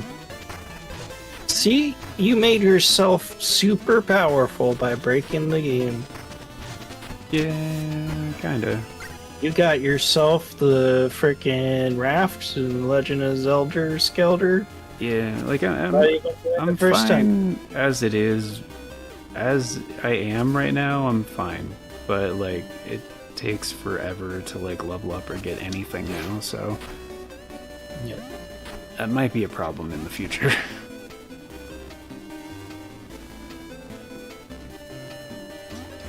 You're also going to a low level area. Mm-hmm. High level area, so Right. maybe when you go back to those high level areas, you'll start So opening much. up the regular read again. Yeah, maybe. In Steve pushed as far as Steve would go. Damn it, that's not... Okay. This doesn't look great. It looks pretty. I'm confused about the perspective. Like, I'm not sure if I'm supposed to... Like, I'm climbing, but, like, as far as the... Sometimes when they do depth, or, like, height, in the... It's confusing. Yeah, Visually. I mean, that's the thing about these games. I remember talking about doing something when you didn't have the technology. Game called like Landstalker, Uh-huh. where it was a 3D game on the Sega Genesis. Damn it. Yep, I'm familiar. Yep. God, I hate the controls for that game. Yep. It's terrible. They were not ready for 3D on the Sega Genesis. No, they were not. Ah, fucking shit. But this just reminds me of that because it was like weird perspective Yeah. shift. I feel it. Did you play Landstalker? A little bit. Enough to know that I didn't want to keep playing it. Yeah, the story was lame, the characters were bad, and the controls, but I don't know what they were trying to do. Ooh, I got a jewel upgrade, so now I can carry more weapon points. Yeah, That was worth all the bullshit. there we go. Because, like, I've played Landstalker again recently. I'm not sure if you remembered the controls. That's don't. great, though, the box. But also for people at home. So, in Landstalker, down and left and up and right go the same direction, and you change your direction by hitting diagonals. So, like, down and left will sometimes make you go down, or they'll make you go left, depending on your current orientation in the whole rotation thing. But it's not like your character actually physically rotates. It's sort of like the game's decided this is your current orientation. Yeah, that sounds That left. terrible. It's so bad. And then it's like, do platforming. Fight monsters. It's like, what? Why is up now right? Yeah. About that. Yeah. God, it reminds me of a game. Do you have the UFO 50 collection? Do you No. know of it? I know about it, but I don't have it. Okay. I actually do really like it. I played Spelunky too, which is another game that they made. And I have mixed feelings about Spelunky, but I do like the collection. Anyways, there's a game about it. The whole purpose of the game is kind of to recreate that feeling and experience gamers for like playing a video game for the first time. So the control scheme is your directional pad and your face keys are left and right. So any directional pad input's going to make you go left, and any face key input, or like a face key, face buttons, will make you go right, because that's on the right of your controller. And then you do jumps by, like, you start moving in a direction, then you hit the other direction, and stuff like that. There's dashes and there's ground pounds. Those are the only things that you do in the game. And, like, why did I bring this up? Because those are weird controls, but it's consistently weird. And you can figure it out. With Landstalker, I couldn't. I'm like, what the heck? Left is right, up is right, down is left. It got so weird. They just weren't consistent. Like, the Mooncat game is consistently weird. And if anything's consistent, you can figure it out at some point. Like Katamari. Yeah. Katamari is You very said that- weird, but it's very consistent. Yeah. My only problem with... I don't care about the winners of the writing battle. I mean, good job for them. Oh, the results came out? What happened? Yeah. Well, I lost well before the finals. Oh, okay. Anyways, I don't remember. We're talking about consistency and stuff like Things that. being weird control schemes. Yeah. Oh, yeah, Katamari. I think I was going to make a joke about how you didn't like the Katamari, but you love it, so... That's not true. I'm not gonna lie like that. Yeah. But you could. I could. It may even be funny. It might. I don't know. If it's funny, have a it's totally blob. worth it. I love that blob enemy. It's my favorite. Apparently that vase is very sturdy. I don't know how it's that sturdy, but... I like how many health potions the game gives you, like, off the bat. Or did you upgrade a few times? I upgraded a few times, yeah. Yeah, 6 is a solid number. That's way too many. I have 3 by default, I think. 3 is a good number by default. Yeah, you get 2 extra. Yeah, so I have 4 now because I got that upgrade. I bought an upgrade so I could carry more vials. But you have 3 initially.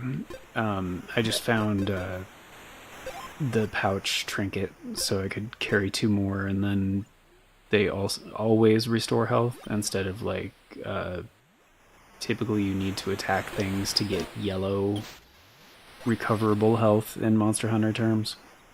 Kind of like that, kind of like Bloodborne, where you have to like counterattack after being attacked to like get health back, type of a thing. Oh yeah, forgot that was a thing. Yeah, I don't like that mechanic. I don't either. I like that. Yeah. It's like to encourage you to be aggressive. It's like, what else am I going to be? How about you encourage me to be a better coward? Yeah. That's what I'm trying to do.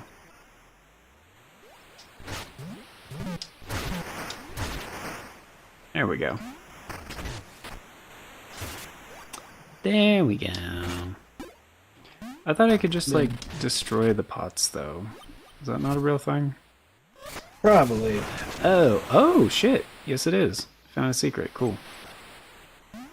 Very nice. I'm chilly. Kind of cold. I'm jelly, because I'm too warm. I'm just happy that my fan that I got from Walmart's working, because I opted out of getting AC this year. Are you fucking serious? What's up? I found a weapon. Yeah. I was gonna pay $2,000 for this. Oh, you weren't. Yeah, I was. From the blacksmith? Because you can just buy weapons from him. Yeah, but you never were. You know it. You're just going to upgrade your hammer. Eventually. Nah, I could see in your eyes. You're like, other weapons are lame. A little bit.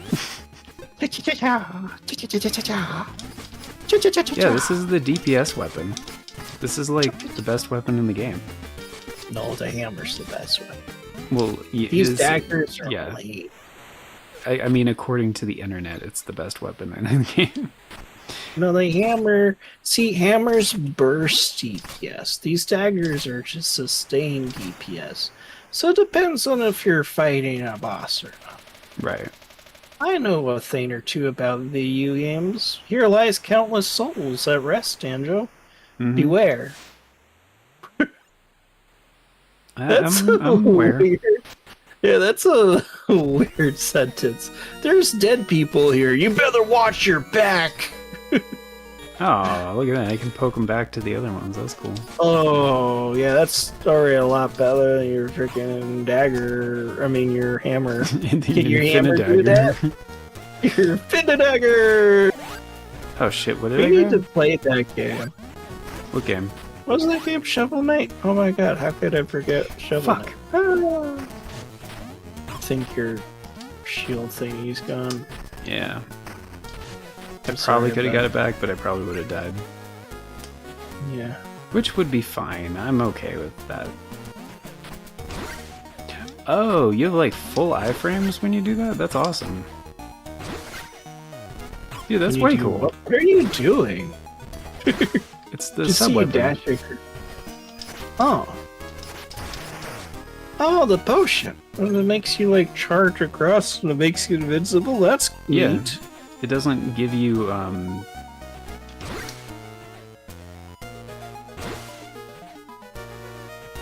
it doesn't do any damage, but it gives you iframes and it gives you recoverable health back.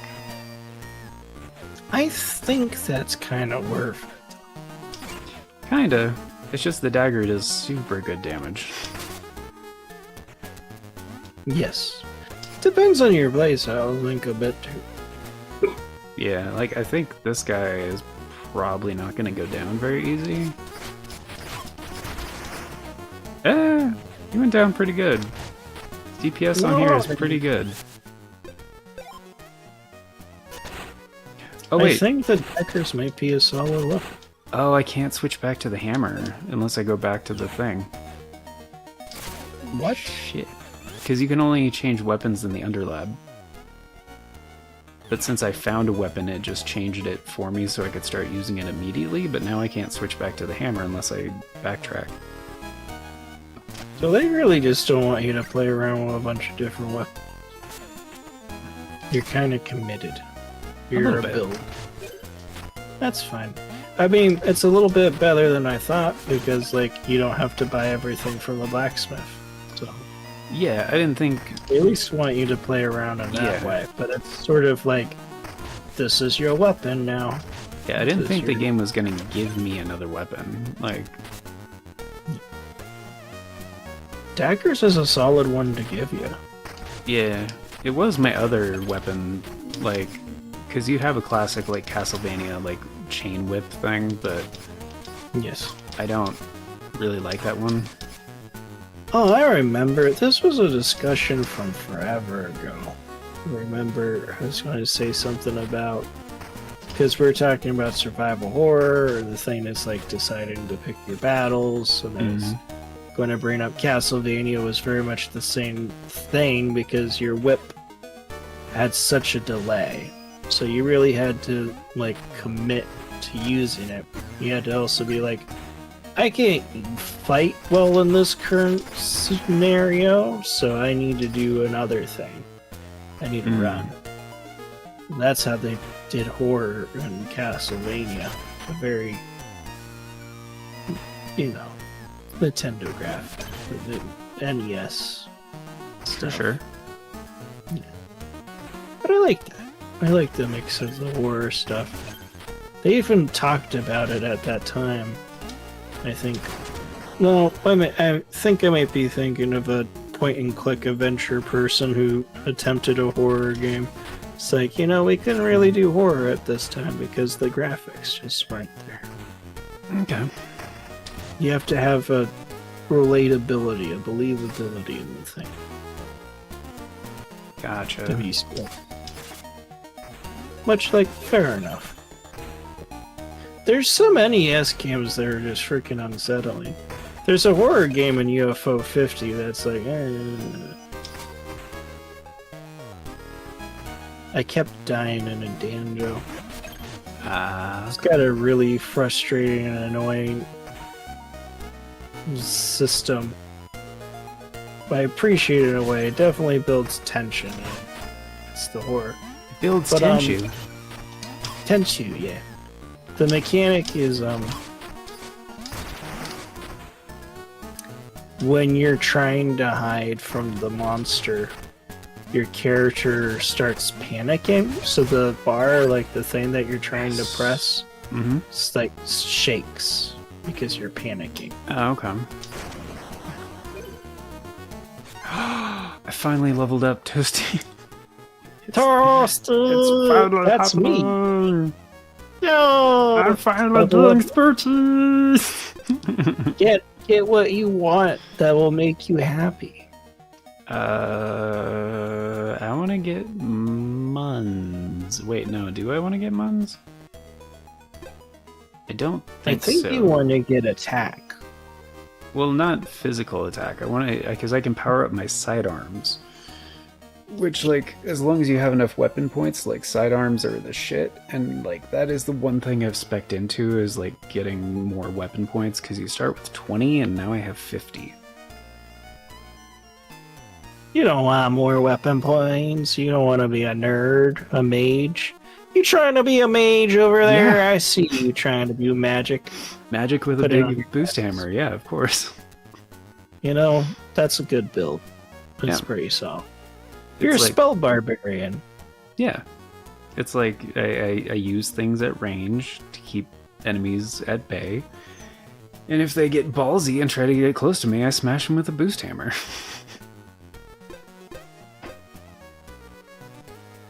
Or I could just, like, save my bones and, like, go on a shopping spree when I get back.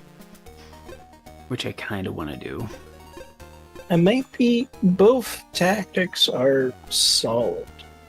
I think your weapon points, you do have a pretty significant number. You're able to, like, mess around and play around a bit with your sub-weapons. Mm-hmm. Like in that one screen where you're jumping around. You did that pretty well until, like, literally the end of that screen.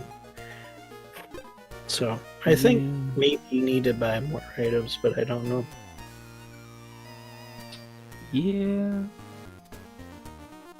And there are some really cool sidearms too, like the sub weapons. Like there are some really good ones. It's just right now they're not. See, if I want to do that thing where I destroy the car in 30 seconds, I think I need to use a sub weapon for it. You need to use a what? I think I need to use a sub weapon for it. Mm-hmm. If I want to destroy that car in 30 seconds, which I do. Or if I save the cash and spend it later, I could probably buy the dagger, the dual dagger upgrade when I get back to town. No, you don't want to use the dual daggers. I don't. Anymore than That's right, I don't. You're a hammer, bro. All I'm just the way. yeah. I'm just saying, like, I could be responsible. I could, like, do some stuff that would be a safe bet, but I don't want to. There's a lot of look at Mina pushing up her glasses. Yeah. She's I want more weapon points. Yeah, she's like trying to be smart about it, make the smart decision, you know? Yeah, the smart decision of more weapon points. No, it's not more weapon points, it's the power of sidearms. Oh. Yeah, that's even better. Right? You'll one-shot the boss with your shield. Yeah. Punk. Or the throwing dagger, or the, you know. Like, yes. There are like 16 different sidearms. There is. I wish there was a way that you could hold on to I'm going for sidearms. Fuck it. Excuse me. I wish there was a way that you could hold on to the sidearm and just switch out when you needed it. Right. The other thing with going with sidearms too, Toasty, is like that upgrade was cheaper. So like, the next time I level up, which is gonna be soon, I could just get another upgrade, you know? Yeah. I saw. Well, I was looking at this. Yeah. So, like, or the next time I level up, I could still save it, you know? The pokey thing was also the same price. Yeah. You want to be stronger with your daggers.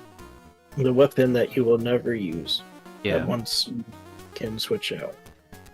I'm also not sure why the bone up system works like this too, because now it's saying the next bone up is at 2500, but that bone up was at 4200, which I do have some upgrades that are at 4200, but I also have some that are at 2500. So like, wouldn't it typically go for the cheapest upgrade? Yeah, I think it should be. But instead it seems to bone up at the most recent upgrade. Weird. So I don't know. I'm not entirely sure how it works, honestly.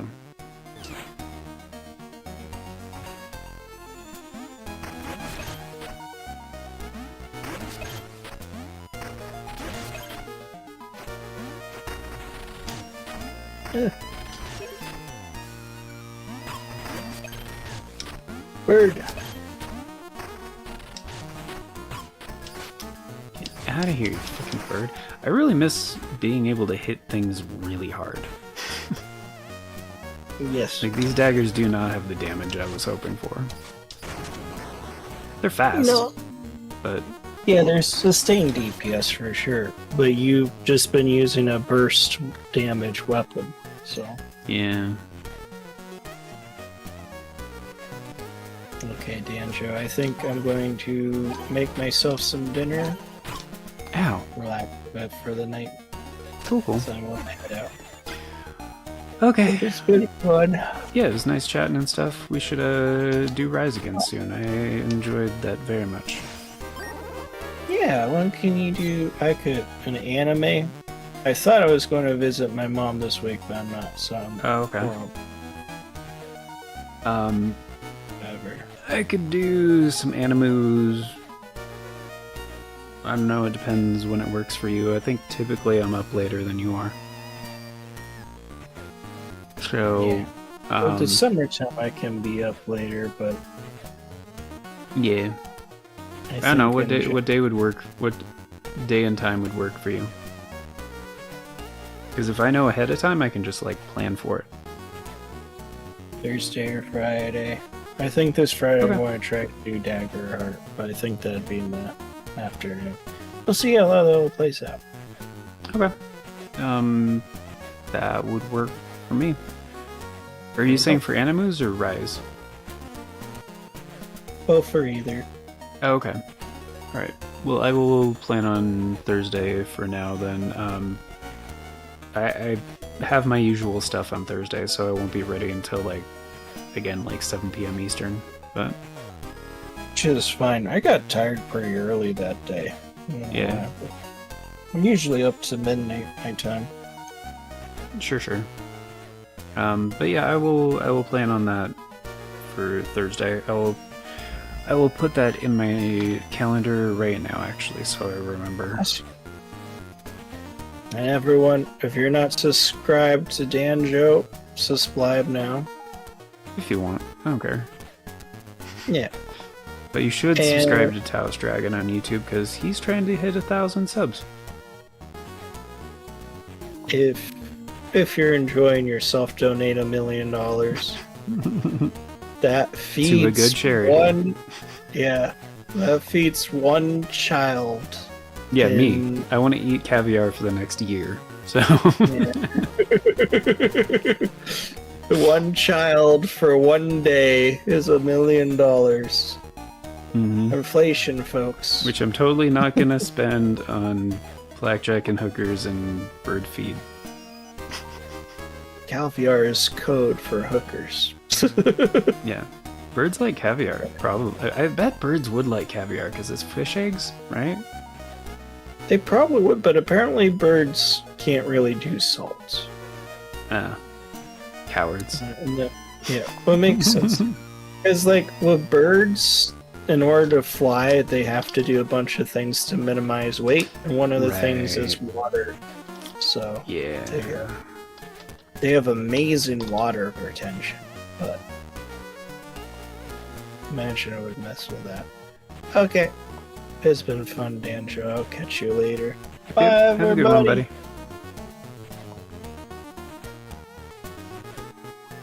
Alright. Thursday the 4th at 7 p.m. Eastern. Monster Hunter Rise with Toasty. If I'm ready at 7, but around that time, roughly.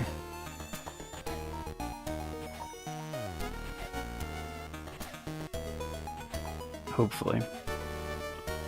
Hopefully.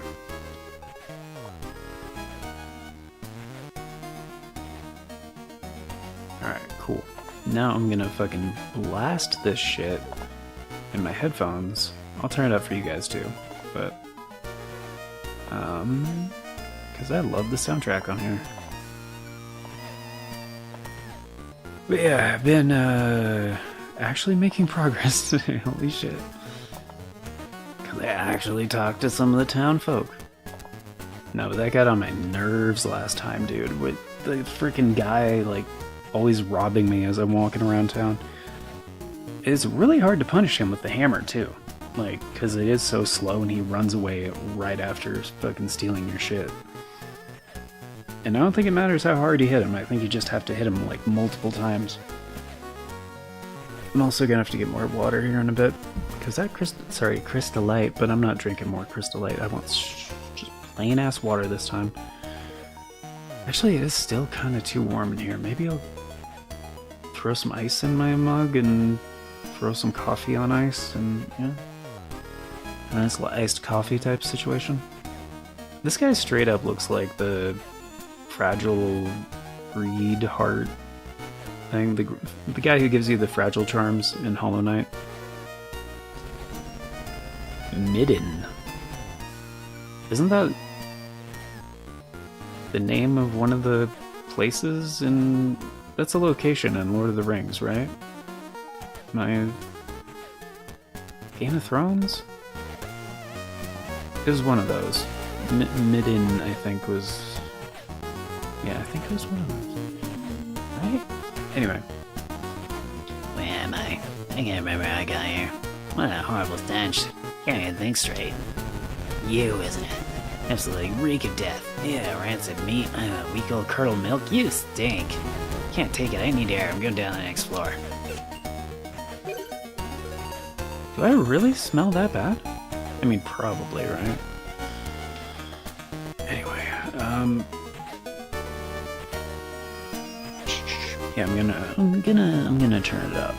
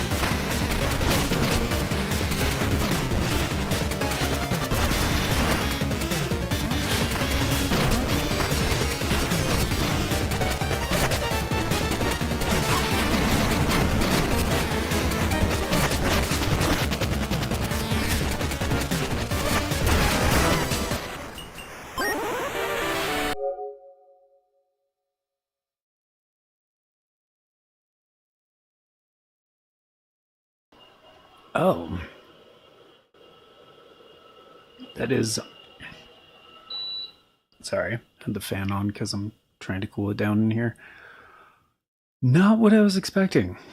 Like, absolutely not what I was expecting from the trophy pop. I was like, this seems more like an optional boss than the different thing. So I thought it was like defeat Midden, you know? But Hammerama, I fucking love that. Defeat a boss only using fully charged attacks from Blast Strike Mole. I didn't think they were fully charged on all of them, but maybe the ones I landed were?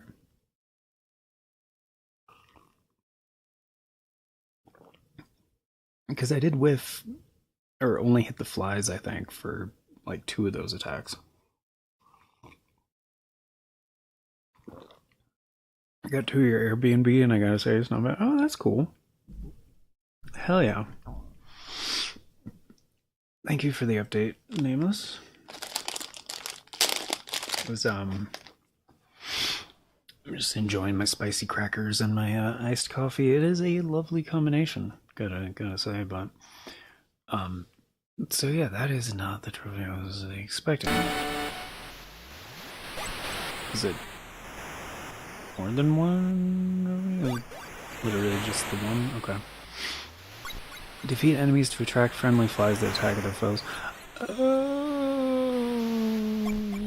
It's the, what you call it? The swarm from Hollow Knight? Shit, what are they called? It's not exactly the same, but similar. Wow. Wow.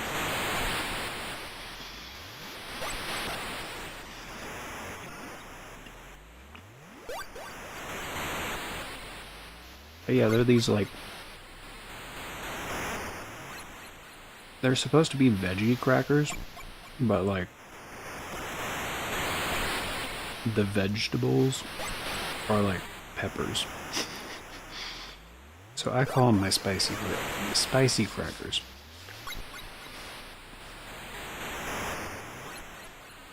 but they have a little bit of a tang to them. So like cold and slightly sweet goes with like the, you know, the breadiness and the spiciness. It's a good pairing. I like it.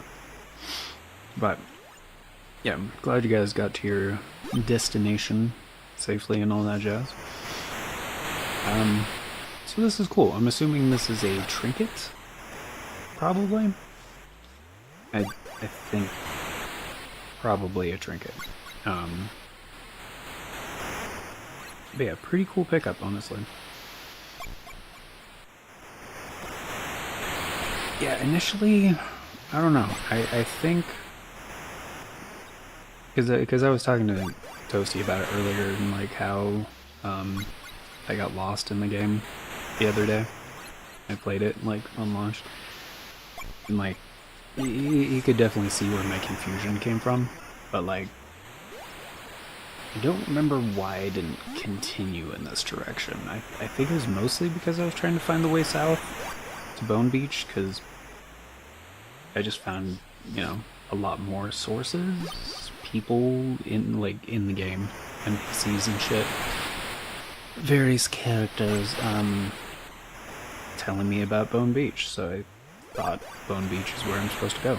And also the ship crashed in the south, so I thought it was that classic, you know, Castlevania type of thing, like go back to the entrance, you know, where the game started, to like find some good stuff, you know. Like in fucking Aria of Sorrow, you have to go back to the castle entrance to do all kinds of shit, like multiple times. And in Symphony of the Night, like, that's where one of the powers is, like one of the major ones. Anyway. And some other cool shit. Like, it's just a classic, like, game design thing. But anyway. Not just Metroidvanias, like, tons of other games do that. Like, you know. Anyway. I'm here to try friendly foes to attack other foes. Right. Right. It feels right. Maybe this shell is coming for me after all. It's hard to play to tell who actually died in this place. You're right here a while. You still ought to take a bath. Pew. I ought to take a bath? Dude, I get geysered. I ride a giant bidet on the rigs, okay?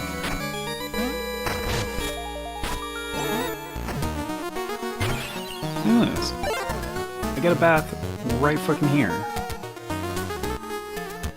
And then I ride the fucking shit, but... Like, come on. I forgot. Sorry. I forgot I had that turned up. Like, if anything, that is like...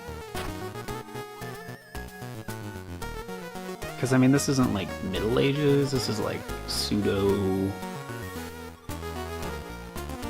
You know... Is there like Victorian Gothic steampunk type of thing? Kinda? You know? Like, I would imagine this is like maybe 1700s, somewhere in there.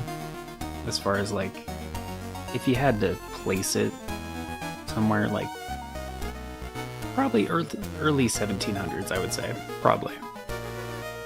Like, for that point in time, like, even just taking a quick little dip and like that, like, you'd be like the best smelling person in town. But anyway. I'm gonna turn back up because, one, I'm gonna keep enjoying my snack and kicking ass.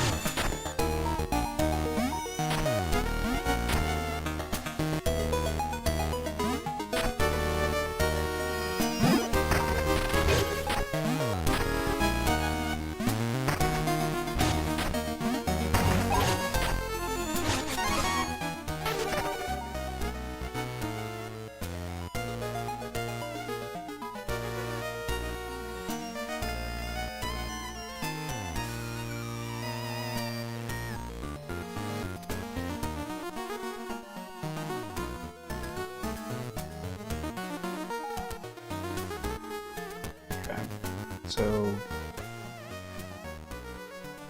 for this one, it's a little harder because, like,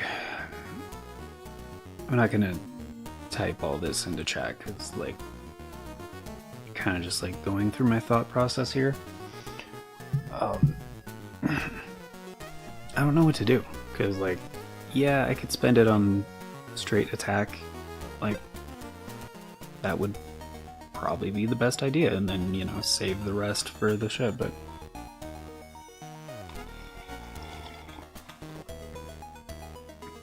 like that'd be the cheapest thing to do. But if, I mean, it is the last one that's 2500, I probably should, just because I think if I choose one of the other ones, the next bone up won't be until whatever the next increment is.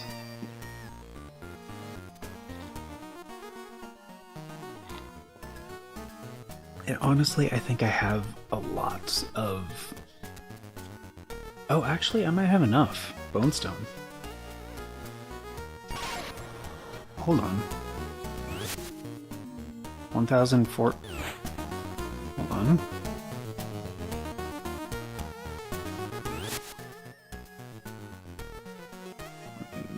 That would be 3,100, 200, yeah, so I still need like 1,000, kind of, but almost. Almost enough.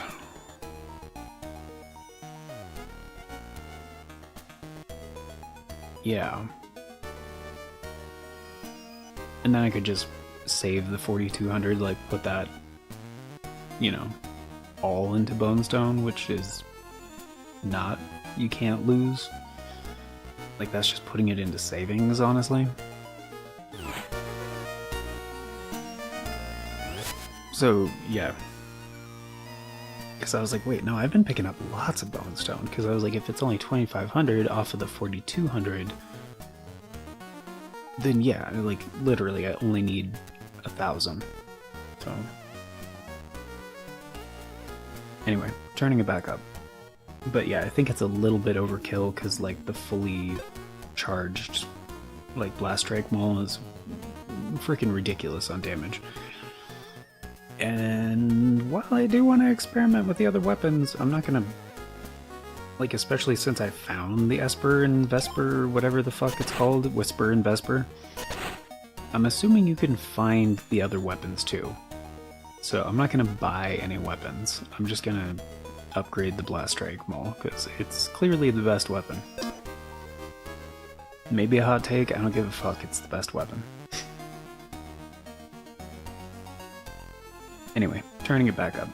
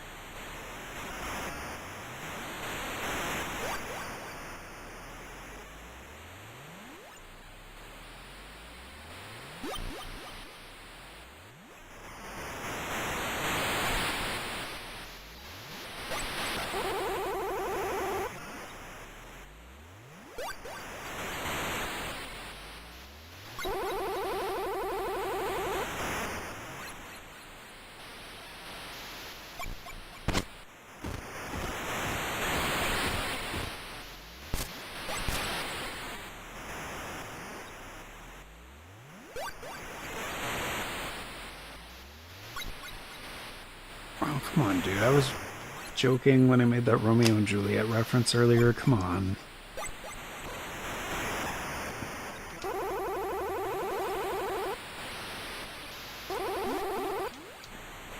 How about no?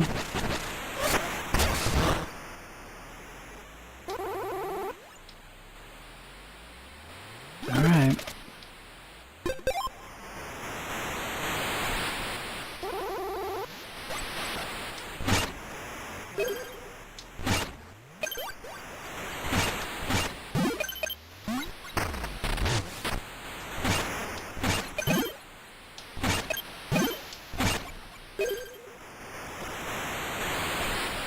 You know, usually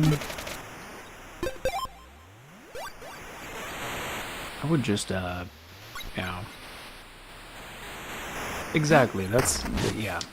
Usually the first time around on a playthrough, I try to, like, be the virtuous, you know, like, protagonist, and then, you know, second playthrough I fuck around.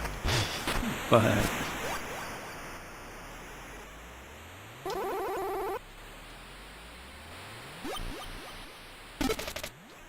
no. You can do that yourself. Like,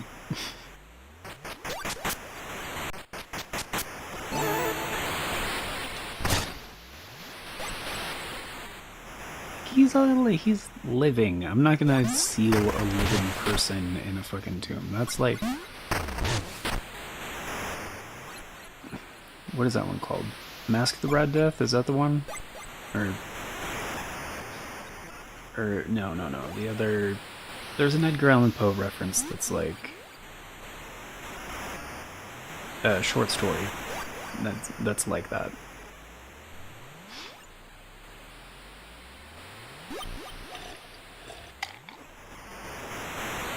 Where the guy like ends up like essentially entombing a living person while showing him around the mausoleum. But yeah, alright, I'm gonna turn this down. I'm gonna turn this back down. But yeah.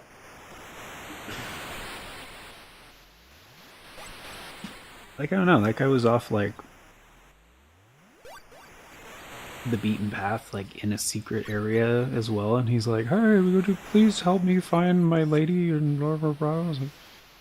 I could have said no then and there, you know, or just not talk to that guy. So I'm assuming since he's after like the main boss of the area, which based on Legend of Zelda conventions, I'm pretty sure that was the main boss of this area, because like, you know, they gave me a rose at the end of it, and like max health increased. That's like, you know, Zelda, you get a heart container after you beat the boss. Oh. And this is just like, yeah, you can't, right, you have to do the thing first. This really reminds me of the screen too, like in the Lost Woods or whatever it's called in A Link to the Past, where you get like the Master Sword and it like kind of pans up like this, and you got like trees on both sides and the things and everything. Kokiri Woods, I think is what they call it, maybe? I think that sounds right. Fuck is this?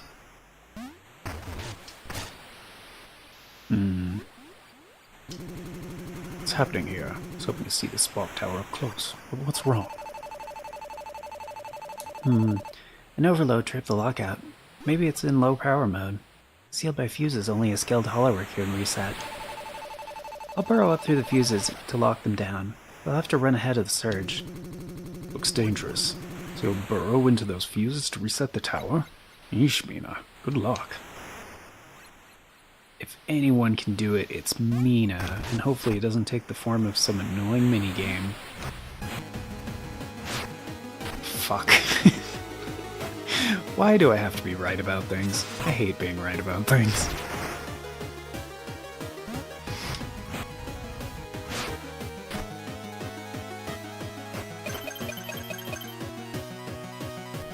Wait, what do I do with those?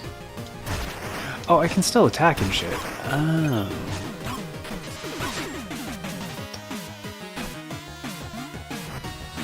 I don't entirely understand what it wants me to do.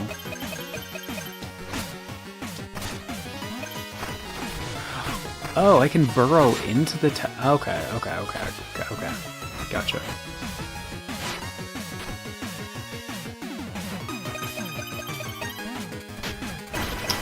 Gotcha.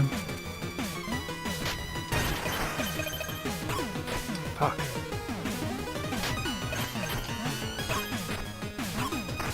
Oh my goodness, dude. Fucking hell.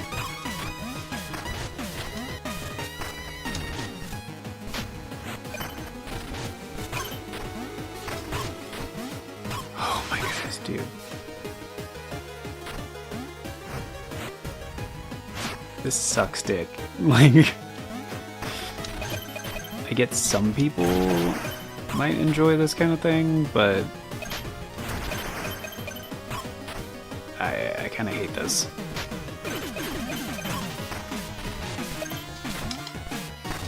Fucking damn it! Get in the. Thank you.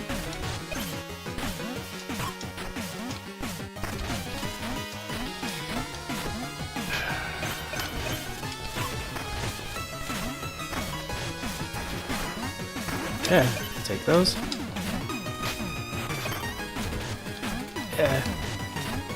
What the? Okay, what?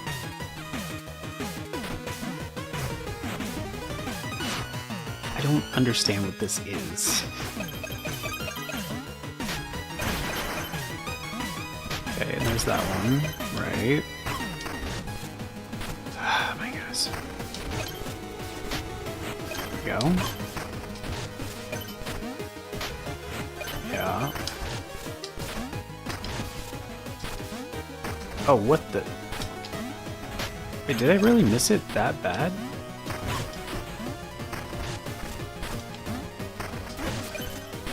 Oh my gosh. Okay, so that's a wall. It's just a straight up wall.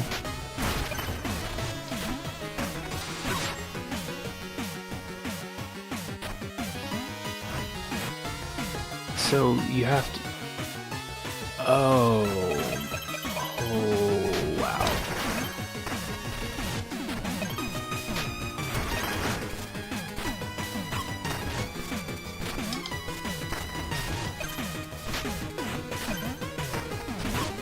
Well, what the?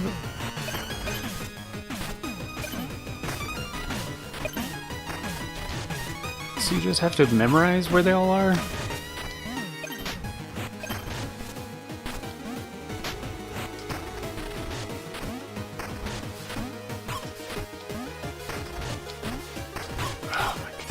This is hot fucking garbage.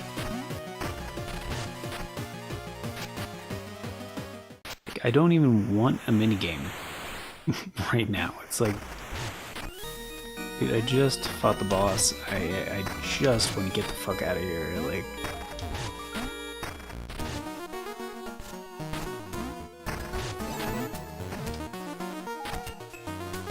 and a couple things,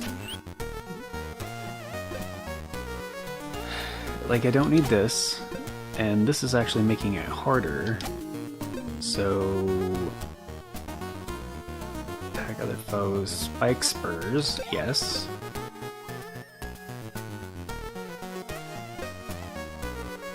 Healing is less effective carrying the weapon. Right. I don't know if this will help, maybe, but we'll find out.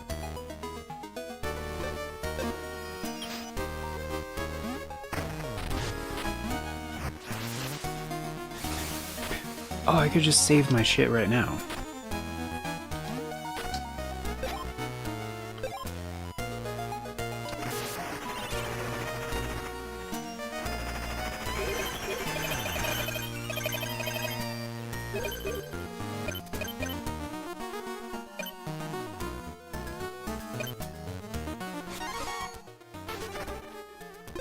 Save it. Right? Yeah, save it, yeah.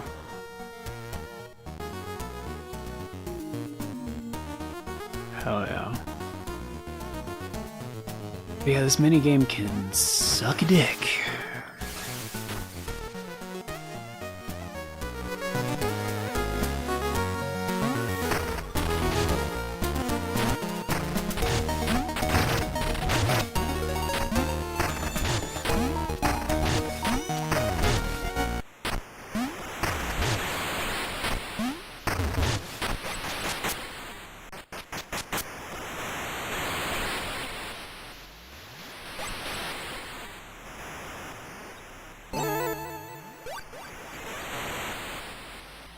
Oh. Whoop.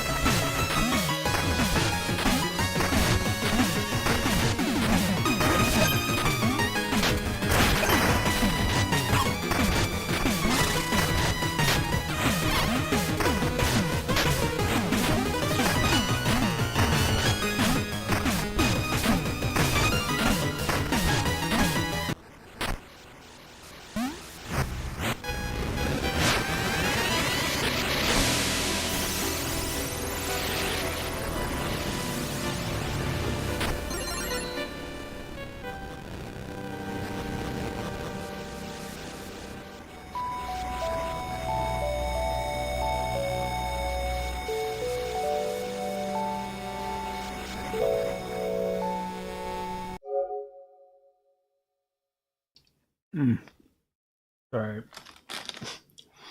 I didn't realize she was literally going to start writing a letter. Alright. Hold on. Yeah, it was like a Sonic special stage. Like, literally. Oh, with the bone stones being the emeralds as well. Like the Chaos Emeralds thing. Yeah. Yep. Sorry, I was eating more the spicy crackers. Like, as soon as that happened, because I was like, oh, cool. I won. Great. Some victory crackers.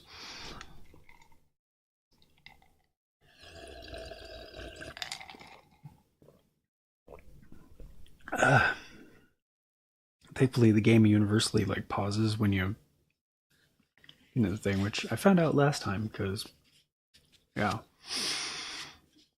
doing the restart thing and not letting the game go too far so it didn't autosave and reset to retry the thing. Anyway, all right, I gotta turn this down and because I'm pretty sure, and I don't want to find out, but I'm pretty sure if I hit like options or start or whatever the fuck,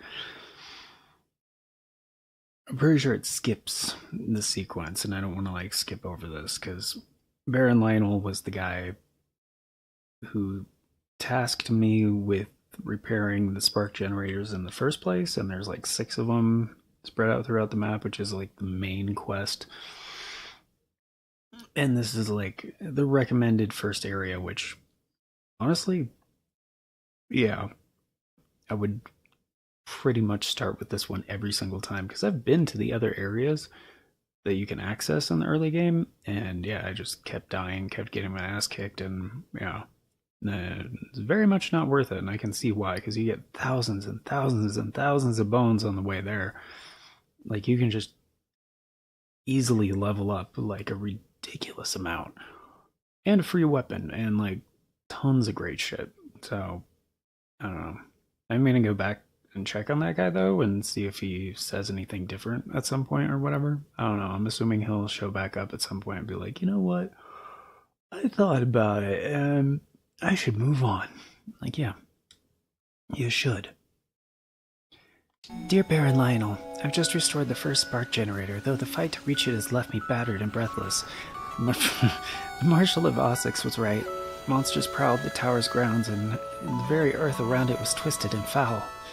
But destroying these machines would be the worst thing we could do, unleashing something far greater than the horrors I have faced. We must press on until every last one is saved.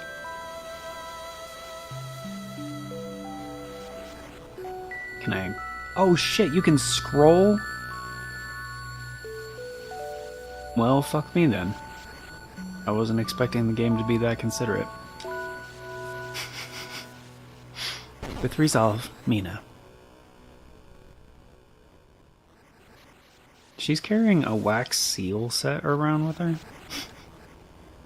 Oh, she finally gets a nap. Yeah, that's fucking sick.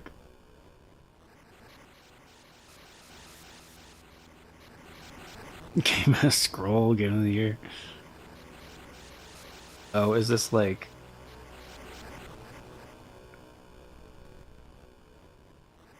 Like, do you actually want to give her a moment to rest?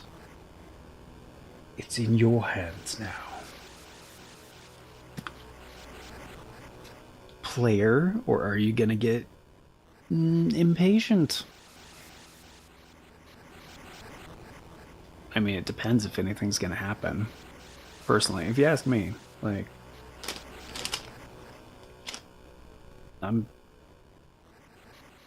I miss the music. If they were playing like a chill music track right now, I would just eat some crackers and finish my iced coffee.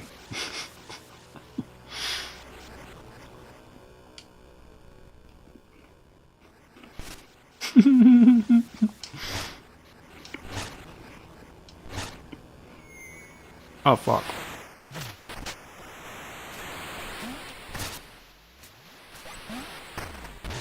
I really hope there wasn't anything else up there. Also, fuck these towers.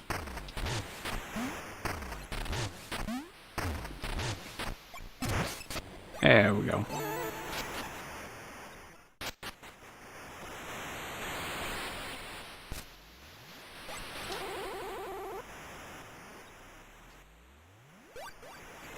I'm not gonna fucking...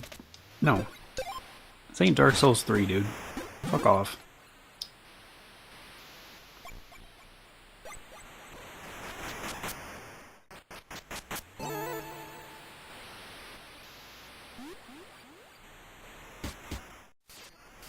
And while I said earlier I did not care about dropping spoilers for Romeo and Juliet, I'm not going to explain that Dark Souls 3 reference, even though it is 10 years old at this point.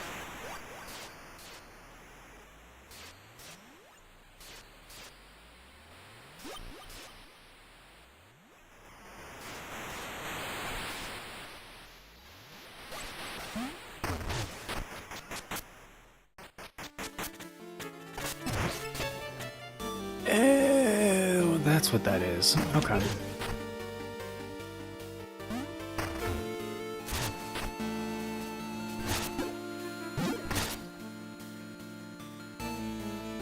Two gears for a head. Like another one? Bone stone! Fuck yeah, dude.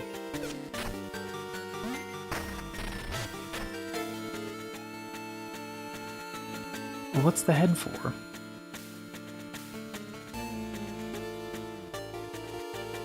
Also, this is the one I was thinking of earlier. But you need 3 sparks? I'm not gonna buy another spark. Like, dude, I already have 2. Think I'm gonna spend money on another fucking spark?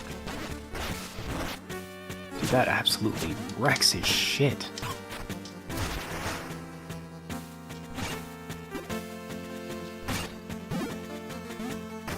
Wait, it wasn't this chick, right?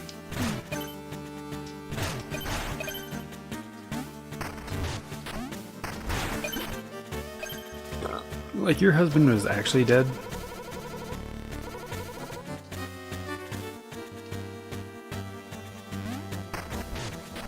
Yeah, I doubt it. Like 10 years ago? Like...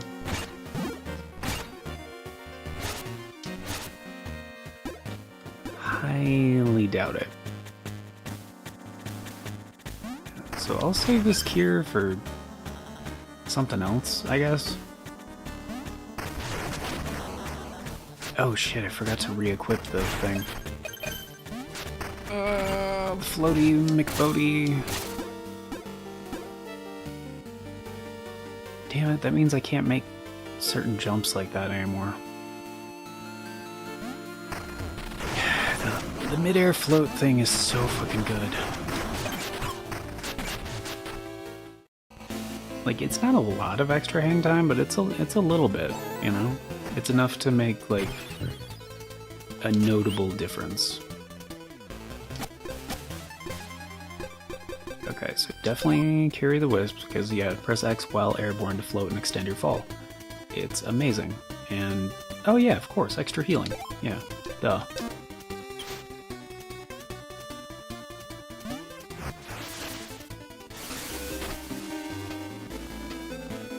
But if I'm going... Wait, how do I get there then?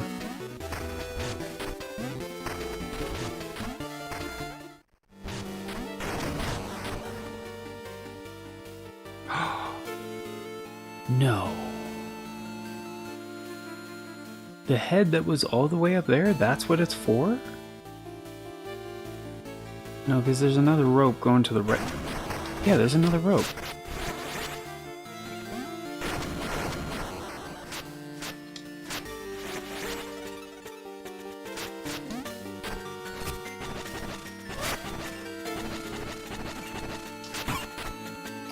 Ass.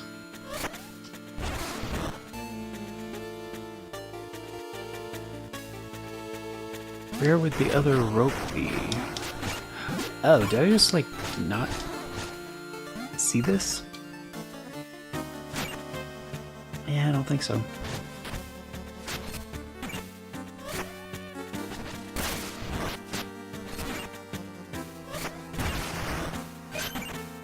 Yeah, as long as you know that they do drop their guard to attack, like, it's not that hard to get the timing down. Uh-huh.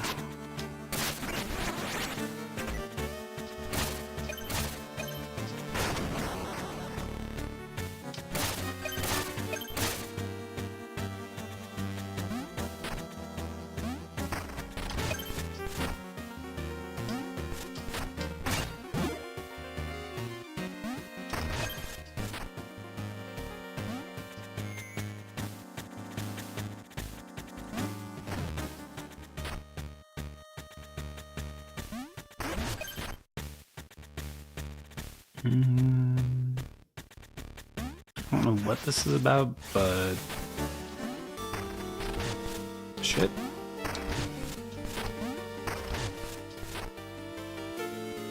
Yeah, I'm doing this first.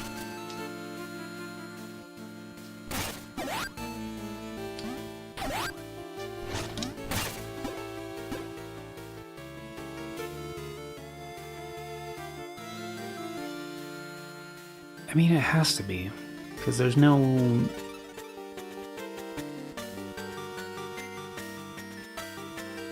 yeah, there's no other head around here.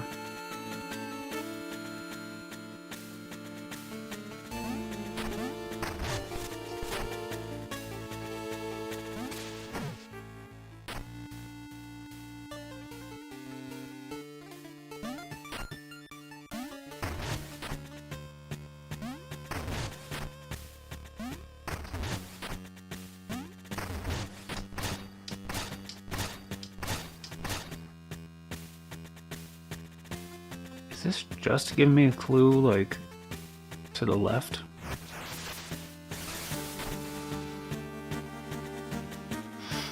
Oh, wait a minute. Am I supposed to... hold on.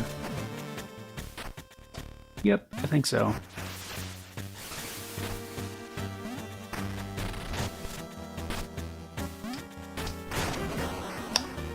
Uh-huh.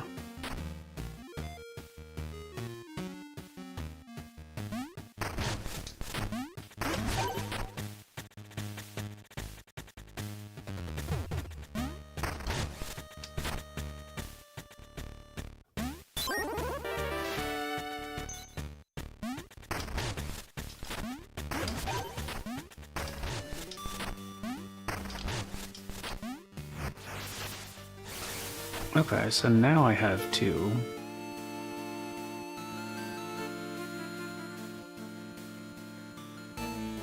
Question is, should I actually spend it on this? Or save them for later?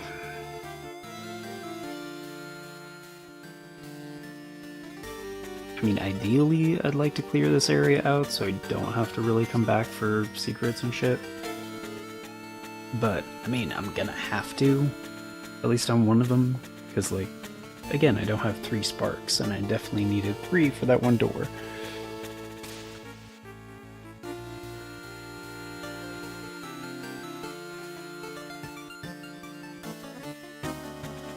But that's definitely loot to the left, and I bet it's something good, because it's kind of complicated.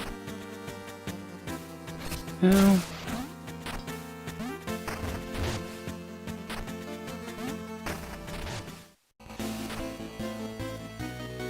Plus, I can't think of anything else where it's like... It's not this way, right?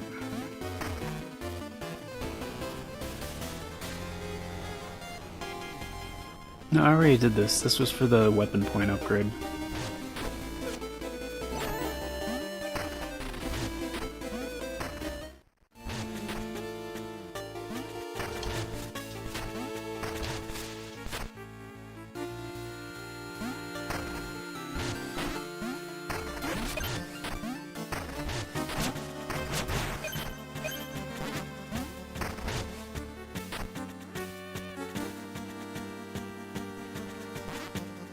Wait, is it actually...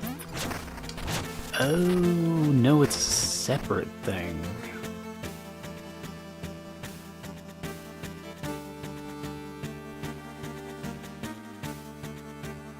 Gotcha. Wait, there's a side thing on there. What the fuck?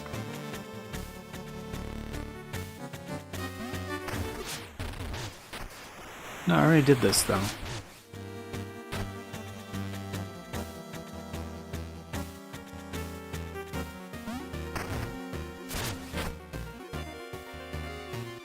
Yeah, that's gotta be different.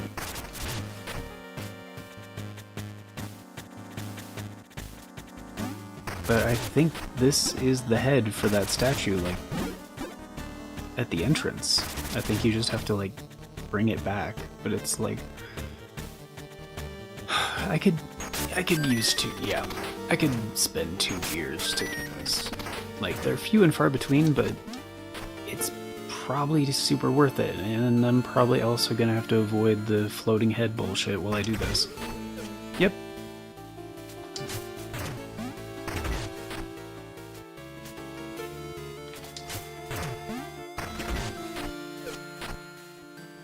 But I figured this out pretty well last time.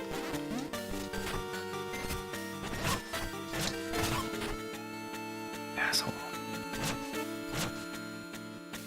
If I just do the over here.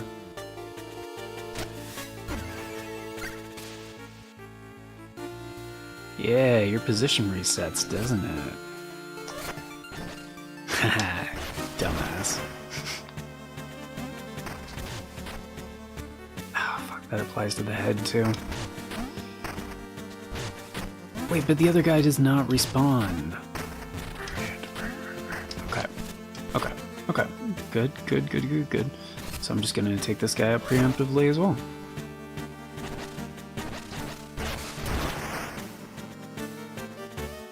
And I can't burrow. Well, I'm carrying something, obviously. So I'll just take out other enemies on the way.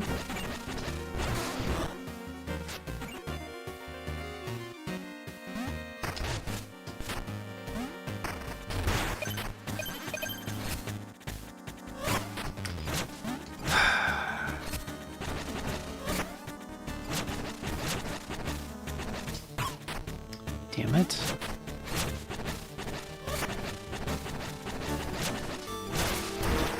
Get fucked.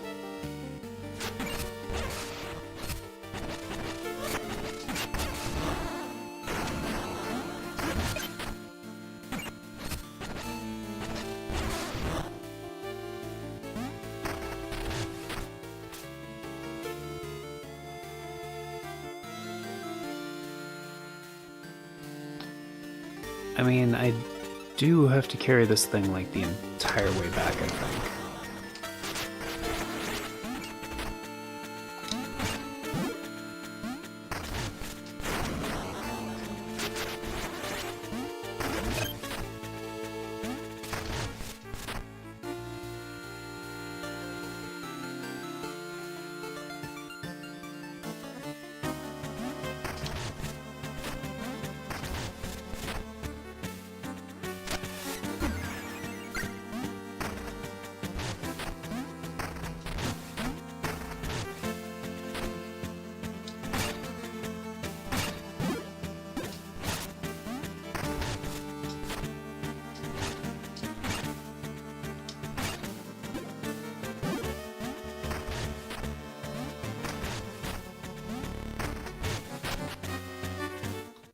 That's not the right way, I just realized.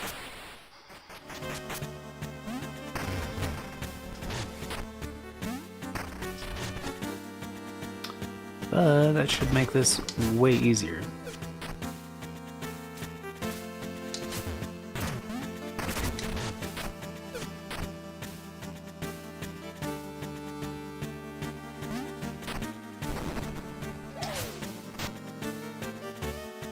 Nice.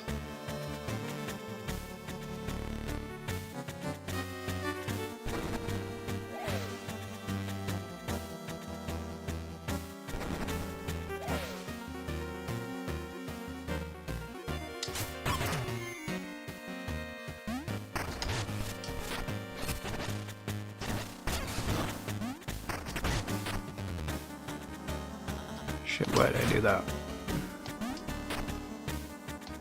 If fuck off, you stupid ass bitch. Alright.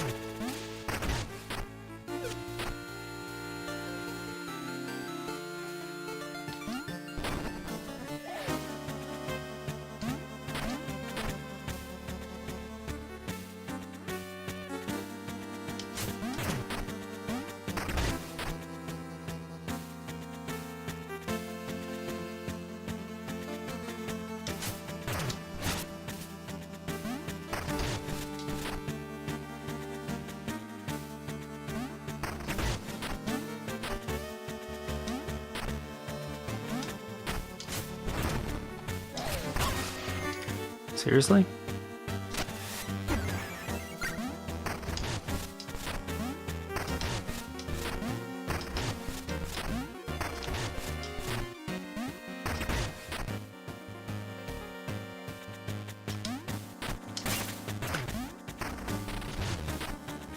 Okay, just give him a second. Fuck yeah, dude. This better be good, because it cost me 2 fucking keys.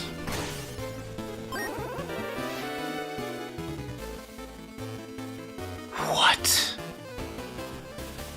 Okay, yeah, that's pretty good. That's pretty fucking good, actually. That's really good. Okay, a free fucking spark upgrade.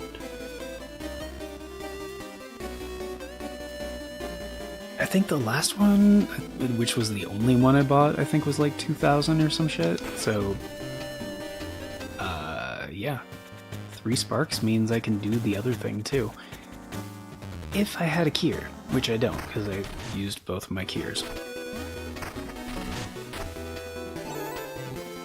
But I can just buy a keyer. Which I think is like 750 right now. Like, it gets more expensive as you buy more, but I think I've only bought like 2.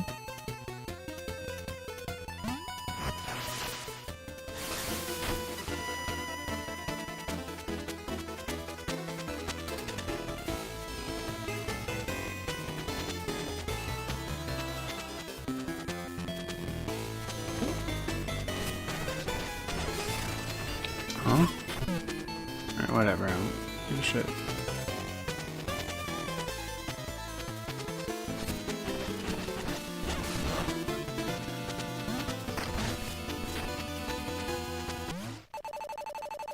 Huh?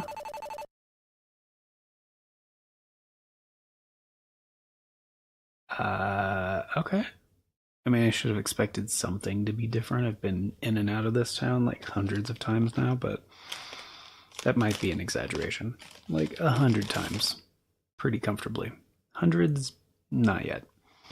Hey, you, everyone's favorite hollower. You burrow into town and suddenly my heroics are forgotten. I'm sorry, have we met? Don't you remember me? I'm Maxie, your rival, your better and true master of the whip. Stole the spotlight from me 10 years ago. Never again. Today we finish this. Are you? Okay.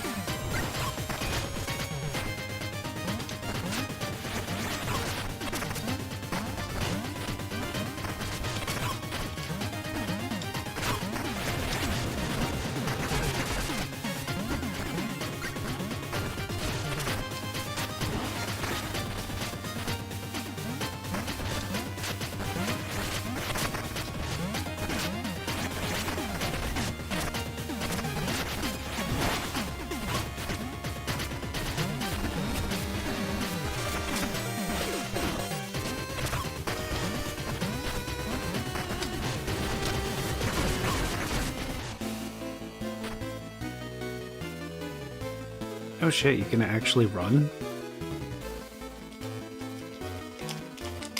I kind of figured you couldn't leave the screen. Huh.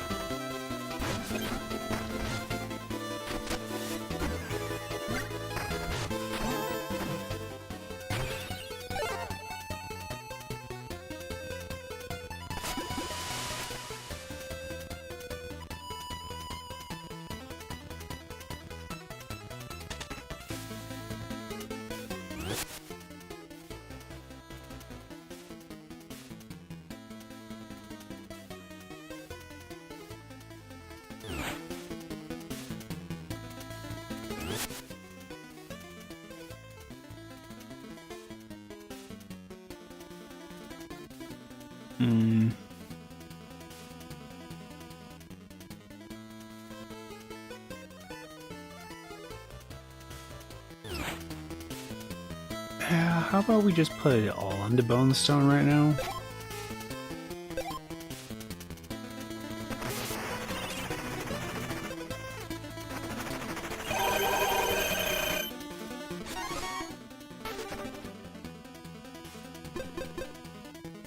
Oh shit, it would actually be 5,200.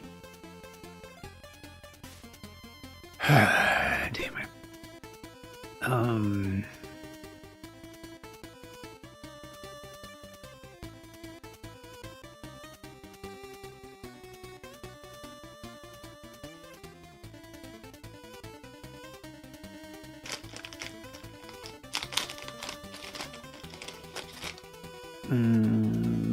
What if I say no? Would it the next bone up be a 5,200?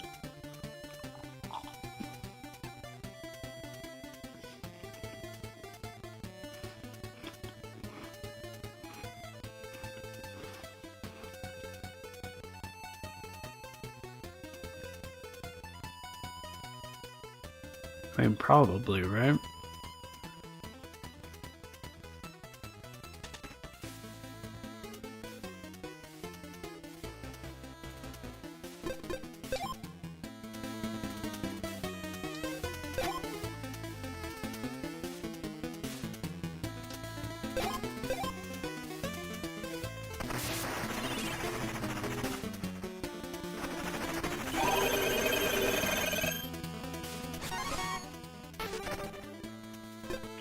Yeah, okay.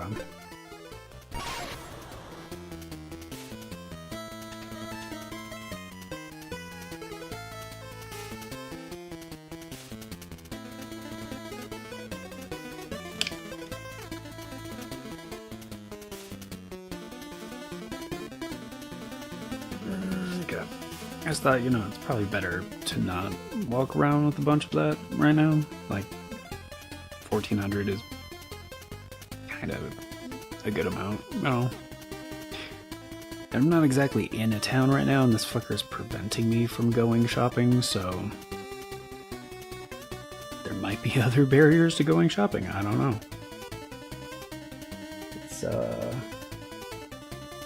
It's been a while since I've done any of that.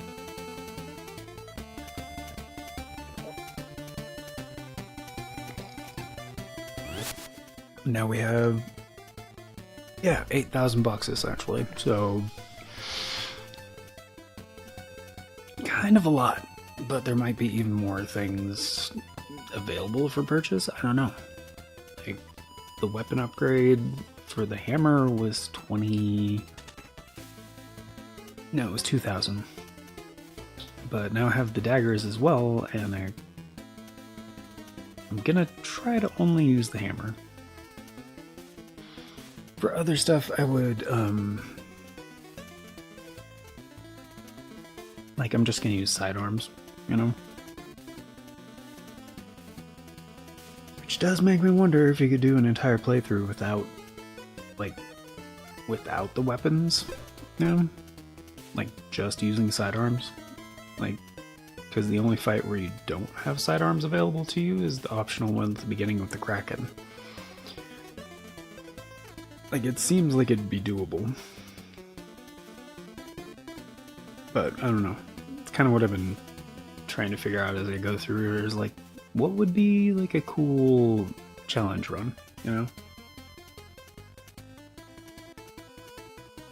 And, like, they do it with the modifiers, too, so, like, I know some of them actually are not for making the game easier, they're for making the game harder, so gonna take a look at those as well. But I like self-imposed challenge runs, like I like making up fun little things like that, because like there's the obvious shit that people are obviously gonna do, like randomizer and fucking no death runs and shit like that, but come on, beyond that,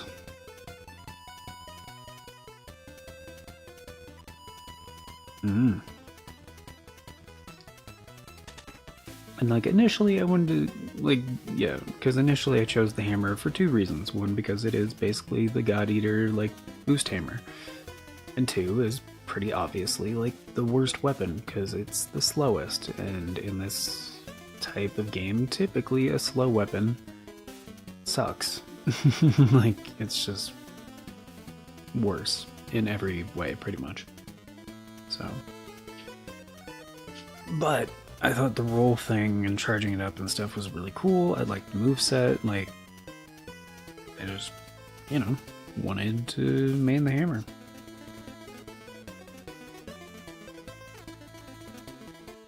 And there's like no great sword, you know? Like, if a giant fucking sword was an option, I probably would have gone with that. But there's not, so. Sadly.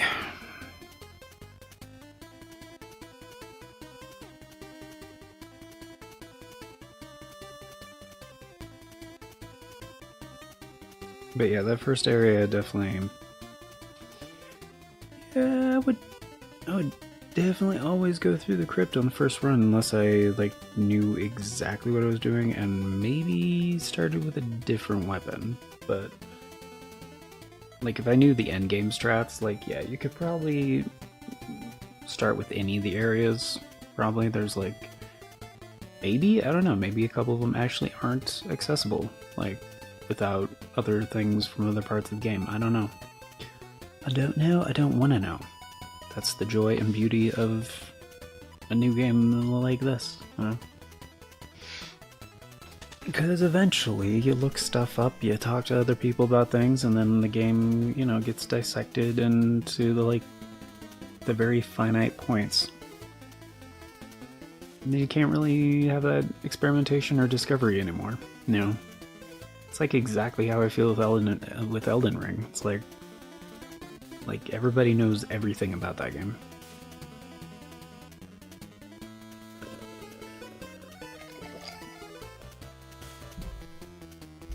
Even though it's massive, you know. But yeah, that would be a cool challenge, right? Sidearms only? No weapons? I think it'd be fun too, because like you get 20 at the beginning. Like the dagger costs like, yeah, 2. So you could use 10 daggers. I think the axe costs 3, but I feel like that's enough, you know? And you get the early game upgrades like really quickly, so you could get sidearm level to like 2, I think, before even the first boss. Like the first actual boss that you have to beat, you know? I don't know. I don't know. And even though it's not exactly that kind of game, I imagine there will be like some kind of fast travel at some point. Like maybe not explicitly fast travel, but at least like a way to get between major locations, probably. Something to that effect. But I don't know. Just thinking about shit. I don't know. It's like I got one of the generators down. I'm feeling pretty good about this, honestly. Kind of wish I didn't like waste so much time just like dying over and over and over in some of the other areas, though. Like, I'm glad I got the wisp thing, and I'm glad I got the file pouch, but I didn't have to go very far for those. Those were both kind of straightforward to get, honestly. Like, but I don't know. On my next run, I'm definitely using something different, because, like, I like the hammer, but there's, like, 4 other weapons, you know, so,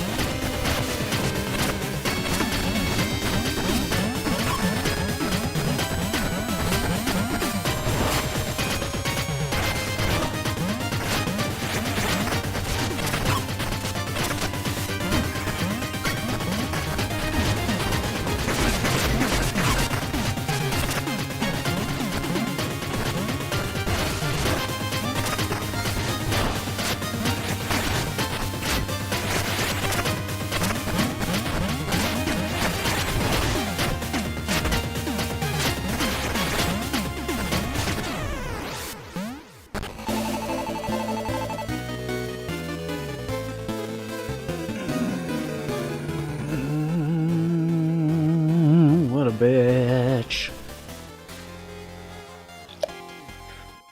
I'm assuming he blocks your entry into OSIX regardless of which generator you fix first, but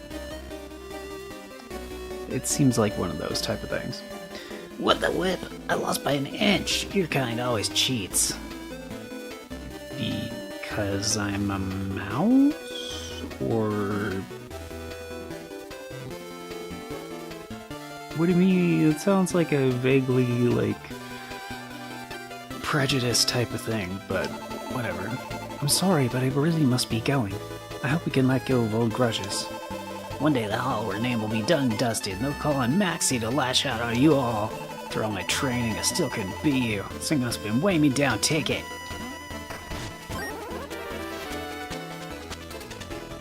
Oh, what? Max amount of trinkets that can be equipped at once? So I can have 3 now?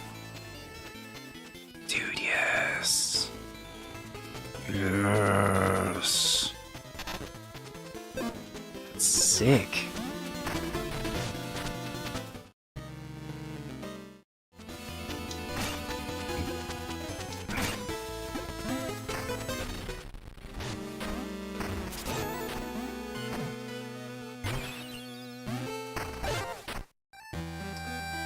But we need to do some shopping.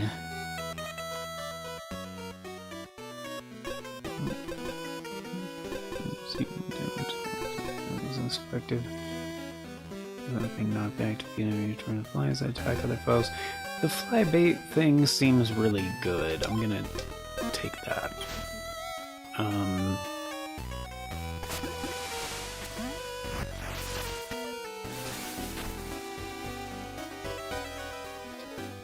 I need a cure for that thing.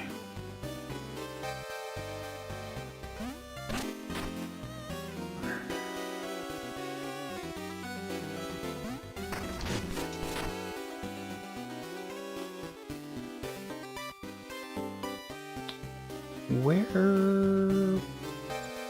Here, right? Unused keys are idle capital. We must stimulate demand. 750. Yeah, I'll take one.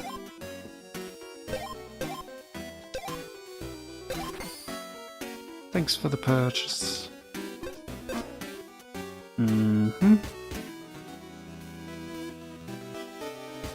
Also, how much was the shit?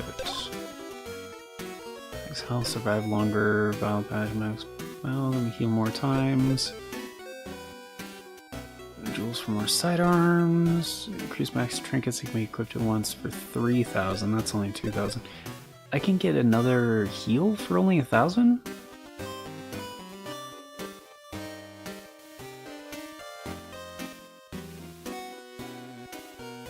Yeah. I mean, I kind of want... I'm okay with 6 right now.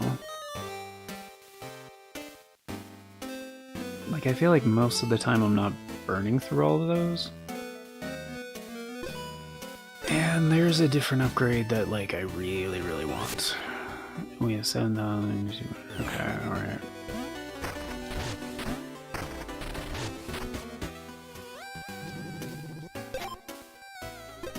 I still can't get the second upgrade. An advancing slash, Yeah, I'm not gonna buy... No. I was kind of curious about the second upgrade for the hammer, but... I guess that's not happening. Also, I have no idea what the fuck this is about. Like... There's gotta be a way in there.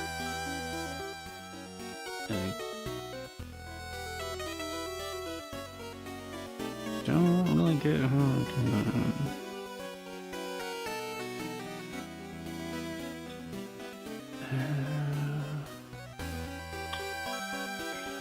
Yeah, I'm gonna do this.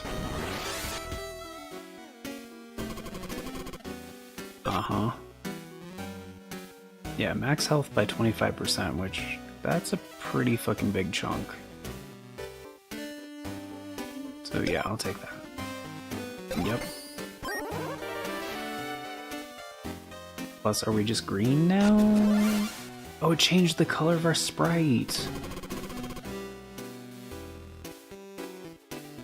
Custom fittings are for the truly fashionable. Let's talk when you should. When you have a vitality vest and a safety shroud.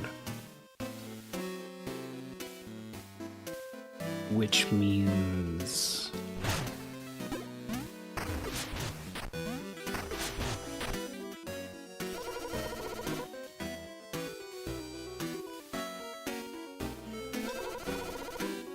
a cloak was left behind on the train. Someone is taking it by now. I thought the train was in disrepair and like... they needed to like fix the train or some shit.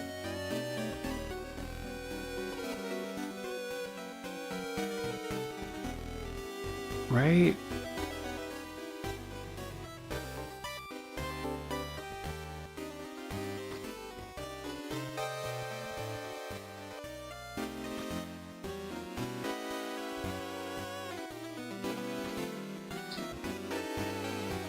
How did I get the thing?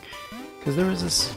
okay, there was this thing I encountered last time, and like... he was like some kind of super boss or something. Oh, hello. Oh. Oh yeah, I couldn't figure out what was up with this place.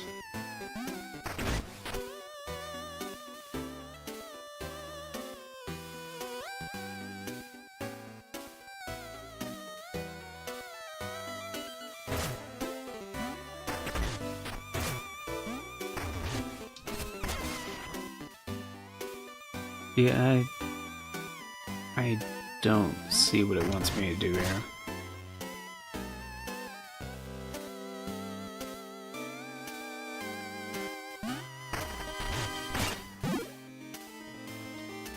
No. Like, that's what I was thinking. Like, maybe you have to stack them or something and to get over things, but... it has something to do with the mirror up here, but I can't, like... there was a crow that mentioned something about a mirror as well. I think it has something to do with that.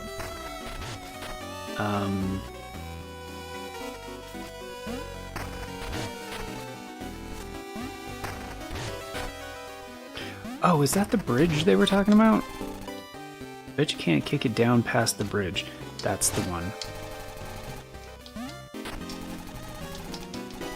Fuck off, I'm trying to attack the can, you asshole. Ah, you piece of shit. Whoa. Can you just let us play? No, you asked me to fucking...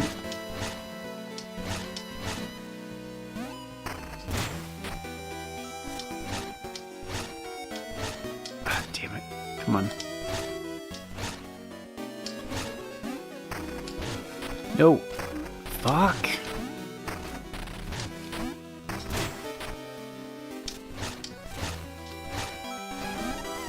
Haha.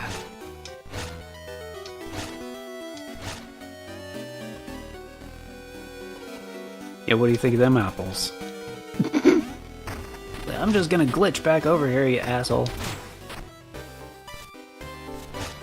That is a reference to Mega Man Legends.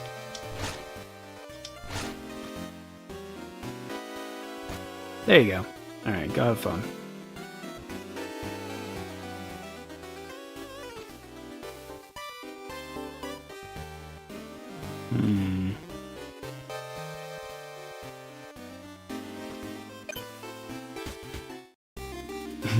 Broken.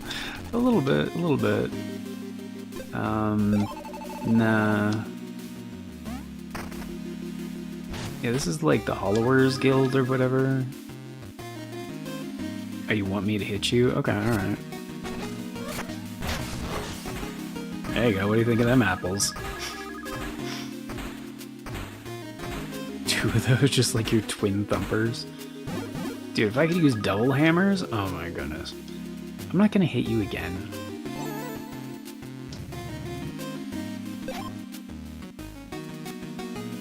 Save your last equipped sidearm, letting you keep it after death. Would be pretty cool. Training lemon dummy. Test out your gear. That would be pretty cool. Can I see the damage numbers? Can I see the damage numbers? Maybe. Maybe.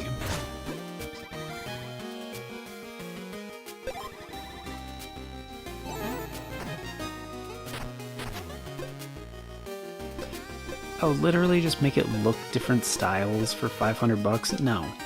No.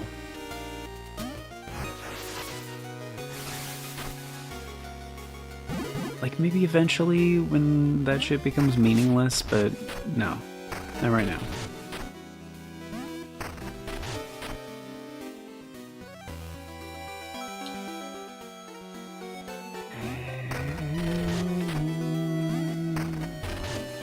Okay, how much do I have left?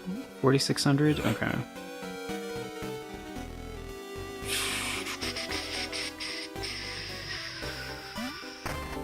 Yeah, didn't they say they need, like, cash to fix the train or something? What the fuck is this? Okay.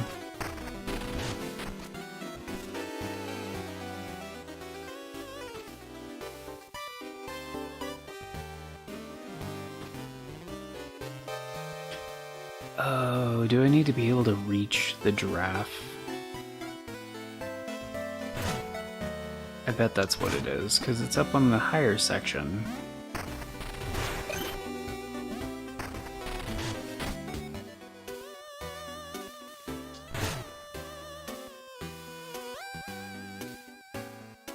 Yeah, and I still can't figure out how to do that.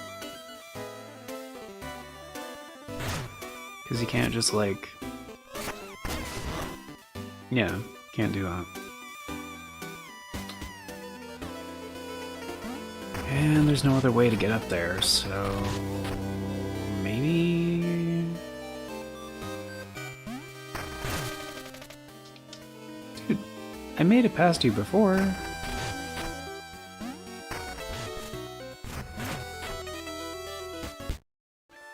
Maybe there's something new in here? I don't know.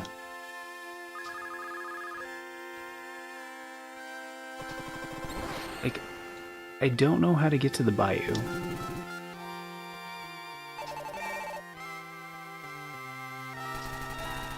But I think that's the next place you're supposed to go.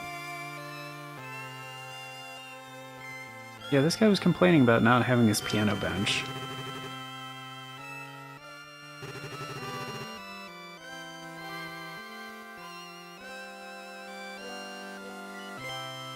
Creepy.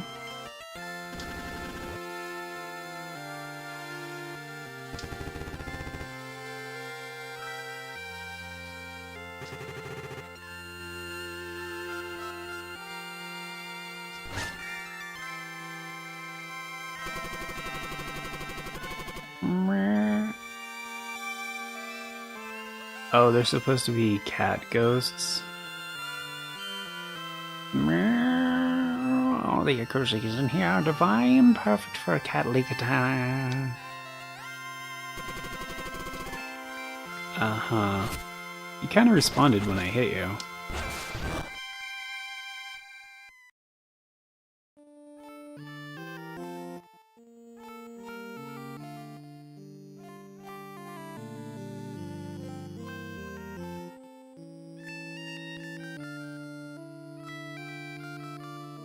This is kind of creepy. I'm getting the fuck out of here.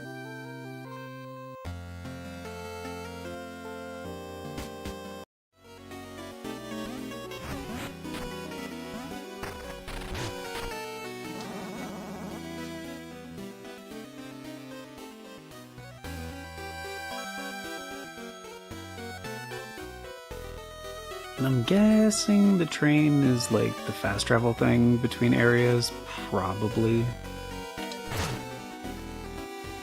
but I can't even access like the other part of town. Because again, that's like the higher section. I can't get over there. Wait, do you have a new newspaper? Wait, no, that's the same. Wait, maybe you do. She probably does. Yep, the generator is reignited. Noxus Bayou Swampy Generator. Yep, called it. Yep, Bayou Billy Beckons Adventures. Yeah. On the bayou. Faint croaks heard echoing westward. Okay. Radical or ruinous? Poof's out of control. Many hurt after reckless wall bouncing toward Bone Beach.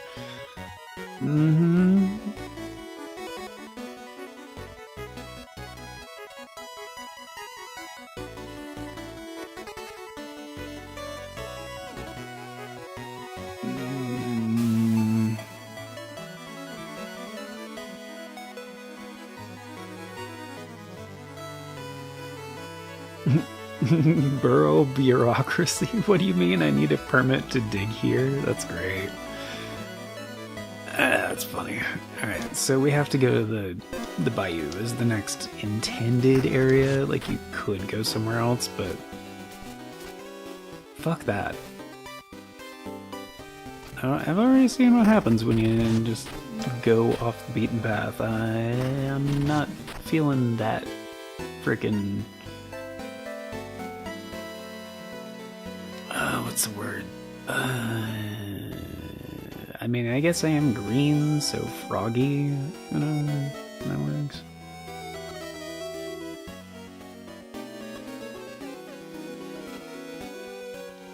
Okay, I don't think there is anything else I can buy right now. So I could just get an upgrade, honestly. Like, stats-wise, like defense, sidearms, or attack, which I'm kind of leaning towards sidearms right now, but I could buy some stuff. Like, I'm feeling comfortable with my stats. I kind of want to buy some stuff.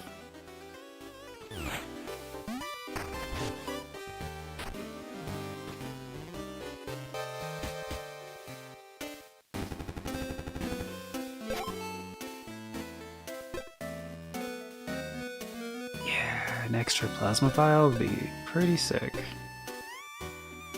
Or even max trinkets, dude. Like, that's pretty neat.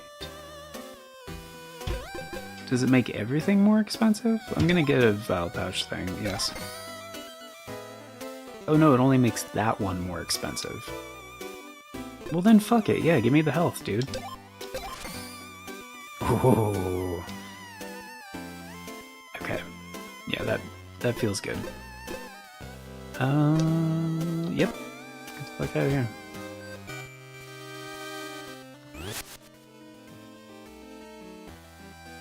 Yeah.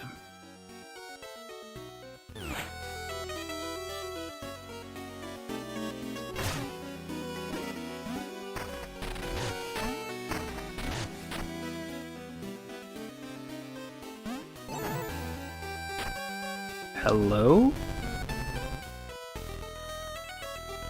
Wow, what a great bath. The water's nice and warm, don't you think? How did you get down here?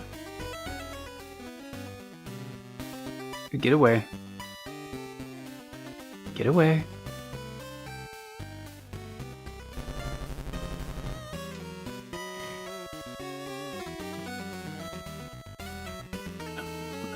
I'm gonna go. The fuck was that about?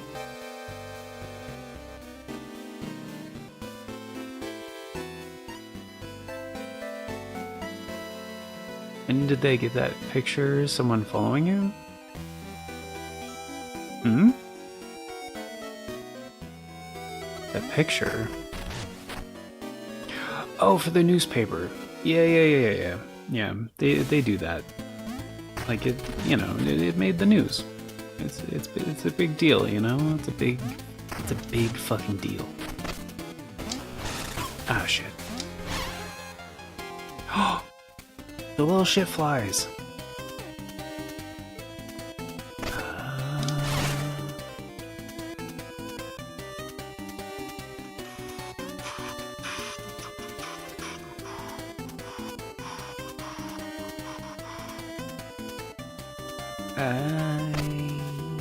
No, that's not where it was. No. Sorry, there's a specific thing I want to try for the car destruction thing. And there's like one place I found so far that like basically lets you choose your sidearm. And that's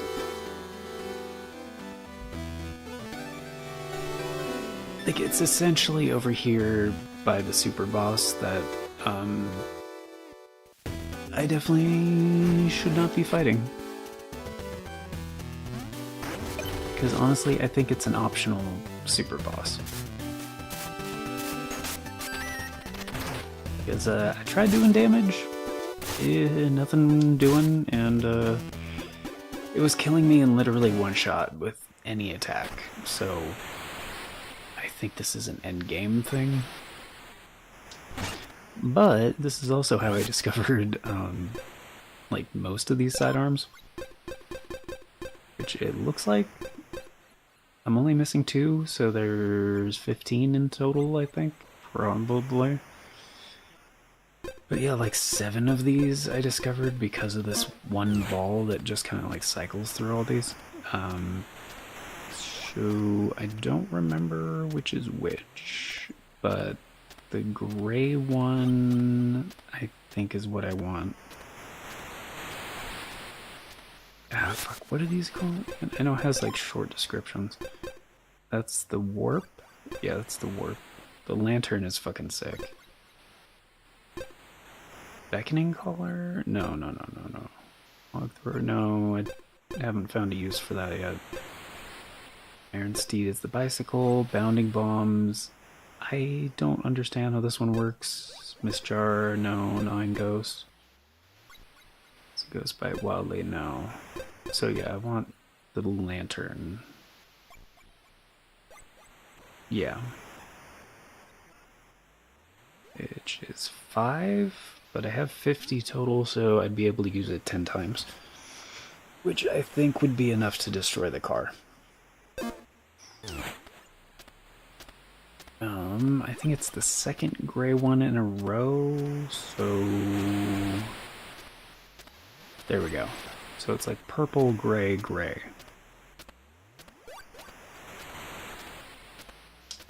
There we go. Yep, it's the one.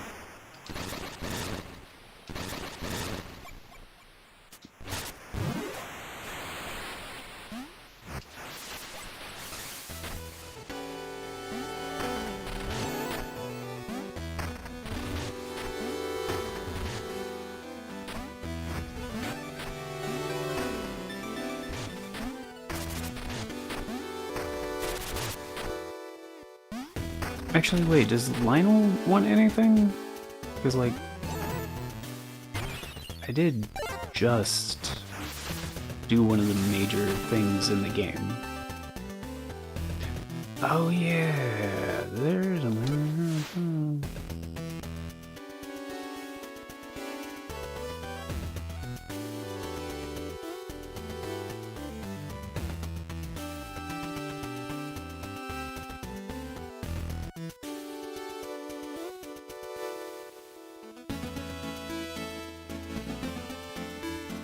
Huh?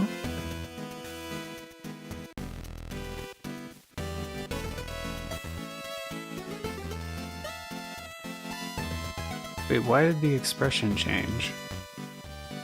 Oh, because you can keep pressing X to change your... Okay, that's... That's cool, I didn't know that. Or you can just hit, like... Wait, how do you get the fuck out of here? Oh. Press the attack button, I guess? Speaking of which, what are the other controls? Swap an ability? The fuck is ability or swap? What?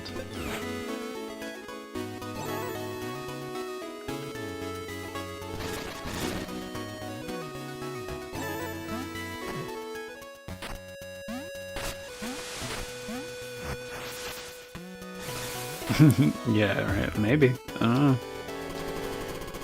The Baron's got style, no doubt. Just like his approach to politics. Straightforward and effective.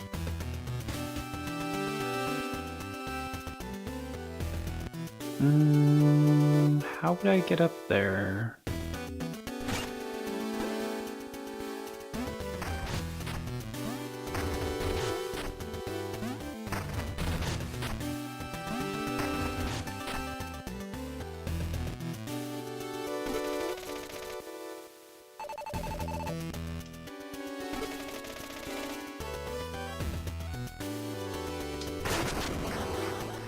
Oh.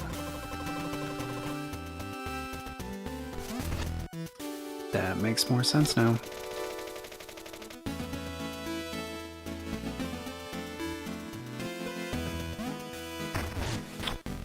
Well.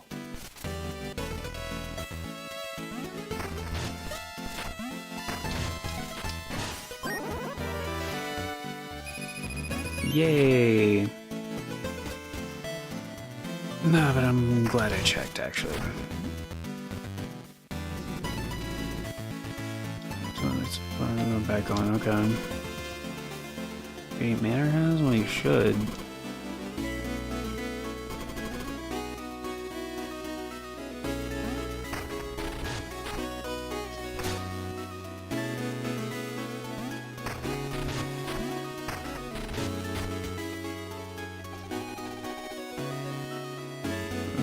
Shouldn't you be off destroying something? That's hilarious. Beautiful.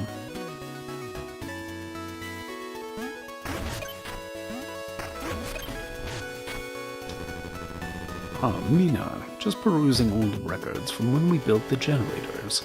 The promise I saw then, I still see it now. Okay.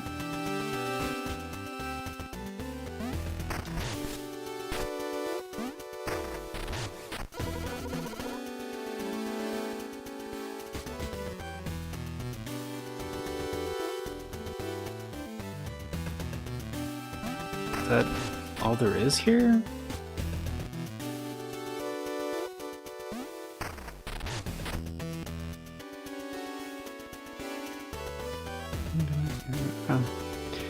I don't know, man. I kind of just like assumed there would be something cool.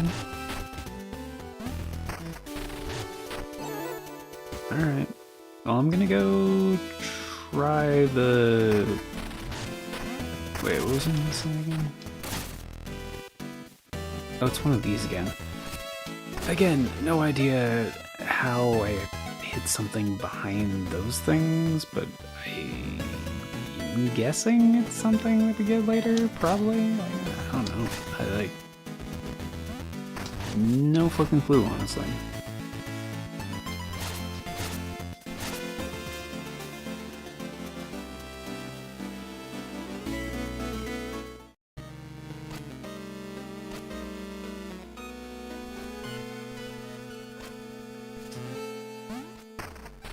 Okay, but there was that one other thing in the crypt.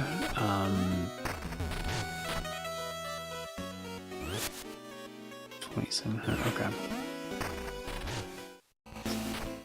That I can definitely do, because now we have 3 sparks.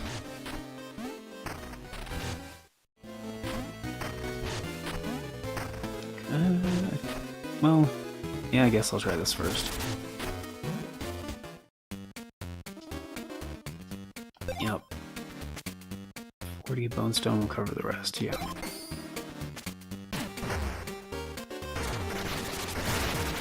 Oh, fuck yeah.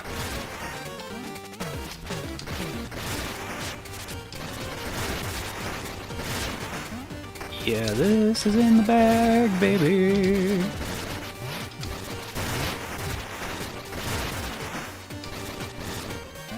What the?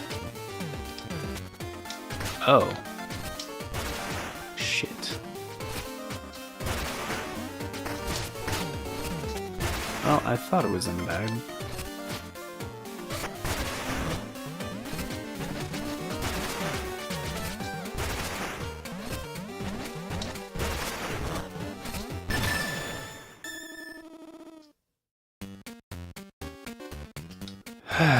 Shit.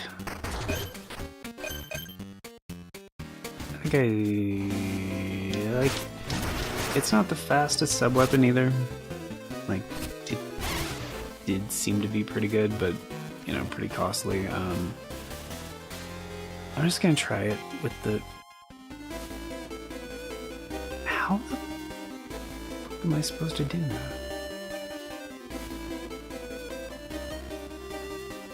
I get it. Something's stuck in this kite. I need to, like, grab it or something. Bring it down. It's honestly probably something I just don't have yet. But yeah, I probably need the double daggers. Honestly.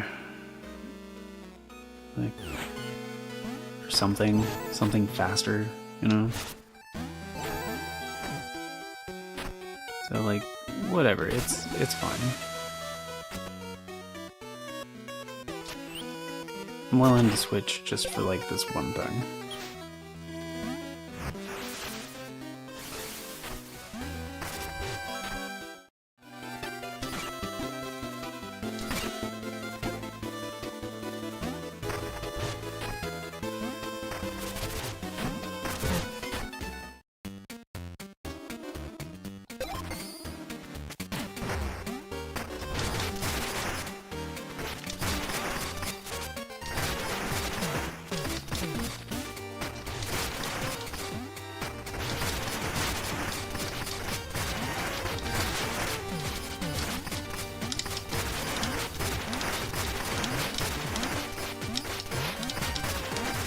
On your ass.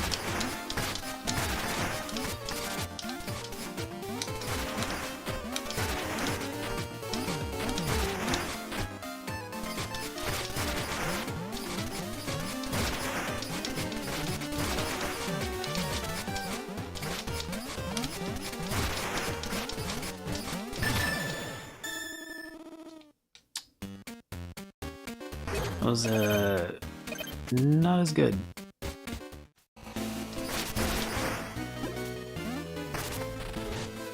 I mean, I think the lanterns are a good way to go, honestly. Like, I forgot when you're hitting a solid object, like the dagger things, the knives, I guess, short swords, they're kind of like short swords.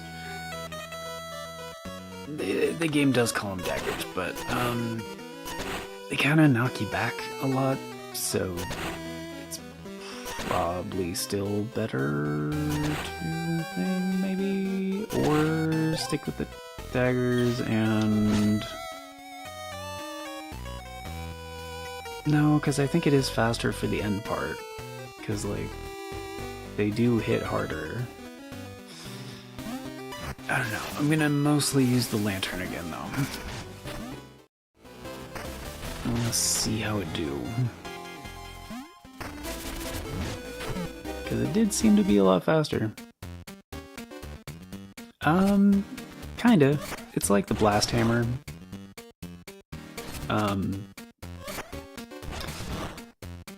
The boost hammer, sorry, from God Eater. Or in Code Vein, the impulse anchor. Which is also in Code Vein 2. But, you know. It's essentially the same thing.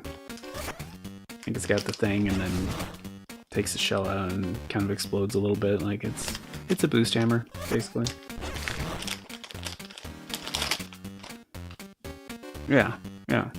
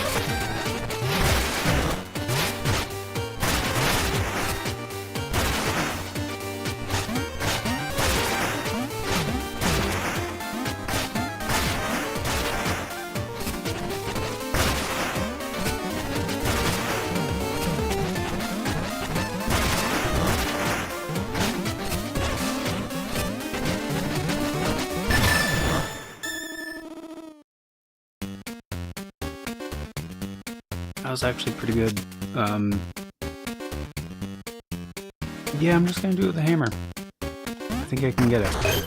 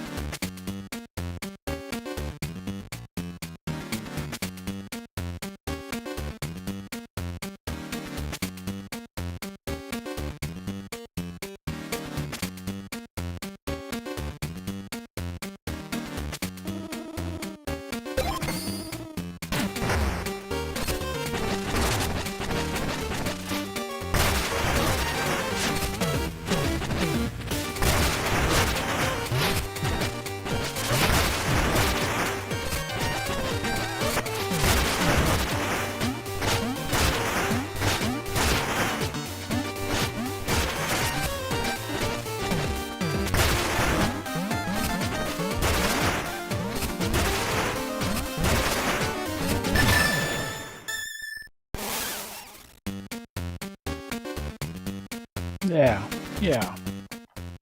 What do you think of them apples, you fuck? He was like freaking out. 28 seconds, fine, I am. I'm not your employee, fuck you.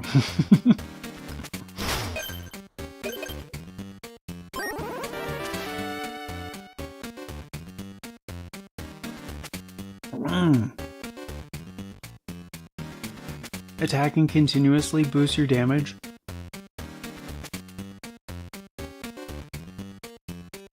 Dude.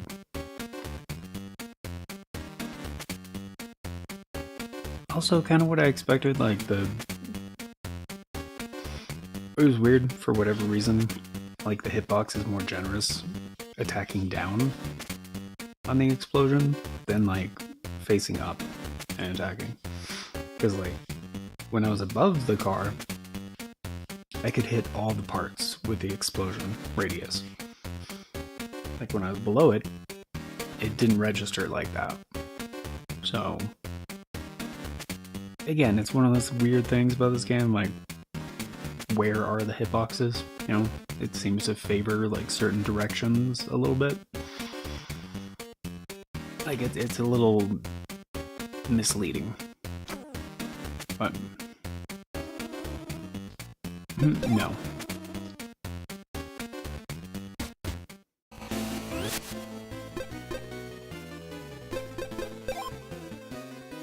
Oh, it is a trinket. It is a trinket. Dude, yes.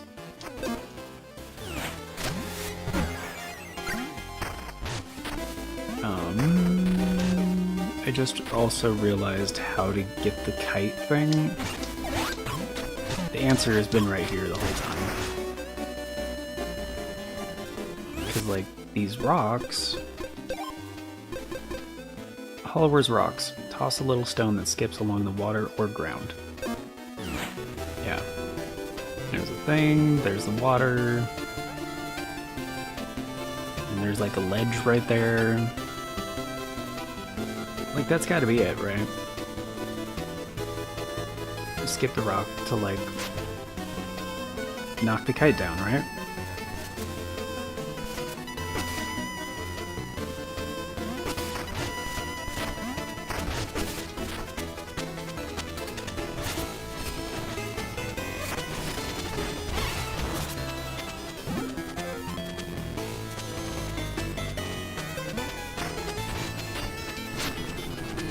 Oh, it doesn't go down like that?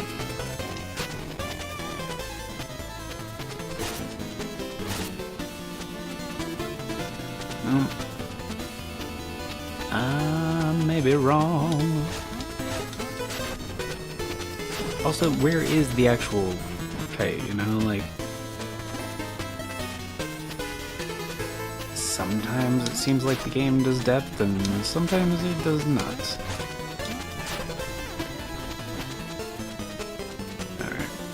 Never mind. I thought that was it.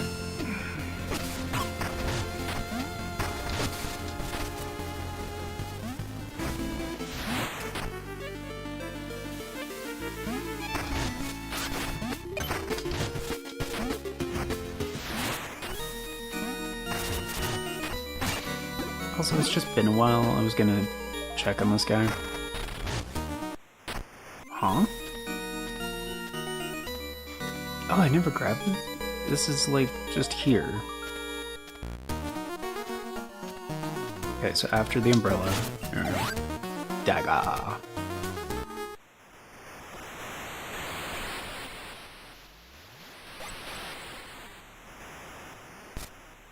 He's still fucking waiting.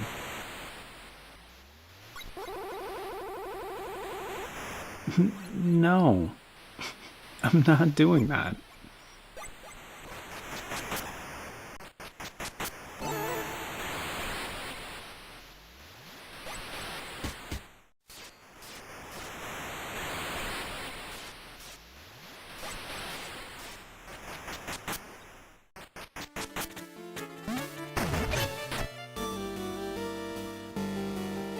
Okay, this is the right spot though.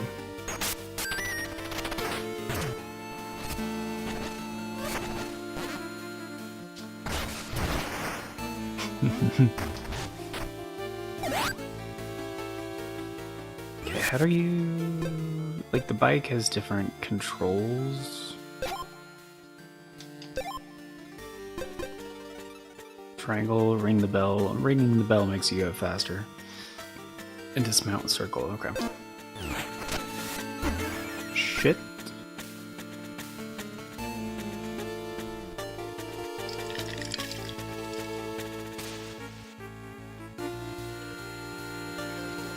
I'm gonna have to destroy that shit preemptively.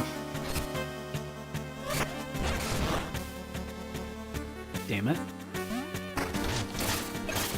Oh. Did I not need the bicycle then? Or is the bicycle gonna be this part?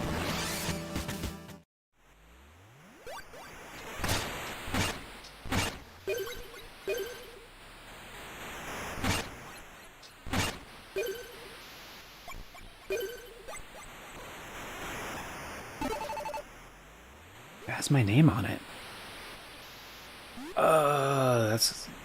No. Dude, no. Like, if you're on some, like, big-ass adventure, you came across a fucking area like this, that's essentially just a giant mausoleum and shit, and then you find one that's like, oh, cool little secret, and it has your name on the grave. Whew. Yeah, no, that shit, no, that's not happening, but yes, okay. Alright then, no gravestone left unturned. Ah, that's funny. That's funny.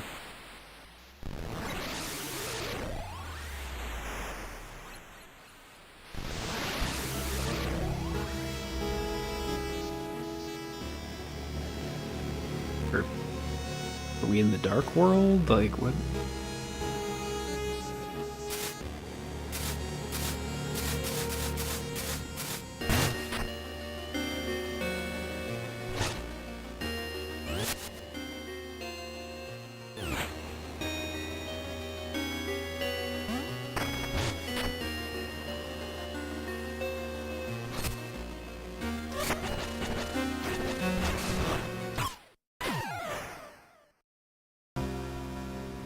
Okay. It's just one of those situations where just one shot. You just get one shot on everything. Okay. So I didn't actually need the... So why is the bike here?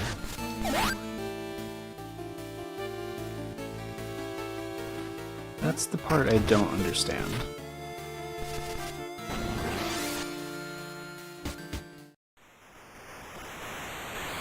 Oh, actually, wait, no, before I do this. I just realized this could come in handy. If we unequip... Or float extended... Oh wait, does it take away all my vials as well?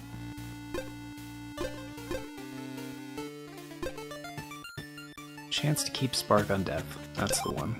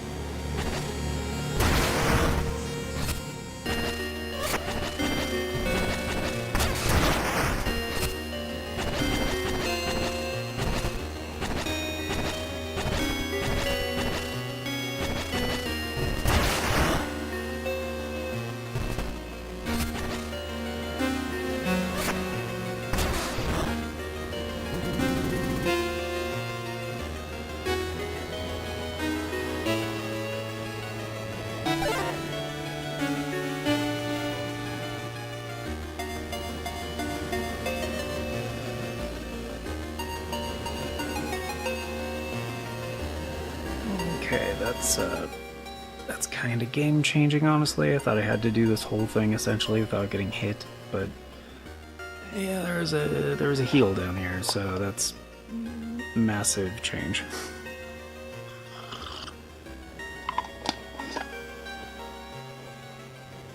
I just realized, I was like, wait a minute, I didn't check the other direction.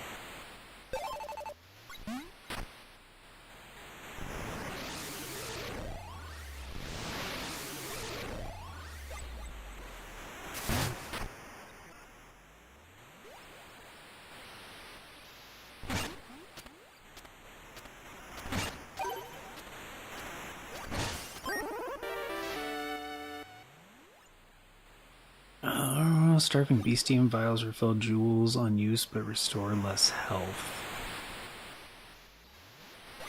That's kind of cool, honestly. Like, kind of cool. 200 bone stone, okay. That's a lot of different things. That's like almost all the things.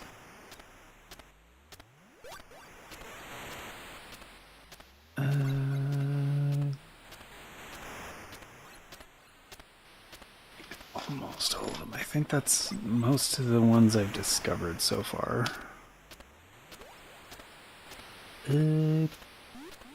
Honestly, probably want the dagger. It's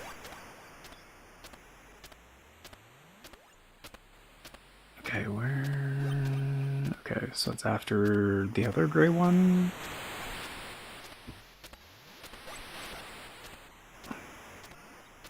Green, gray, and then dagger. Okay.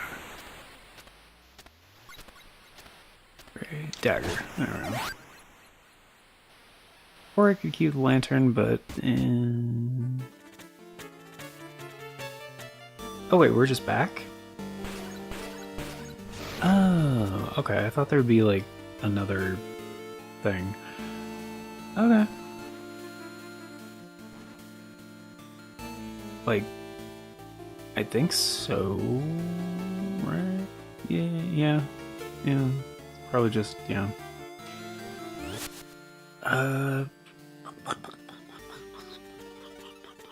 So we got 12 and 27. Are there any? It's so close. Okay.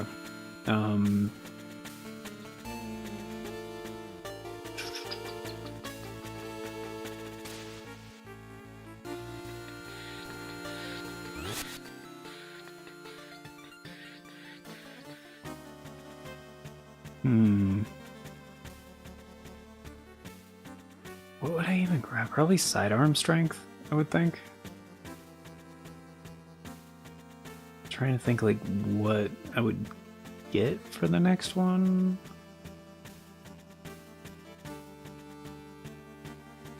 Yeah. I think sidearm strength.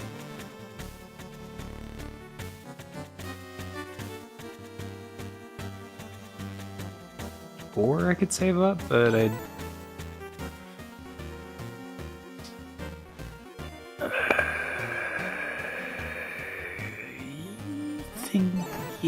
think I want sidearm strength.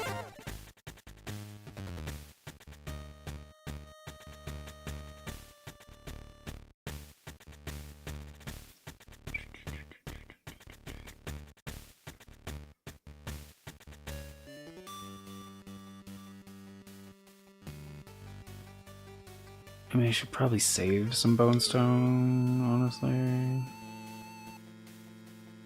Like, I don't really need it right now. Right? Like, the other thing is, too, like, I have no idea how to even get to the bayou.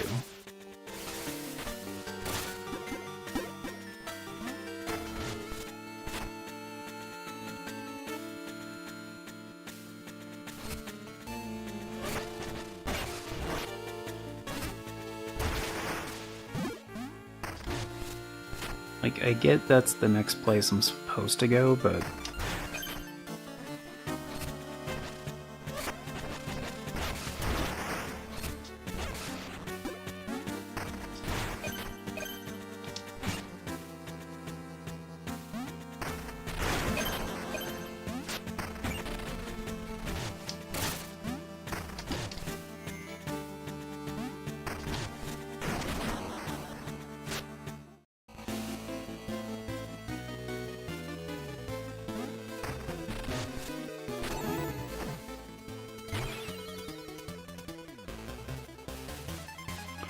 Oh, it's like letting me know that I have enough in my bone stone. Okay, that's why it's flashing. Okay, that's cool.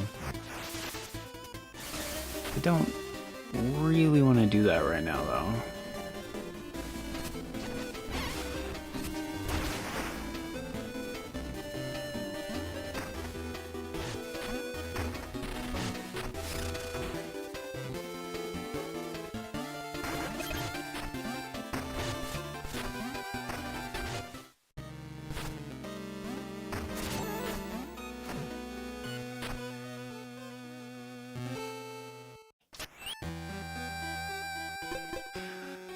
Just like I don't really want this one right now.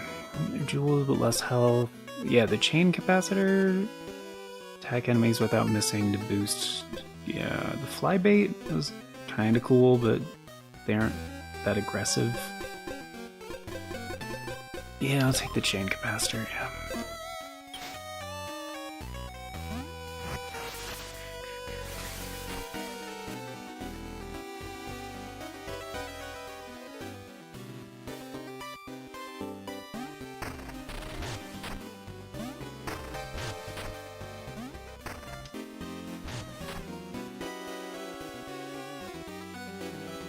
How do I get to the bayou? Oh, westward. Okay. Kind of all I wanted to know, like, what direction are we going, you know?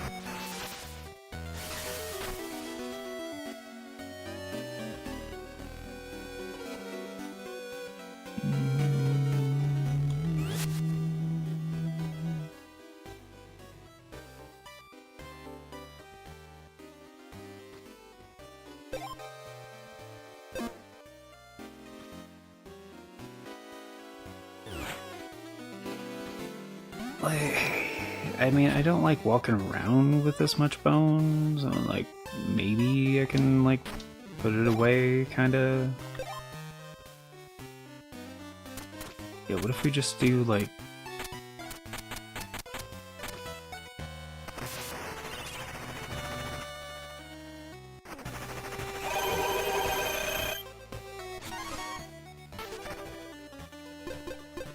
It's 63.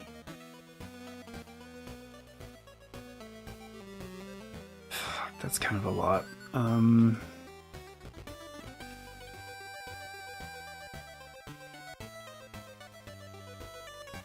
I mean, probably have enough here pretty soon, but...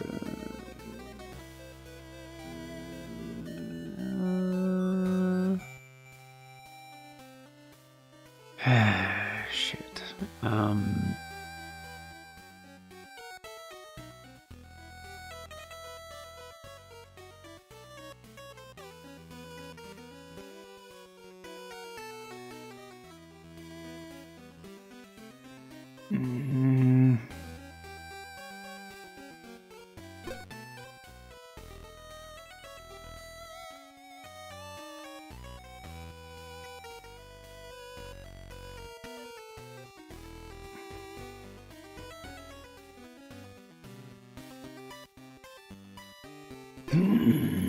Maybe defense, maybe.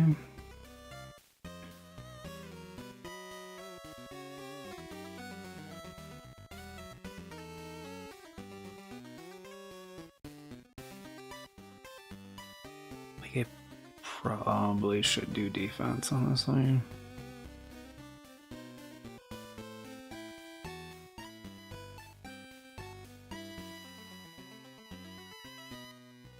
I mean, yeah, for survivability, like, it would be nice to have, you know, like... Because I've seen the ridiculous amount that, like, some enemies, like, deal, so... and I'm probably gonna get kind of lost doing this, so it's probably the best idea. In all honesty, like...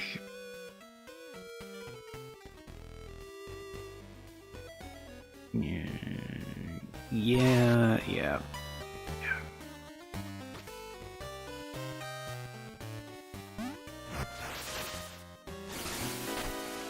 Plus, like, I saw a thing over here, and, like,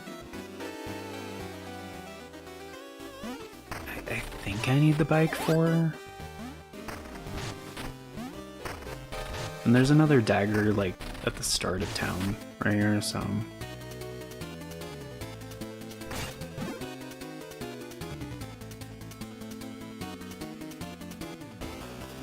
But yeah, like, that gap up there.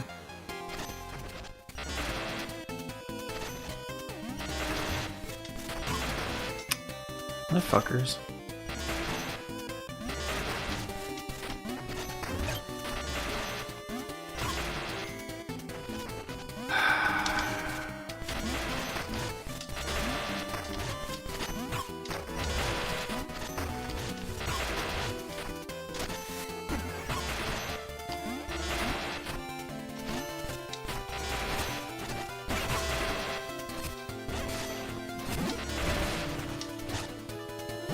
Huh?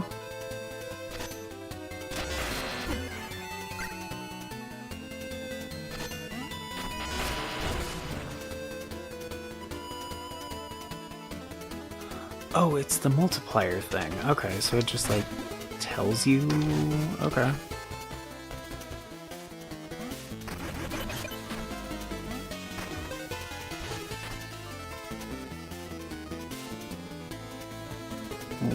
Right, because I already went down there.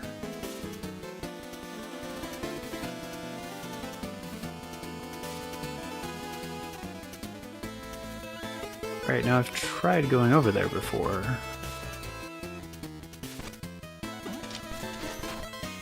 Shit.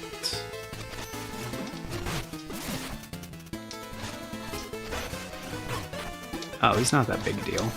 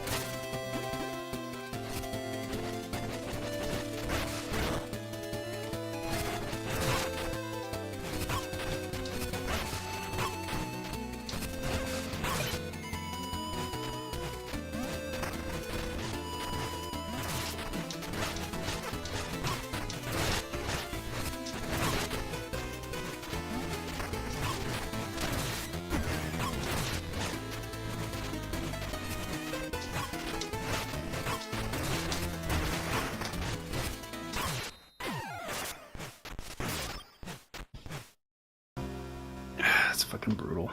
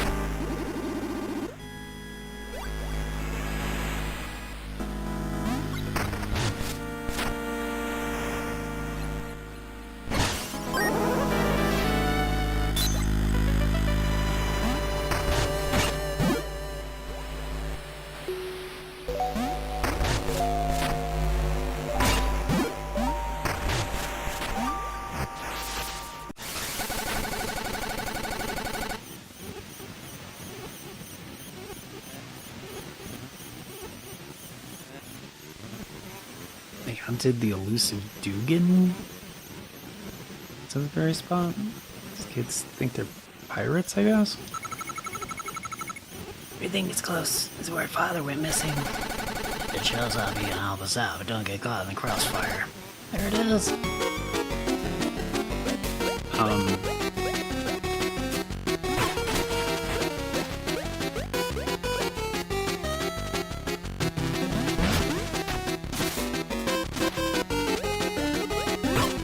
This, does not feel like a boss fight.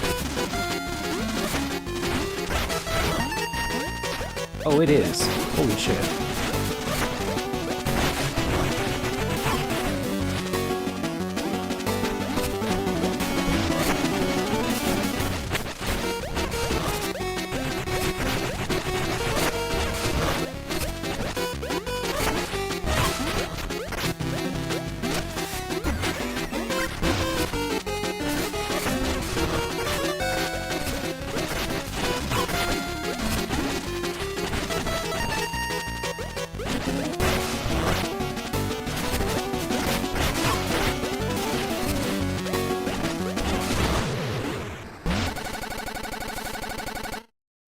Oh, we got him. For a moment, that is. Did you see him transform? Surely we got him good next time with your help. Farewell. Oh. Yeah, I mean, he looked just like a normal rabbit.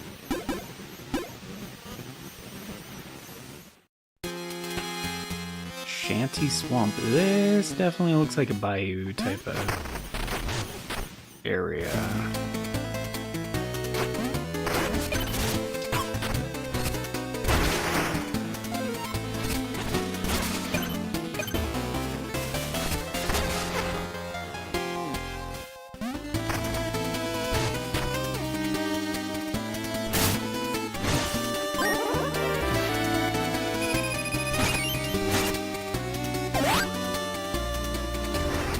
Oh, it's the fog thing. I still have no idea what that's for.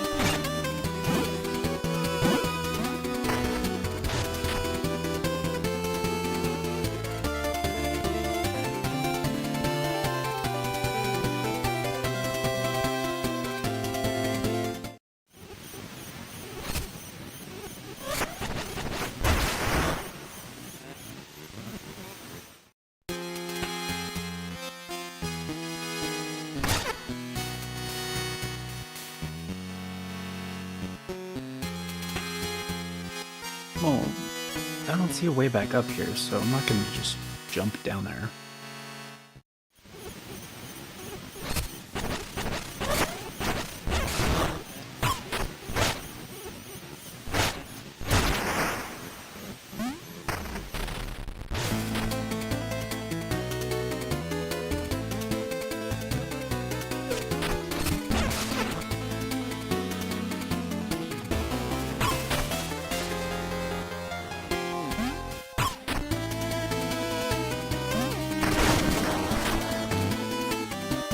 Oh. How did I do that?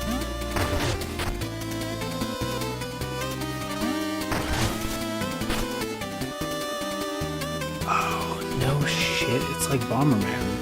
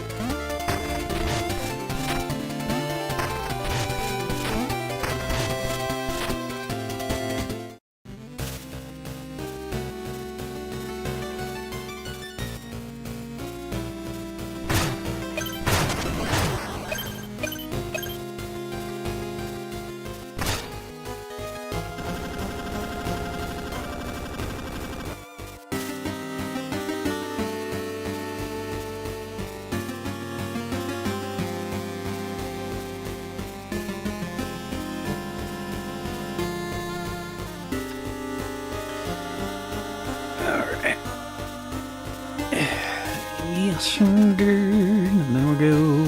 Yep. Welcome back, Nameless.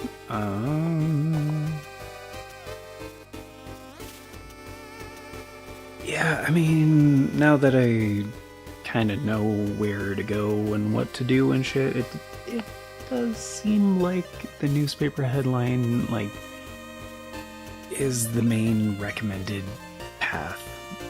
Like, which I didn't realize last time. Like,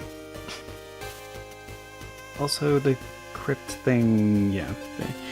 I don't know. It was misleading. I also kind of heard what I wanted to hear, but, you know. I don't know. Like, I really thought I was supposed to find a way to Bone Beach. Like, well, I mentioned earlier, but,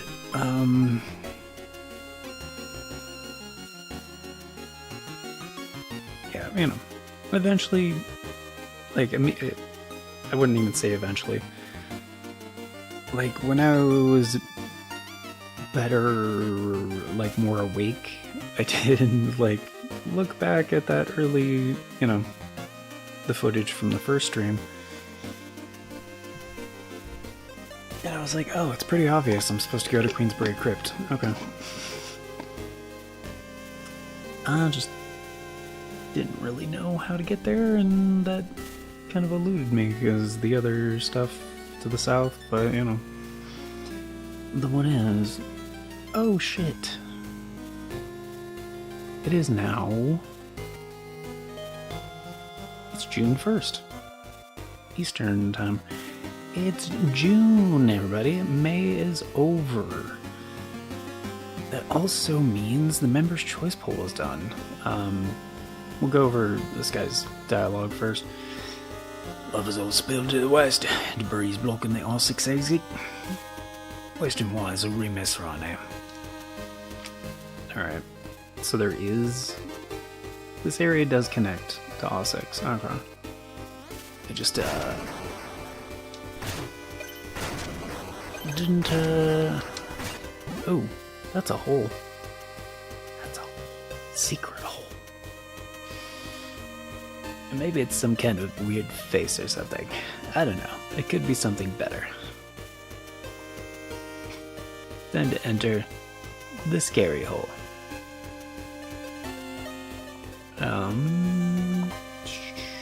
So, what is the winner? What is the winner? I think I know what the winner is, but, still, some people might have got some last minute votes in, and last time I checked it, there were 2 members who hadn't voted yet, so. Of course, I don't know which 2, because again, the votes are anonymous, but...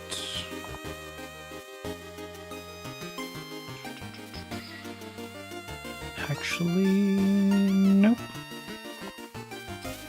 No. Finally work? No, it doesn't. Still doesn't work. Okay. On the membership tab, like, hitting the view all, because it says recent members only posts, and then there's a view all button, and then it just switches back to, like, all posts, public and members and all that stuff. Kind of annoying, but I need a way to make this. Whoa.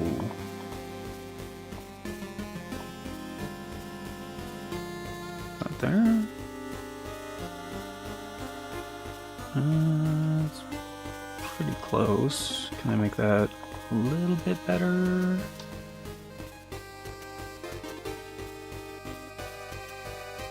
Yeah, that's a little bit better. Alright. So, yeah, the winner is Symphony of the Night, guys.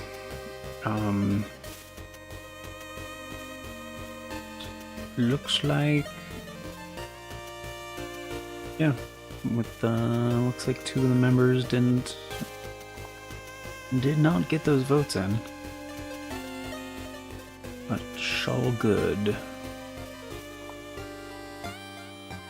honestly, I'm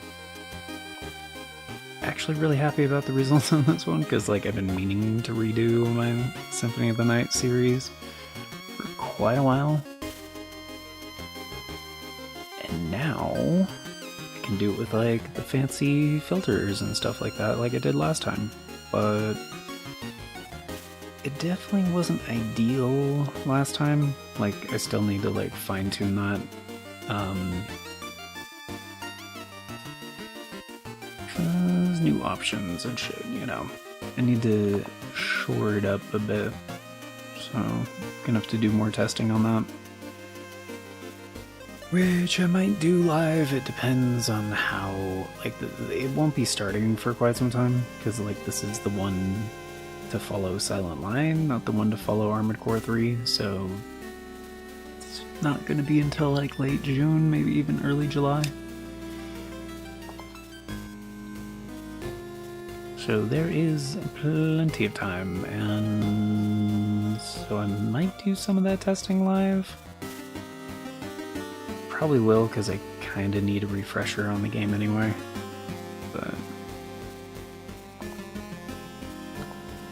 and by that time, I'm sure I'll probably have beaten this game a couple of times, so... yeah, well, we're good on that. I also need to save this.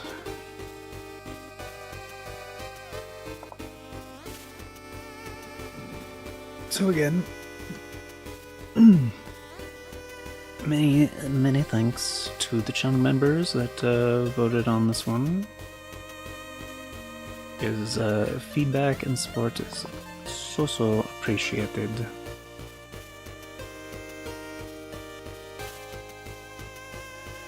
It's great. It's great to hear too, because then like I'd rather, you know, do series that you guys are more interested in, you know. So.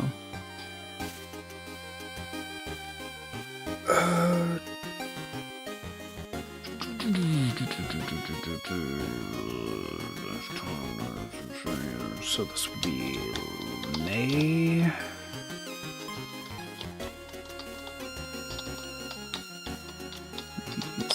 Yeah, that actually ended an hour ago. I just got lost in the sauce. Like, actually making progress again in this game, which feels good. Honestly, feels really good.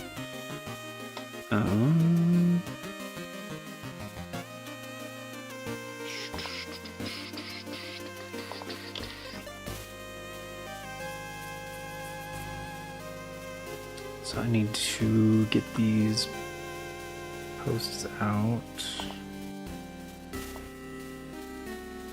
I need to focus on writing this real quick, so I actually do need a few minutes. So I'm gonna get these posts out about the Members' Choice Poll results, and we'll be back in a few minutes. So yeah. Hold on momentarily. And the other thing, like, we may as well go to the intermission, because I'm also not going to be able to watch the chat, so... yeah, be back in a few.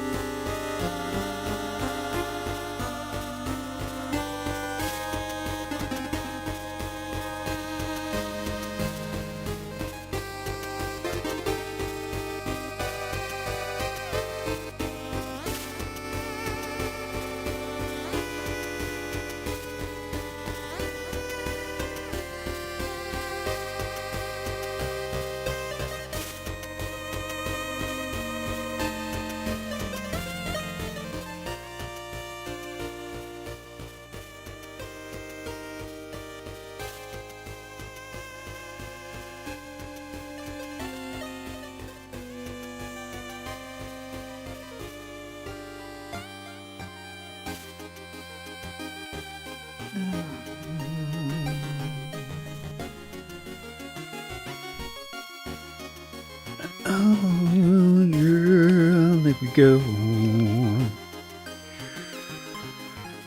Alright, got that started. Welcome back. Sorry, it took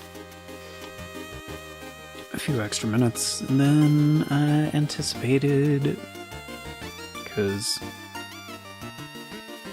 I had to do a couple other things in the process, and yeah.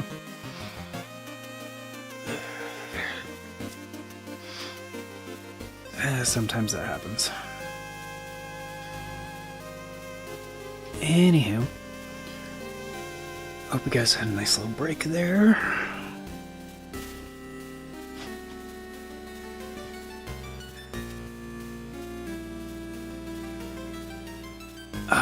There we are.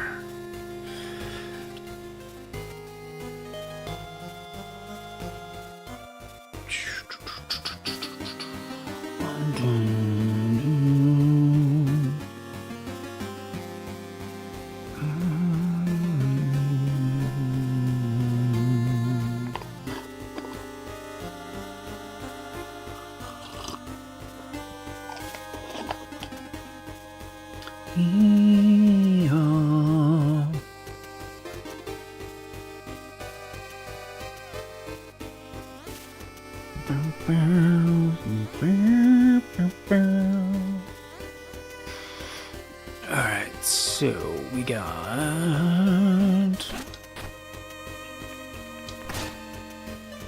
talk to this guy. We got some stuff there, some kind of door that's unbreakable.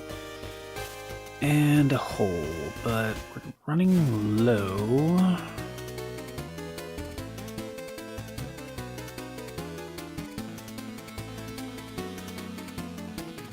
Wait.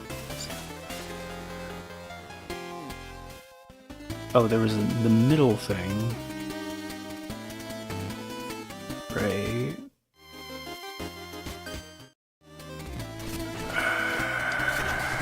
Damn it.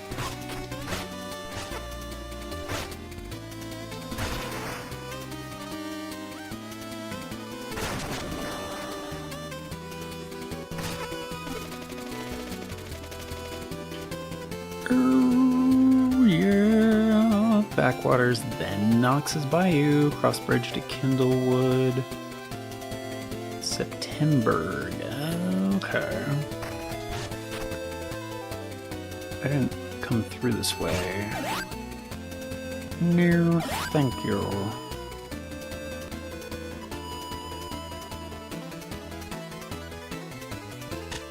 Five.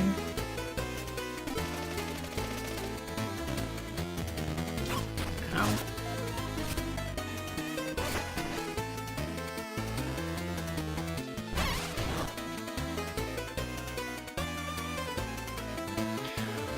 Oh, this place. Okay. Yep. I know where we are.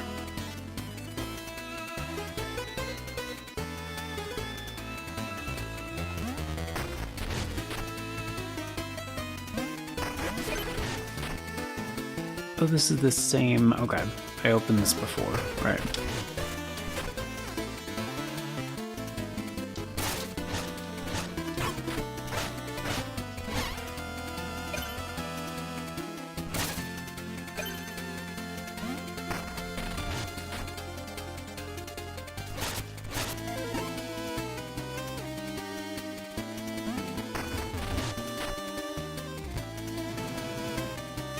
Hey, the path is open. Nice.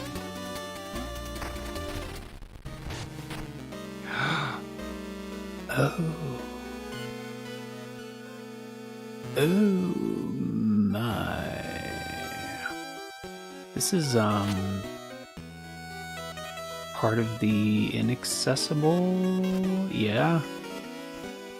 It's part of the inaccessible part of OSX that I could only see from above before. Uh-huh.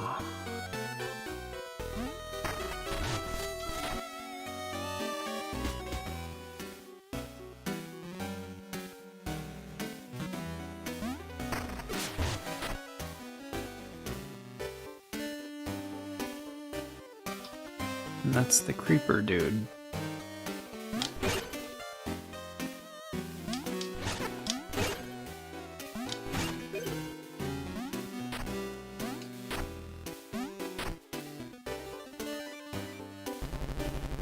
Shh, we don't want to bother anyone. I was here first, you're just my house guest, okay? Okay.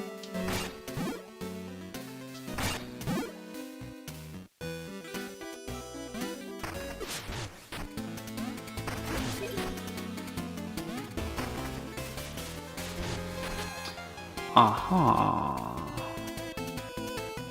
Yep. Wait a minute.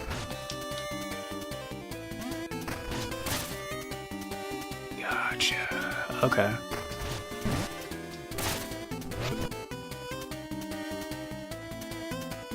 Can I, so close.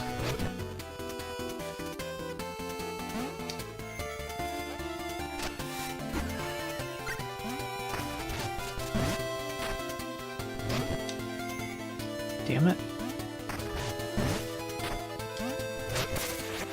Yep.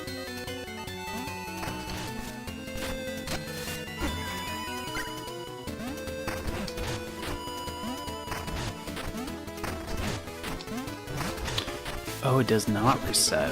Okay.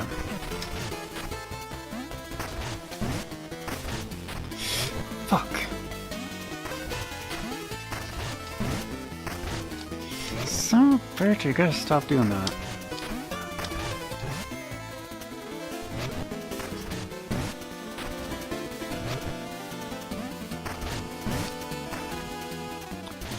Oh, you can't do the floaty thing afterwards.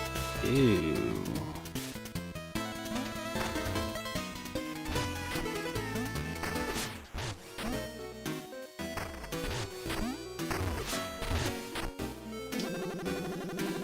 I saw your generosity earlier. Please accept this gift as my thanks.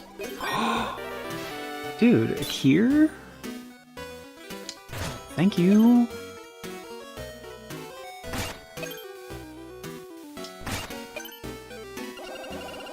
Our neighbor's voices really carry through the walls. They're so close enough to be in the same room. Yeah. That can happen in these old houses.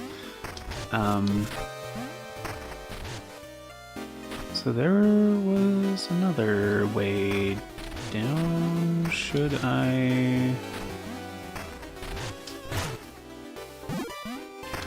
Oh, this has got to be the train station. Wait, what is it? Where does this go? Finally. Fucking finally. Dog. Oh, that makes me happy.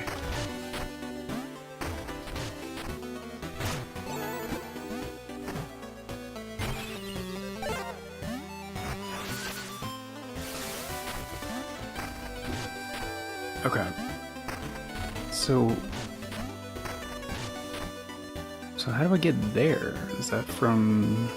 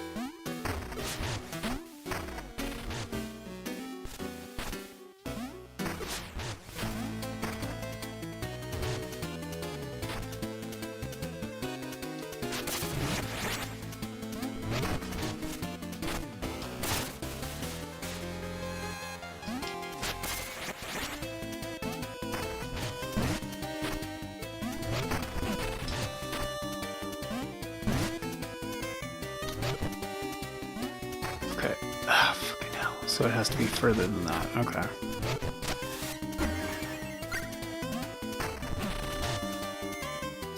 Son of a bitch.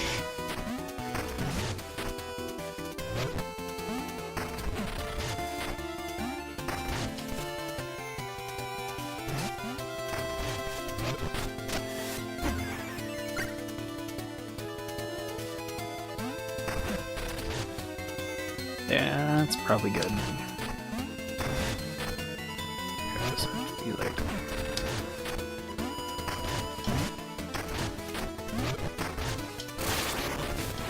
What? Oh, this motherfucker. It's time to give that brain a poke. I'm Kwam BD, and here's my joke. What do you call a bone miner that doesn't make it out of the bone mine? A deposit. Oh, because of the, the bones I'm in the miner. Oh, no good? Ah, no, give me another shot. Why did the miner stop digging for treasure? Because when he pried open the chest, he heard a heartbeat.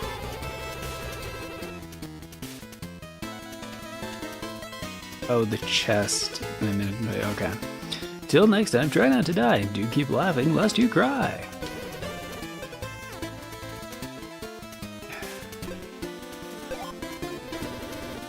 Yeah, fine.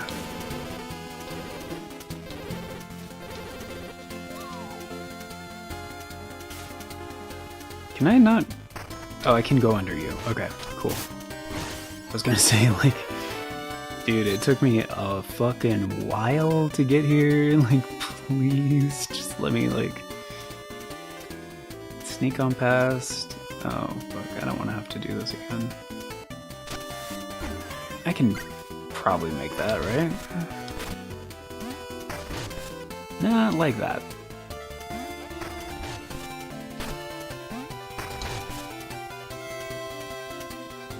Whatever, I have that shortcut now, I kinda don't care.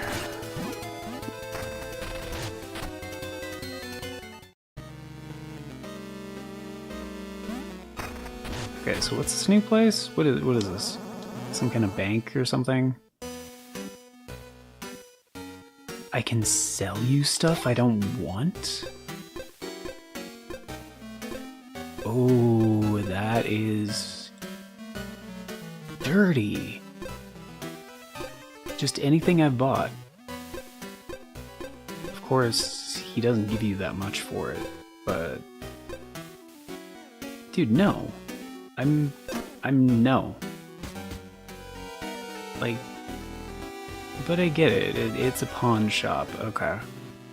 I gotcha. No, I'm keeping this shit. Fucking, that guy can fuck right off.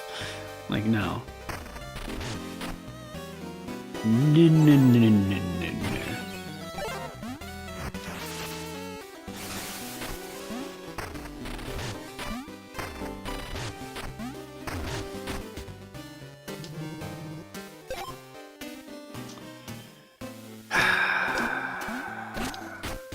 I'm assuming it's like a special thing for the other upgrade, you know? Like it's a specific item or something. I'm assuming this is the fucking train station.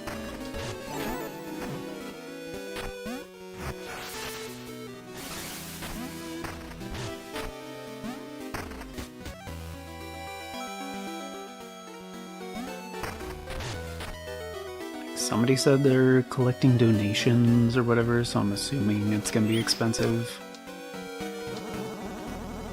Are you too interested in the art of travel? How the ticket system is our gateway to adventure. Yes. Ah, son of a bitch. Our train vanished a while back. A way back. Our train vanished a ways back. That's what it says. We're collecting funds for replacement using this device. So you're not going to tell me how much you need?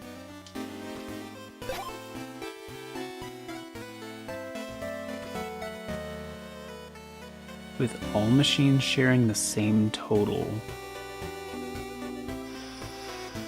That does not bode well. Okay.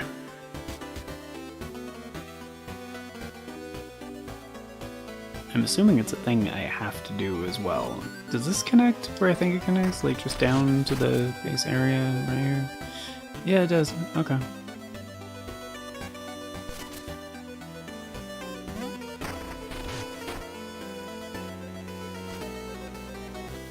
Alright, Mr. Ghost Man, what's your deal? His name is Blaze? In life, I was fast. As a ghost, I'm faster. Think you can beat me in a race? No, I don't, actually. if I had the shield thing, where I can like zip a little bit, or like if I had the bike, which I'm assuming is probably what you need, and the bike is right there, like maybe? Oh, that's not creepy.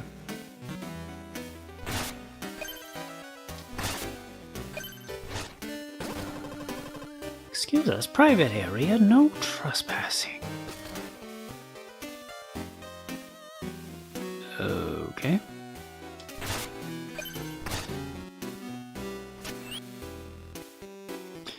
Okay. So you are a trinket shop. Oh, a fresh rotten rotation of trinkets has arrived to browse my faces insist.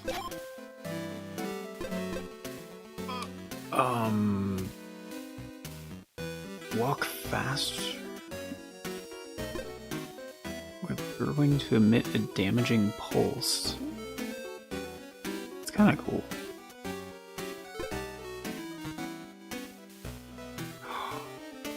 Drink plasma vials twice as fast and don't lose when a vial when hit? Oh, that's huge. That is huge for only 700, dude. Without drinking when you have enough plasma.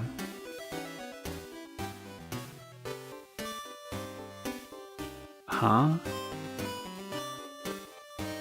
I don't...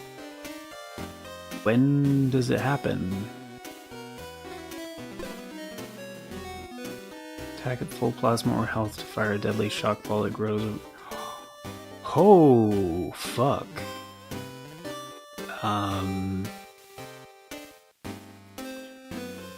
Okay. That... Yeah, sounds pretty dope.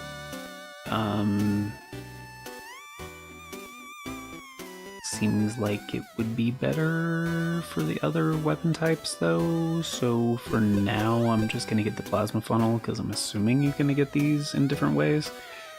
But the plasma funnel, that is huge, yeah.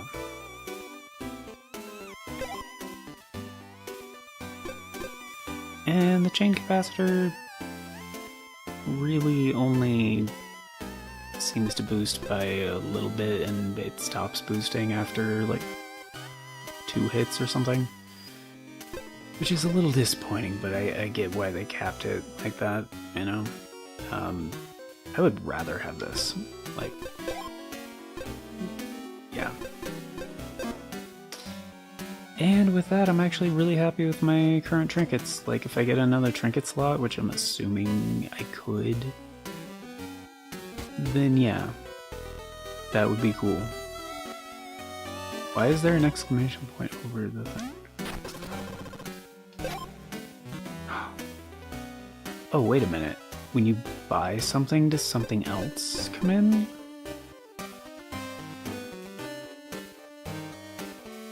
To form a protective shield that absorbs one hit. What does that mean? Strike foes quickly.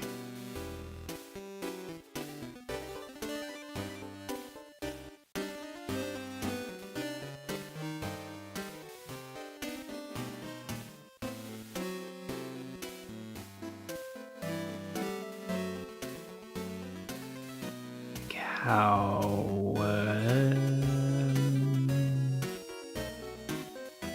Like, that seems super worth it, but I think she's always gonna carry these until, like, I buy them. I think. I'm gonna grab the bike, just because I'm assuming that's probably what you need to race the ghost.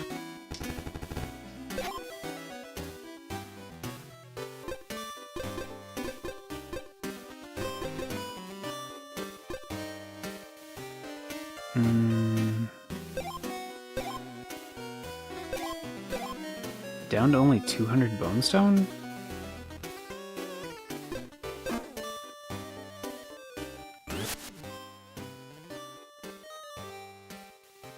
Yeah. Okay.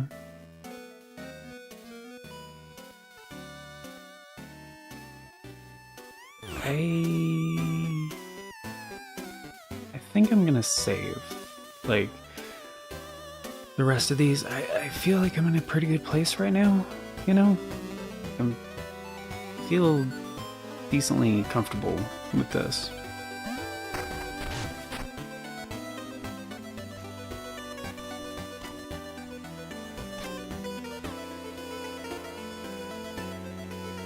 And there's still, like, more stuff to check out.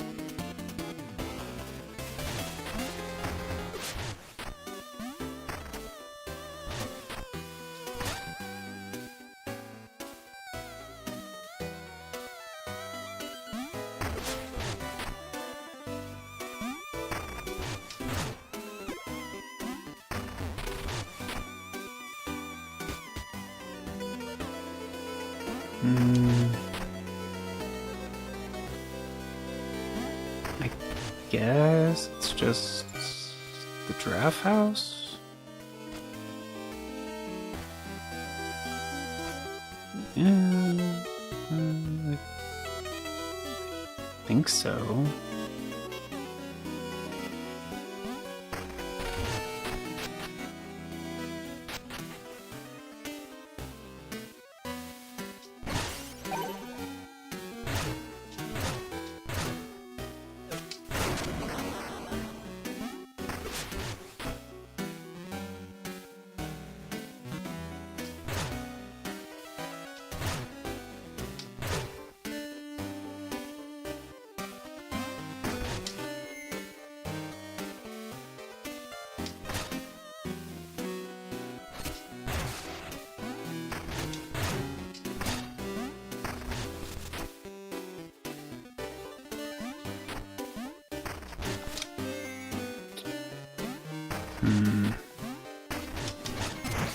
There we go.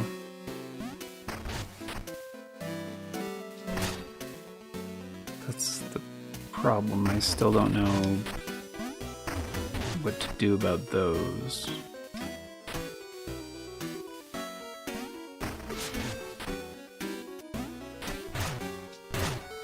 Oh.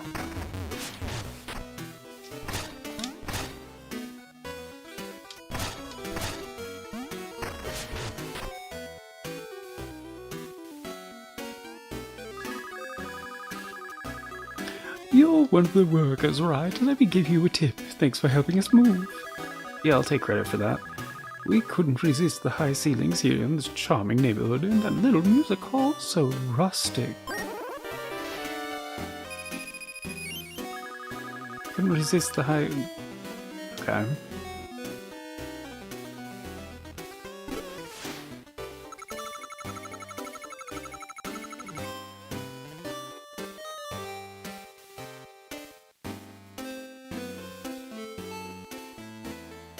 Her name is Thornycroft, or is this the... Okay. Here they look up to us for being drafts, or down on us for being rich. Guess it depends where you stand.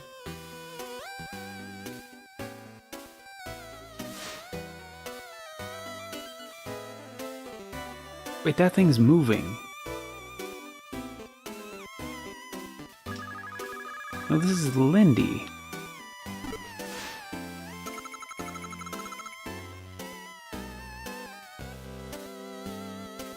So he's a gold draft that's like really tiny? Huh?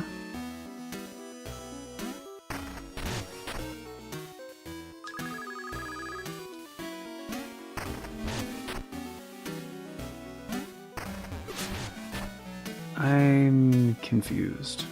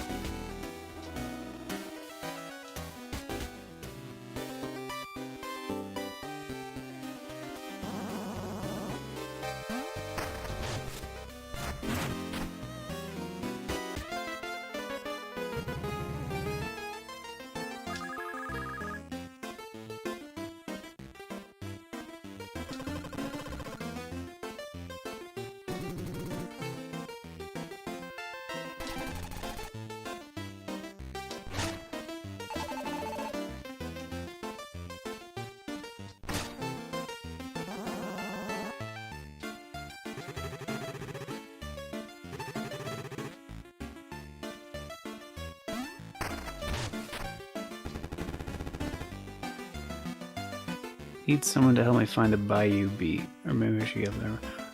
Okay. So the Bayou Beat, and she's talking about the Bayou Brew. Okay, so I guess I need to grab some stuff in the bayou and then come back. Okay. Son of a bitch. Actually, wait, can I just, like, get out of this one? Yep.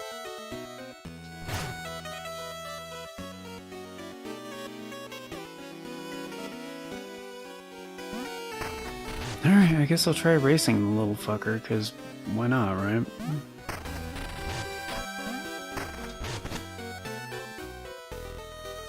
Still confused as to how to get that, but... Oh wait, maybe it's in the train station? I bet it's this right here. Yep. Okay. Oh wait, this isn't connected. Oh, there's like a crumbling one over there. Okay.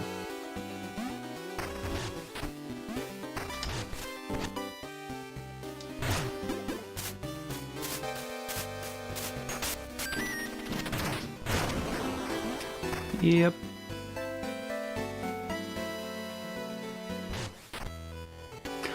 Oh shit, this is how you get back here? Fuck, I need 5 vials. That looks like a definite trap, but whatever, I'm gonna go for it. I mean, maybe not. Like, it took a lot of doing just to unlock that. Oh, wait.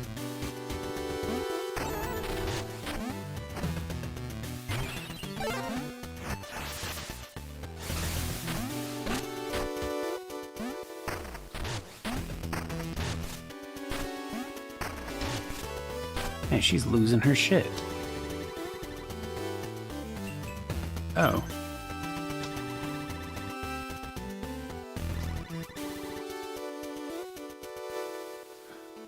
Oh, her whole thing is she just wants me to jump really far. I can do that with the bike right now.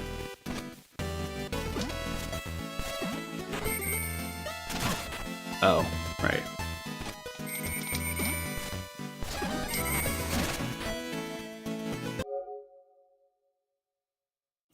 Yep. She's passed the fuck out. Just kidding, it didn't kill me. She's playing possum. Get it? Unbelievable, 11.0, you hurdled the impossible, Mina.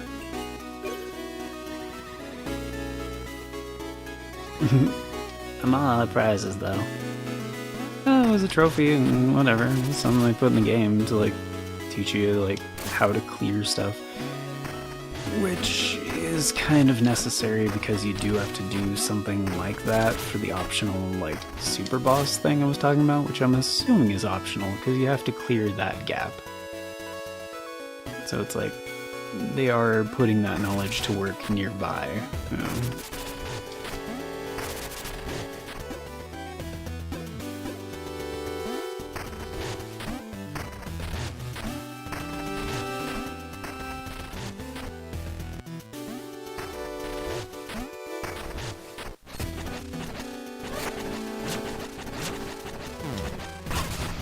That fucker.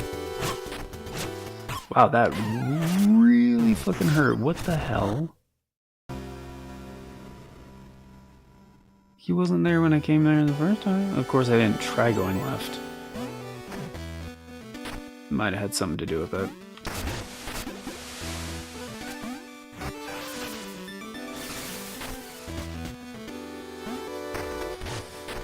Damn it.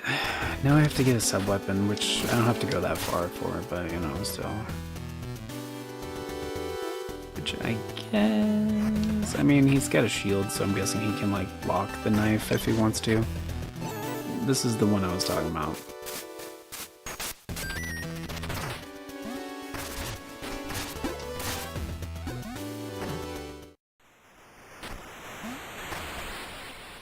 Like, yeah, the boss in here is nuts.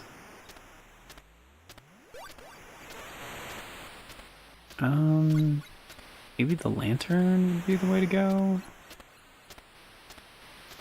Wait, what was the thing with like the ghost jar or whatever the hell? And go, this one goes down a haunted foe like bite wildly. Maybe that'd be good.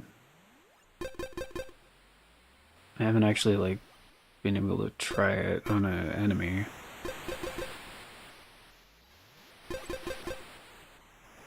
Like the blue one? That one.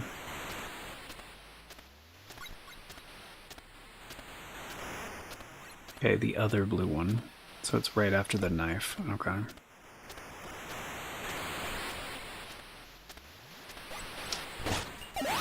There we go.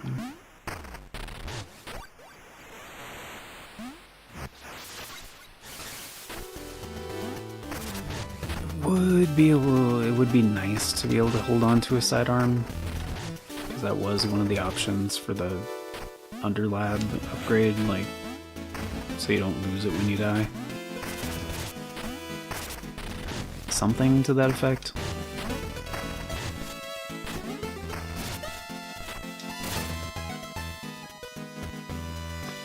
I would like my vials back, thank you.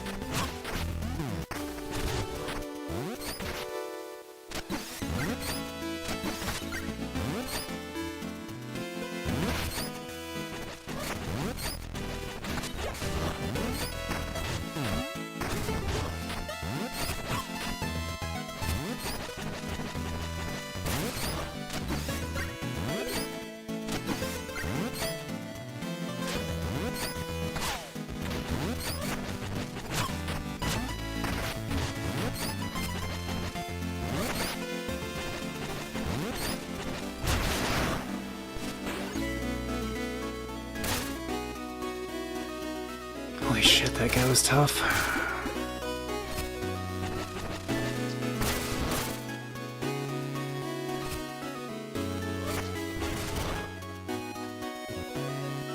Damn it. He better not respawn.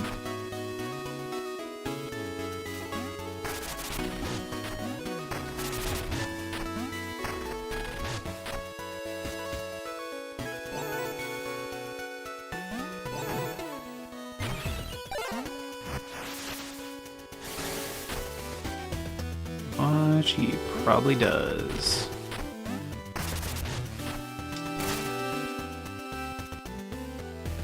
If he does, I'm just going straight for the thing. I don't give a fuck.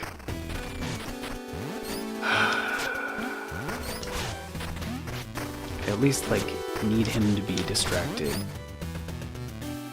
Go down, go down. Thank you.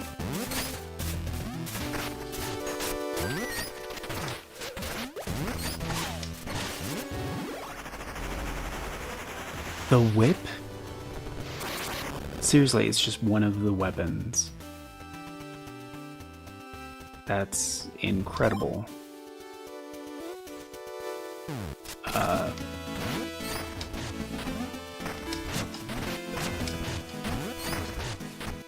I don't care. I mean, I could try to beat him without... How many ghosts can I stick on him? 3. That's the answer.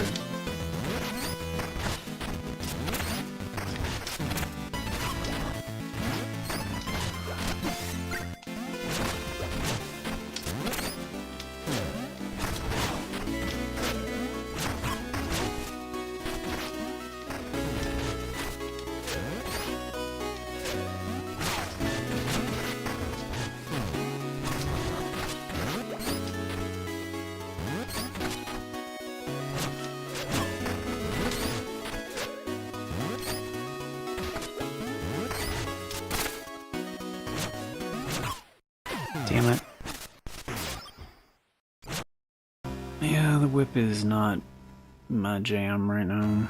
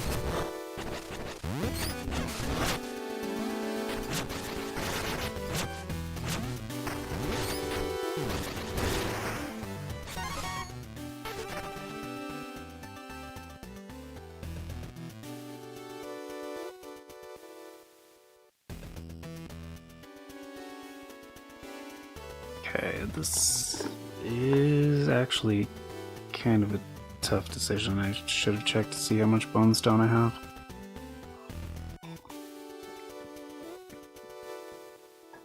Honestly, I'd probably take this sidearm, I want to say. Like, in a pinch, it's kind of the safest option. Like, I'm perfectly happy with how the fucking thing. Although, actually, I did just get the whip. And I could upgrade it. I'd rather not. I'd rather not. Yeah. Yeah, I mean, sidearms are kind of the shit. Like, the dagger has such good range, and it comes out so quickly, and it hits multiple times. I like this thing. The lantern, whatever, it does great damage, but, like, it's a lot more expensive than the throwing dagger. I can't believe this guy respawns every time, and like 400? Like, once you get his pattern down, like, it's not that bad, honestly. Like, sure, he deals fuckloads of damage, but he's worth 400. So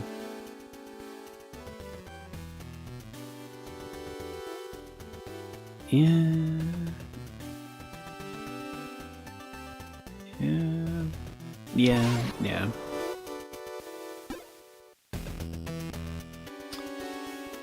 So, how did I get here again? Like,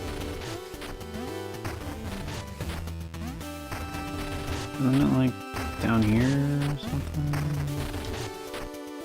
How did I get here? Is it here? No, it's here.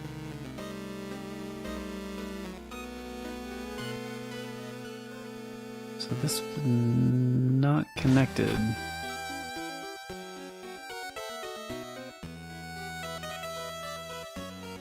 I thought that would be connected. That's kind of strange. Okay.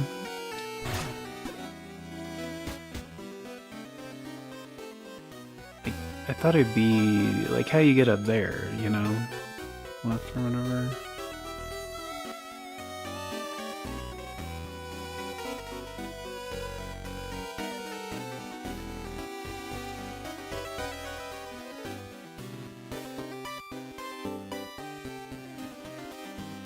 Kind of figured. Oh, the race, right? I actually completely forgot for a minute there. What is the upgrade for the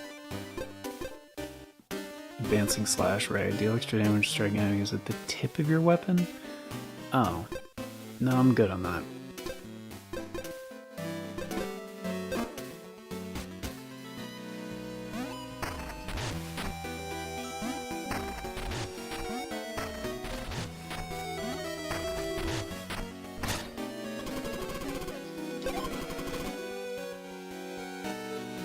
Into the Ossex Central Fountain area.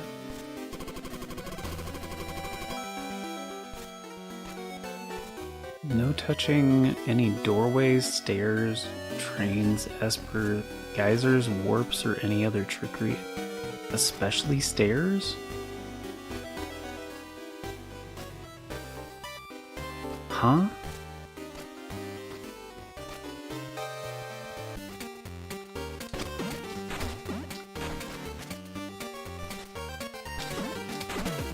Ah, damn it.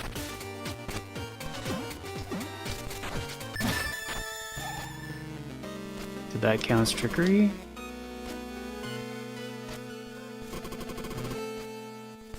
If you can find me, here's your prize.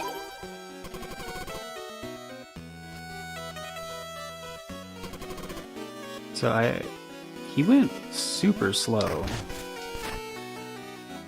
Especially stairs? What? So that was the point? Just part of the challenge, you're not allowed to touch stairs?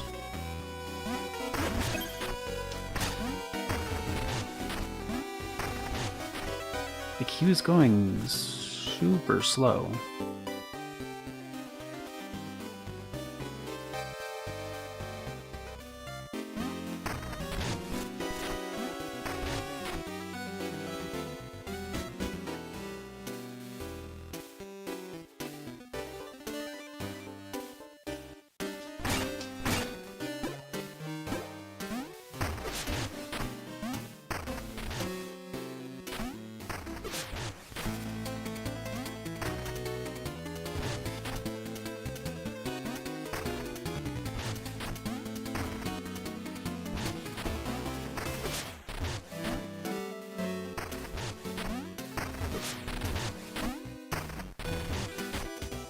Alright, I mean, that's all I can find for now.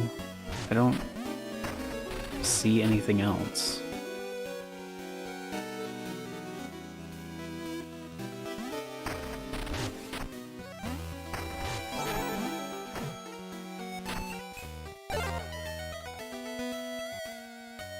I don't really want the bike though. It's like very situational. Oh wait, doesn't this warp to like the entrance or something?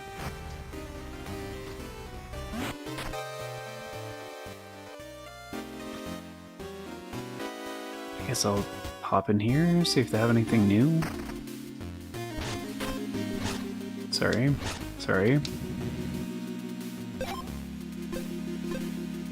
It's 2,000. I don't want to spend 2,000 on that. Yeah, I know, I already did that. Generators, sure.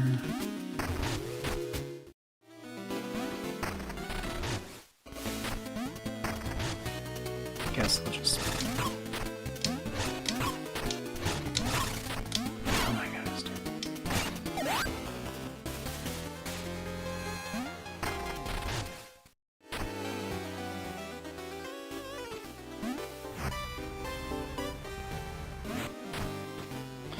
Wait, was it this crow?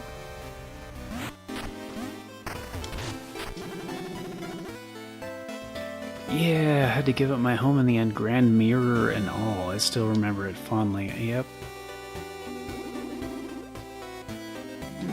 Whatever in this side, that's where I'll be. Yeah, no, I gotcha. Oh wait, maybe I do need the bike for that, actually. Now that I think about it. Because there was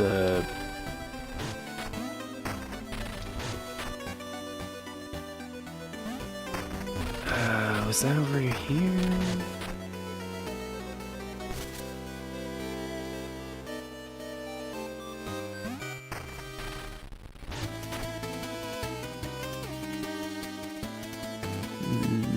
No, it was towards the entrance, which was...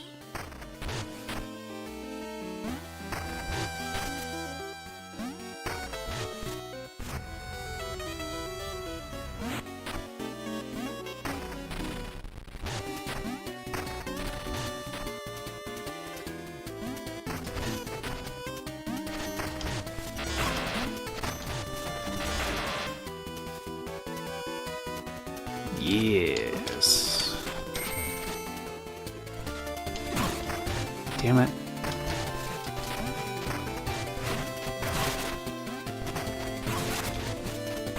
What the fuck?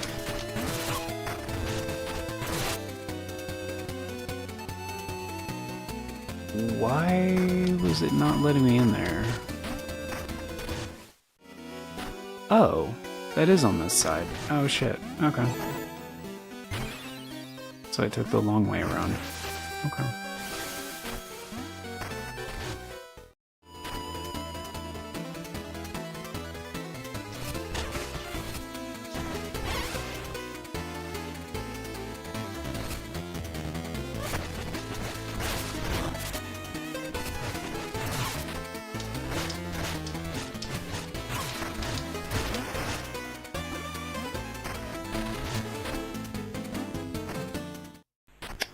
There we go.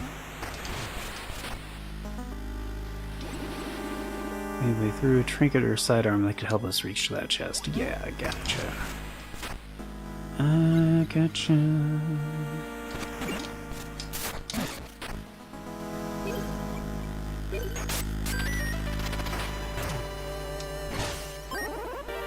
Oh, jewel box upgrade. Sick, dude. Hey, beat me to that treasure. I guess that means you get to keep it. Yes, it does. It absolutely does.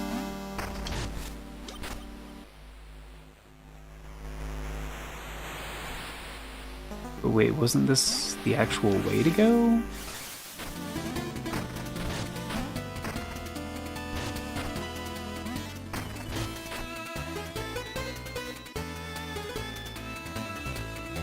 That would have led over here, right?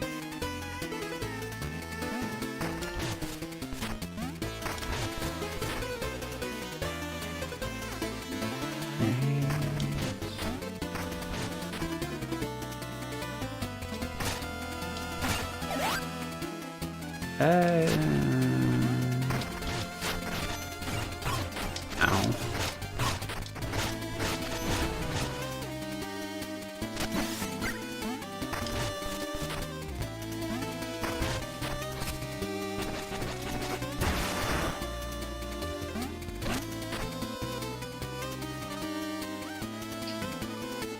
Ooh, that's right below, which is over there. That's probably how you get that. Okay.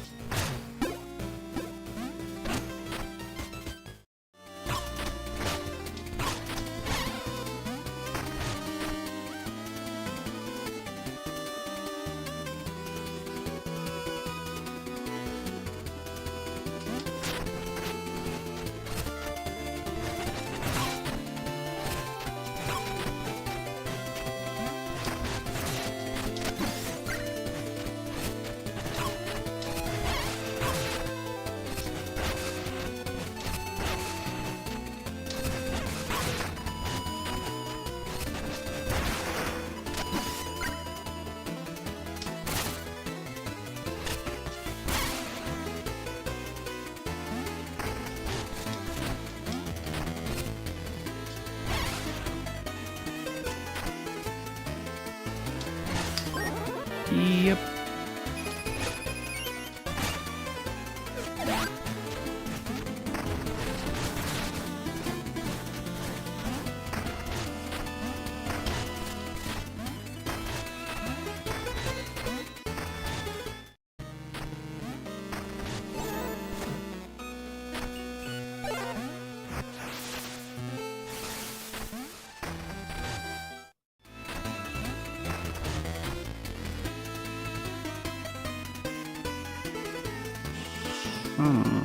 Wait, did I check?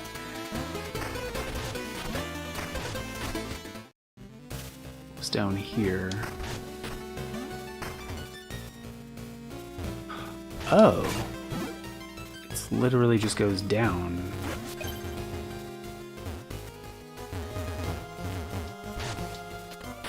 Oh, that's different. Just to get a sidearm?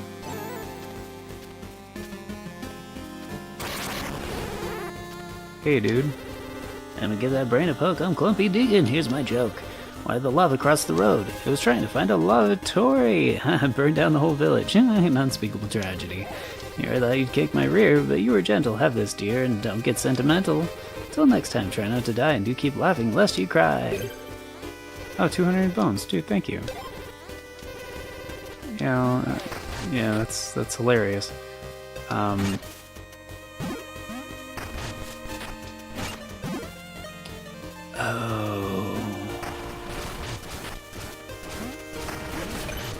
Oh, you can use the lava to light things. Okay.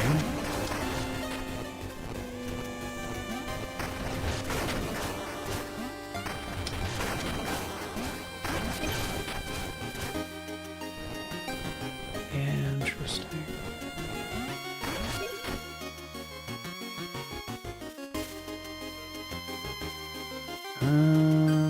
Not sure I want to do that.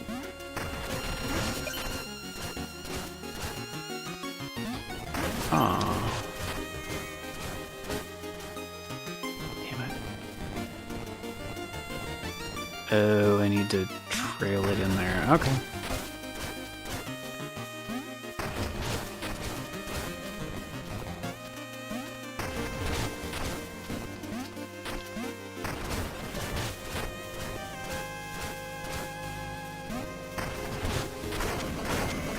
Shit.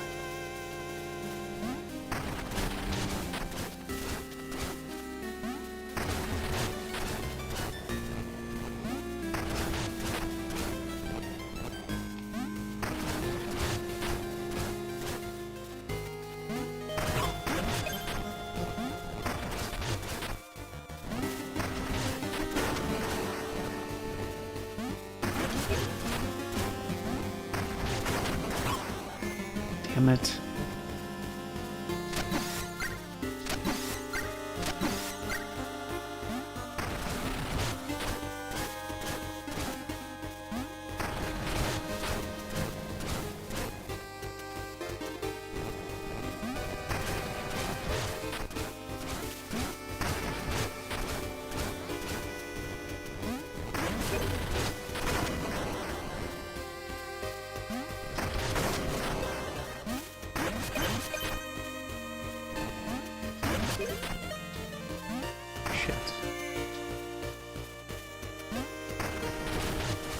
This is very tricky.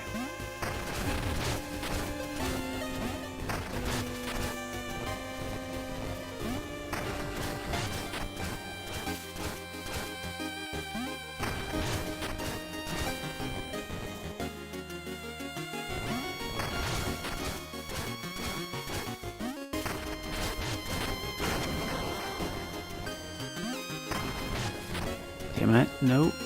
Okay, that's fine. Oh, there's one that just stays there, okay. Is there anything else over here, though? Oh.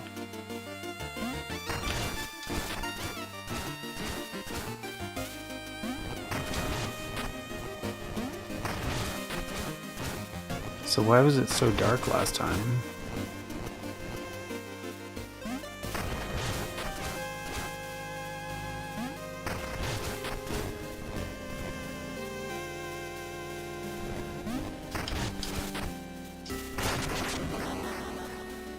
Oh shit, this motherfucker. Dude. This guy rocks. He was in a different secret place that sold me Carry the Wisp. Like the float as you fall thing. Thing is like one of the best trinkets I have. Poppet, that's his name. Buy all my wares and I'll make you dance with delight. Clack, clack. 600? That's all you want? Summon a friendly wisp that restores your health, dude.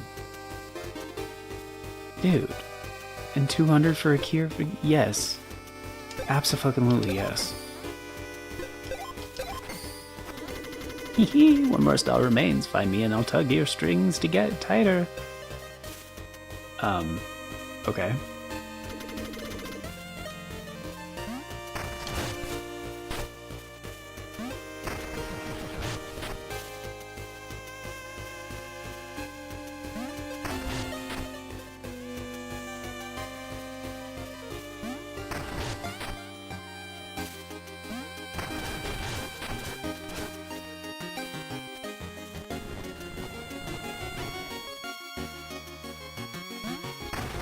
So where is that, oh, it was right here, okay.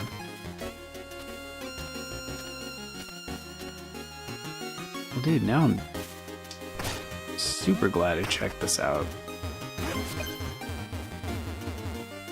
there anything else?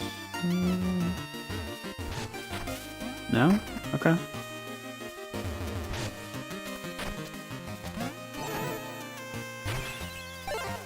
Guess I'll check whatever this is. Oh, right. I need to turn off the perk. I'll be right back.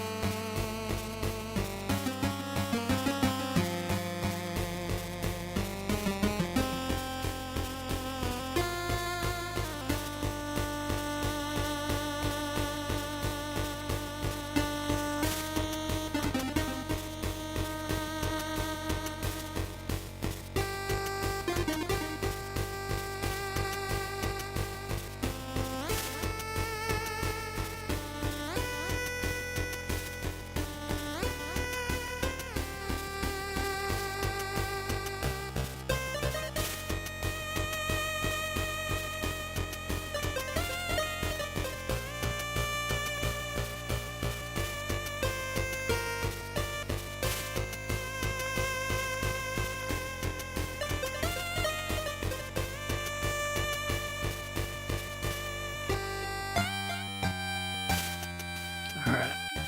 There we go. Sorry about that. It was a little confusing thing I just noticed earlier. So the game's on PlayStation, obviously. Just checking around PSN, a couple different sources.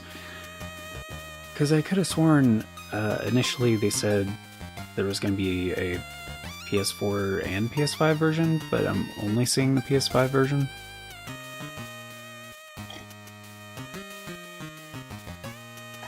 Which is a little weird, because, like, it's not a big issue, honestly, for my use case scenario, but, like, we still have a PS4 that gets used, like, regularly, you know? And sometimes I like to run the PS4 version on the PS5 because it runs better. Or whatever reason, but, I can't find any trace of the PS4 version. Like, and like the game launched, it has a Switch 1 version. So like, it can definitely run on the PS4, and like it, from early release info and stuff, they confirmed that there was a PS4 version. So, what the fuck? Kinda weird. Like, I did notice that, like, when I downloaded the game, like, it was only showing a PS5 version, and I was like, okay, whatever, but where's the PS4 version? You know? And, like, I get the physical releases aren't, like, out or whatever. I think that's, like, further down the road.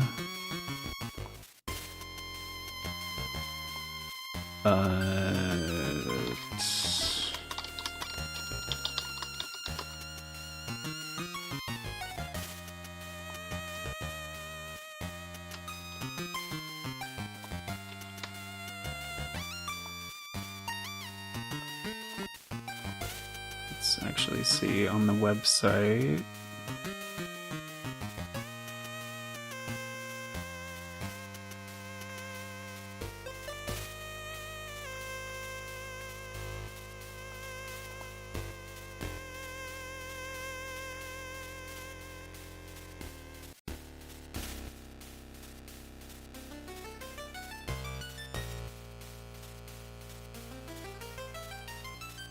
I think even on the trailer,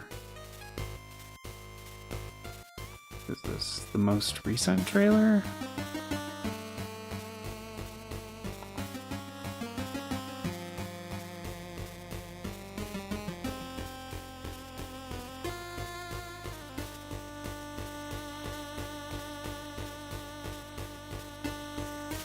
No, I guess the most recent trailer doesn't specify.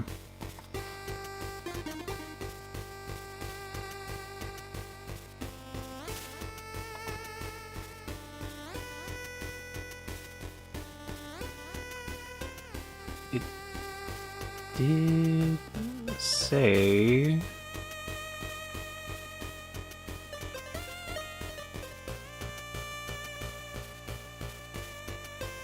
like they did confirm initially.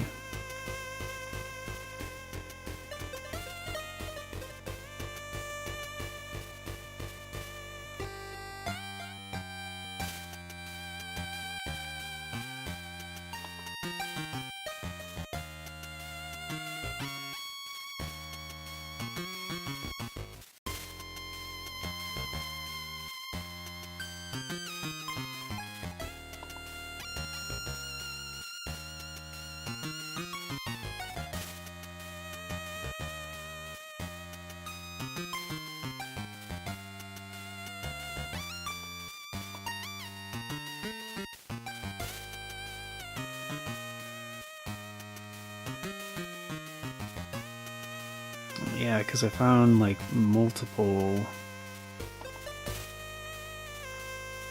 I did find multiple freaking sources that clarified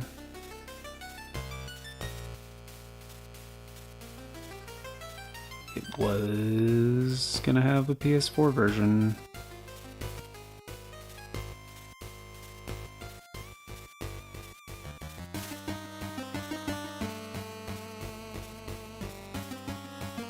Okay, Polygon, this is what, like a week ago.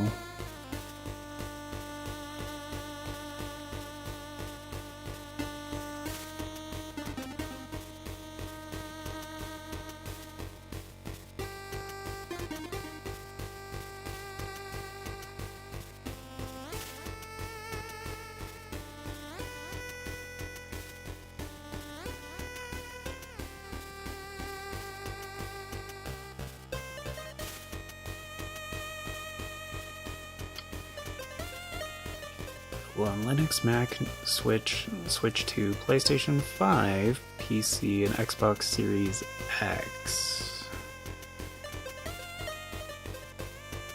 And not the Series S either?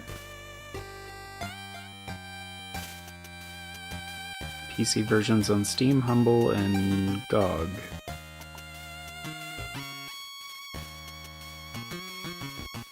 This one from Silicon Era, which is also on May 27th, so I guess that's when the review embargo went up, or whatever.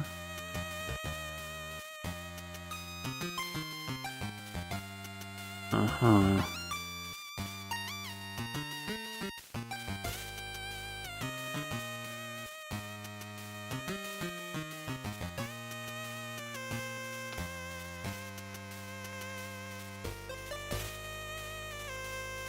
Uh-huh.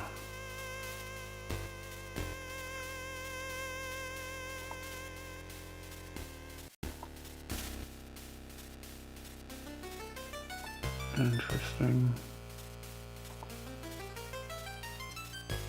Yeah, that's kind of weird. It's kind of weird. Alright. Strange.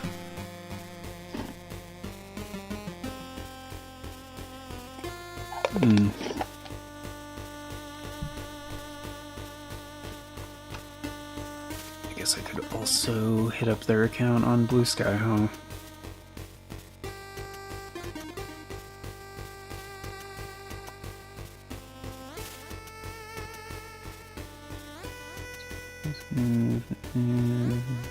There it is.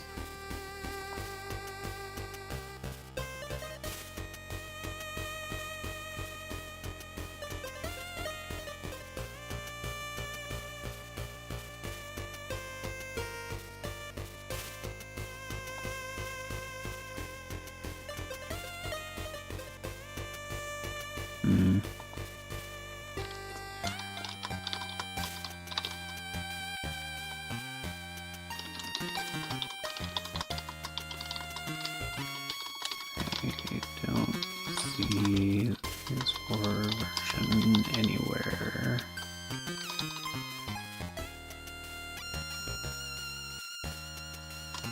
Was it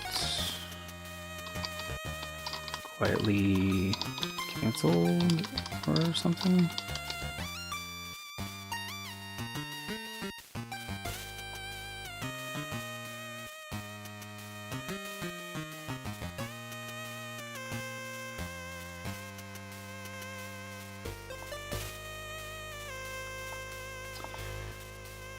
Just very strange.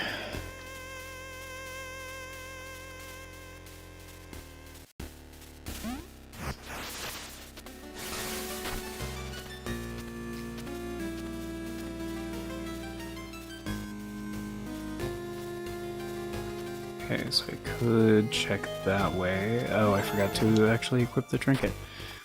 Because I want to check it out.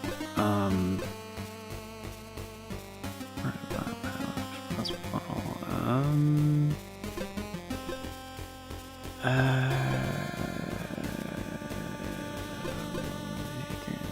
afloat.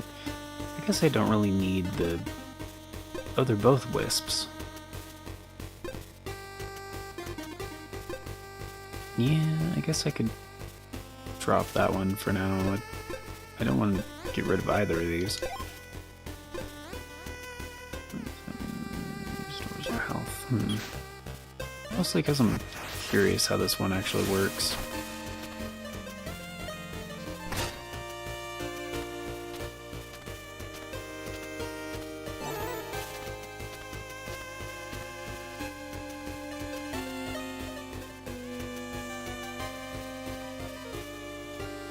Wait, how do I get out of here?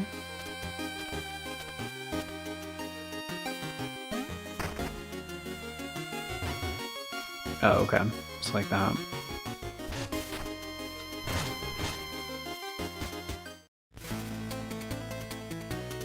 Right, because there's that one, but there's also...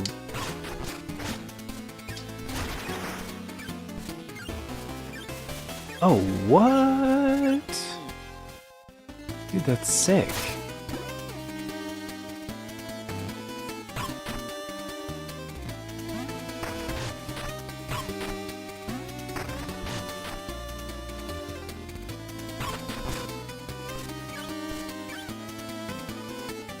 Oh, he doesn't move?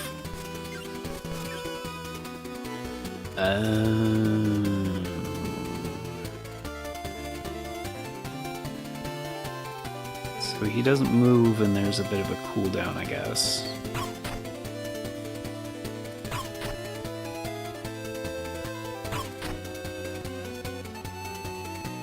Is it only from enemies?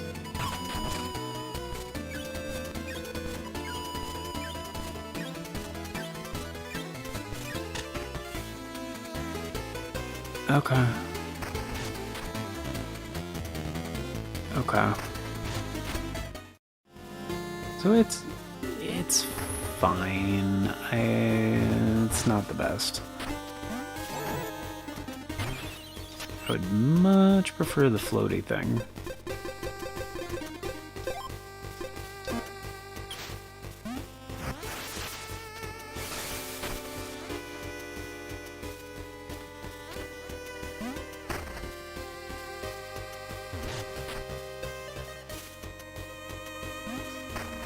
Actually, yeah, I guess I'll check this thing first, too.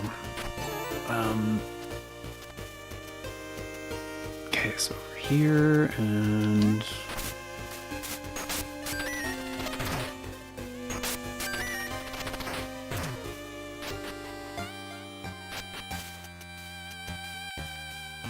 Yeah, I'm guessing this is just gonna be a short thing.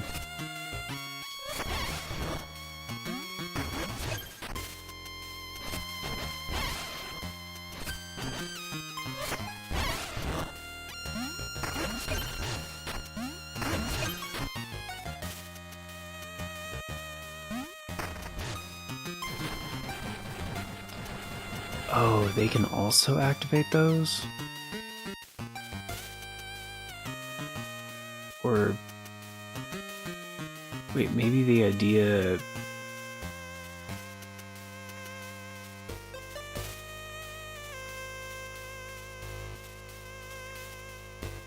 Oh, I see it, I see it, I see it. Okay.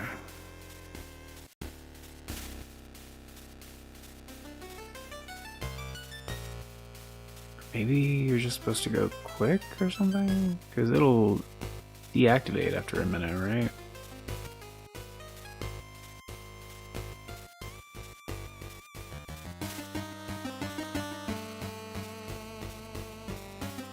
And it's gonna go all the way down.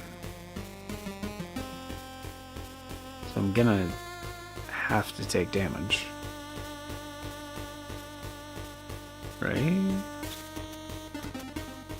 Oh, I can loop back because of the other shit. Okay.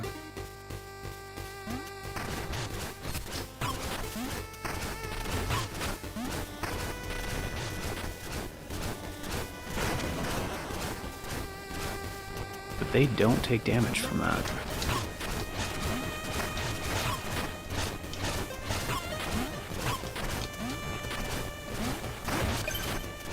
Oh shit. Okay. That's a problem. Fuck.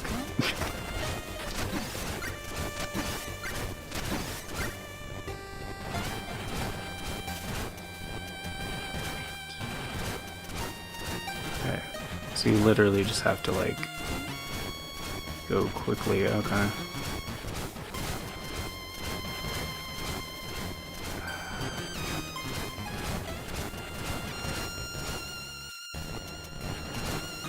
Okay.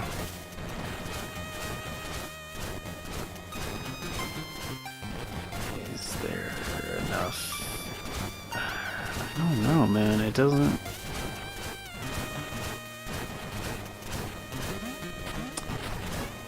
If I had a different sub-weapon, I could take care of those guys. Like, I would need, like, the throwing axe or something.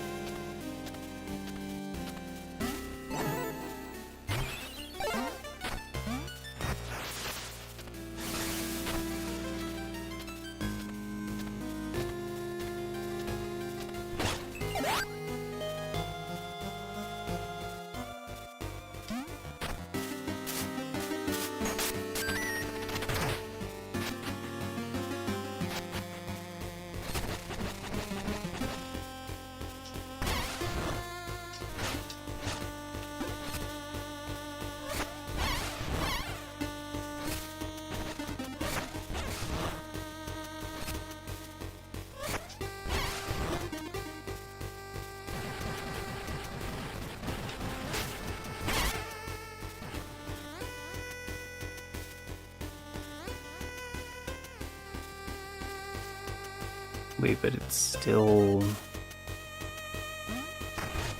Why is it still like that? I thought the dirt goes back to normal after a sec. Oh, only after it's burned? Uh-huh.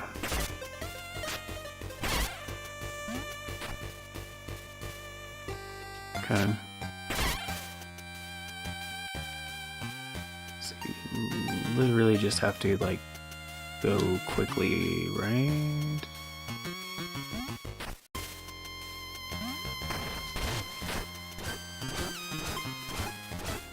There we go.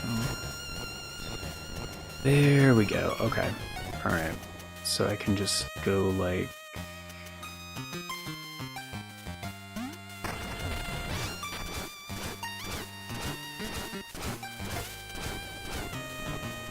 Gotcha.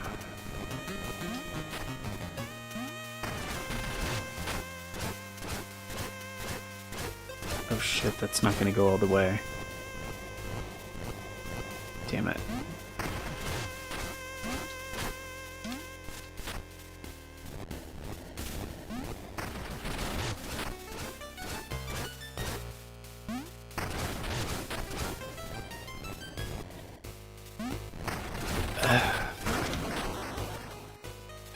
It's fine.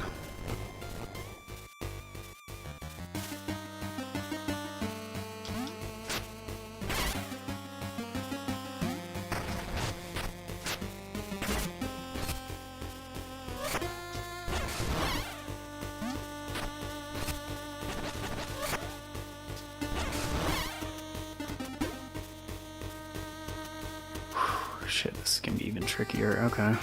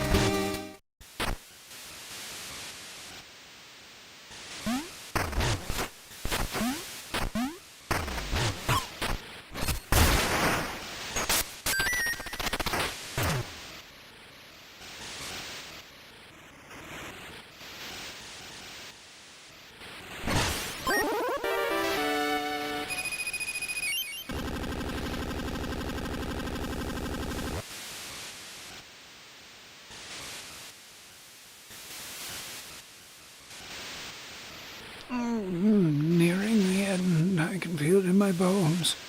So much left undone. Never even felt the cold of snow on my skin. Only I could travel to Coltrane Peak and hold a snowball in these hands before my last. If only.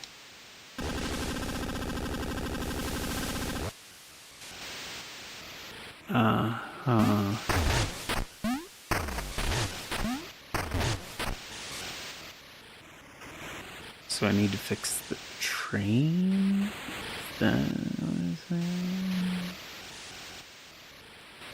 You'll be fine, I think.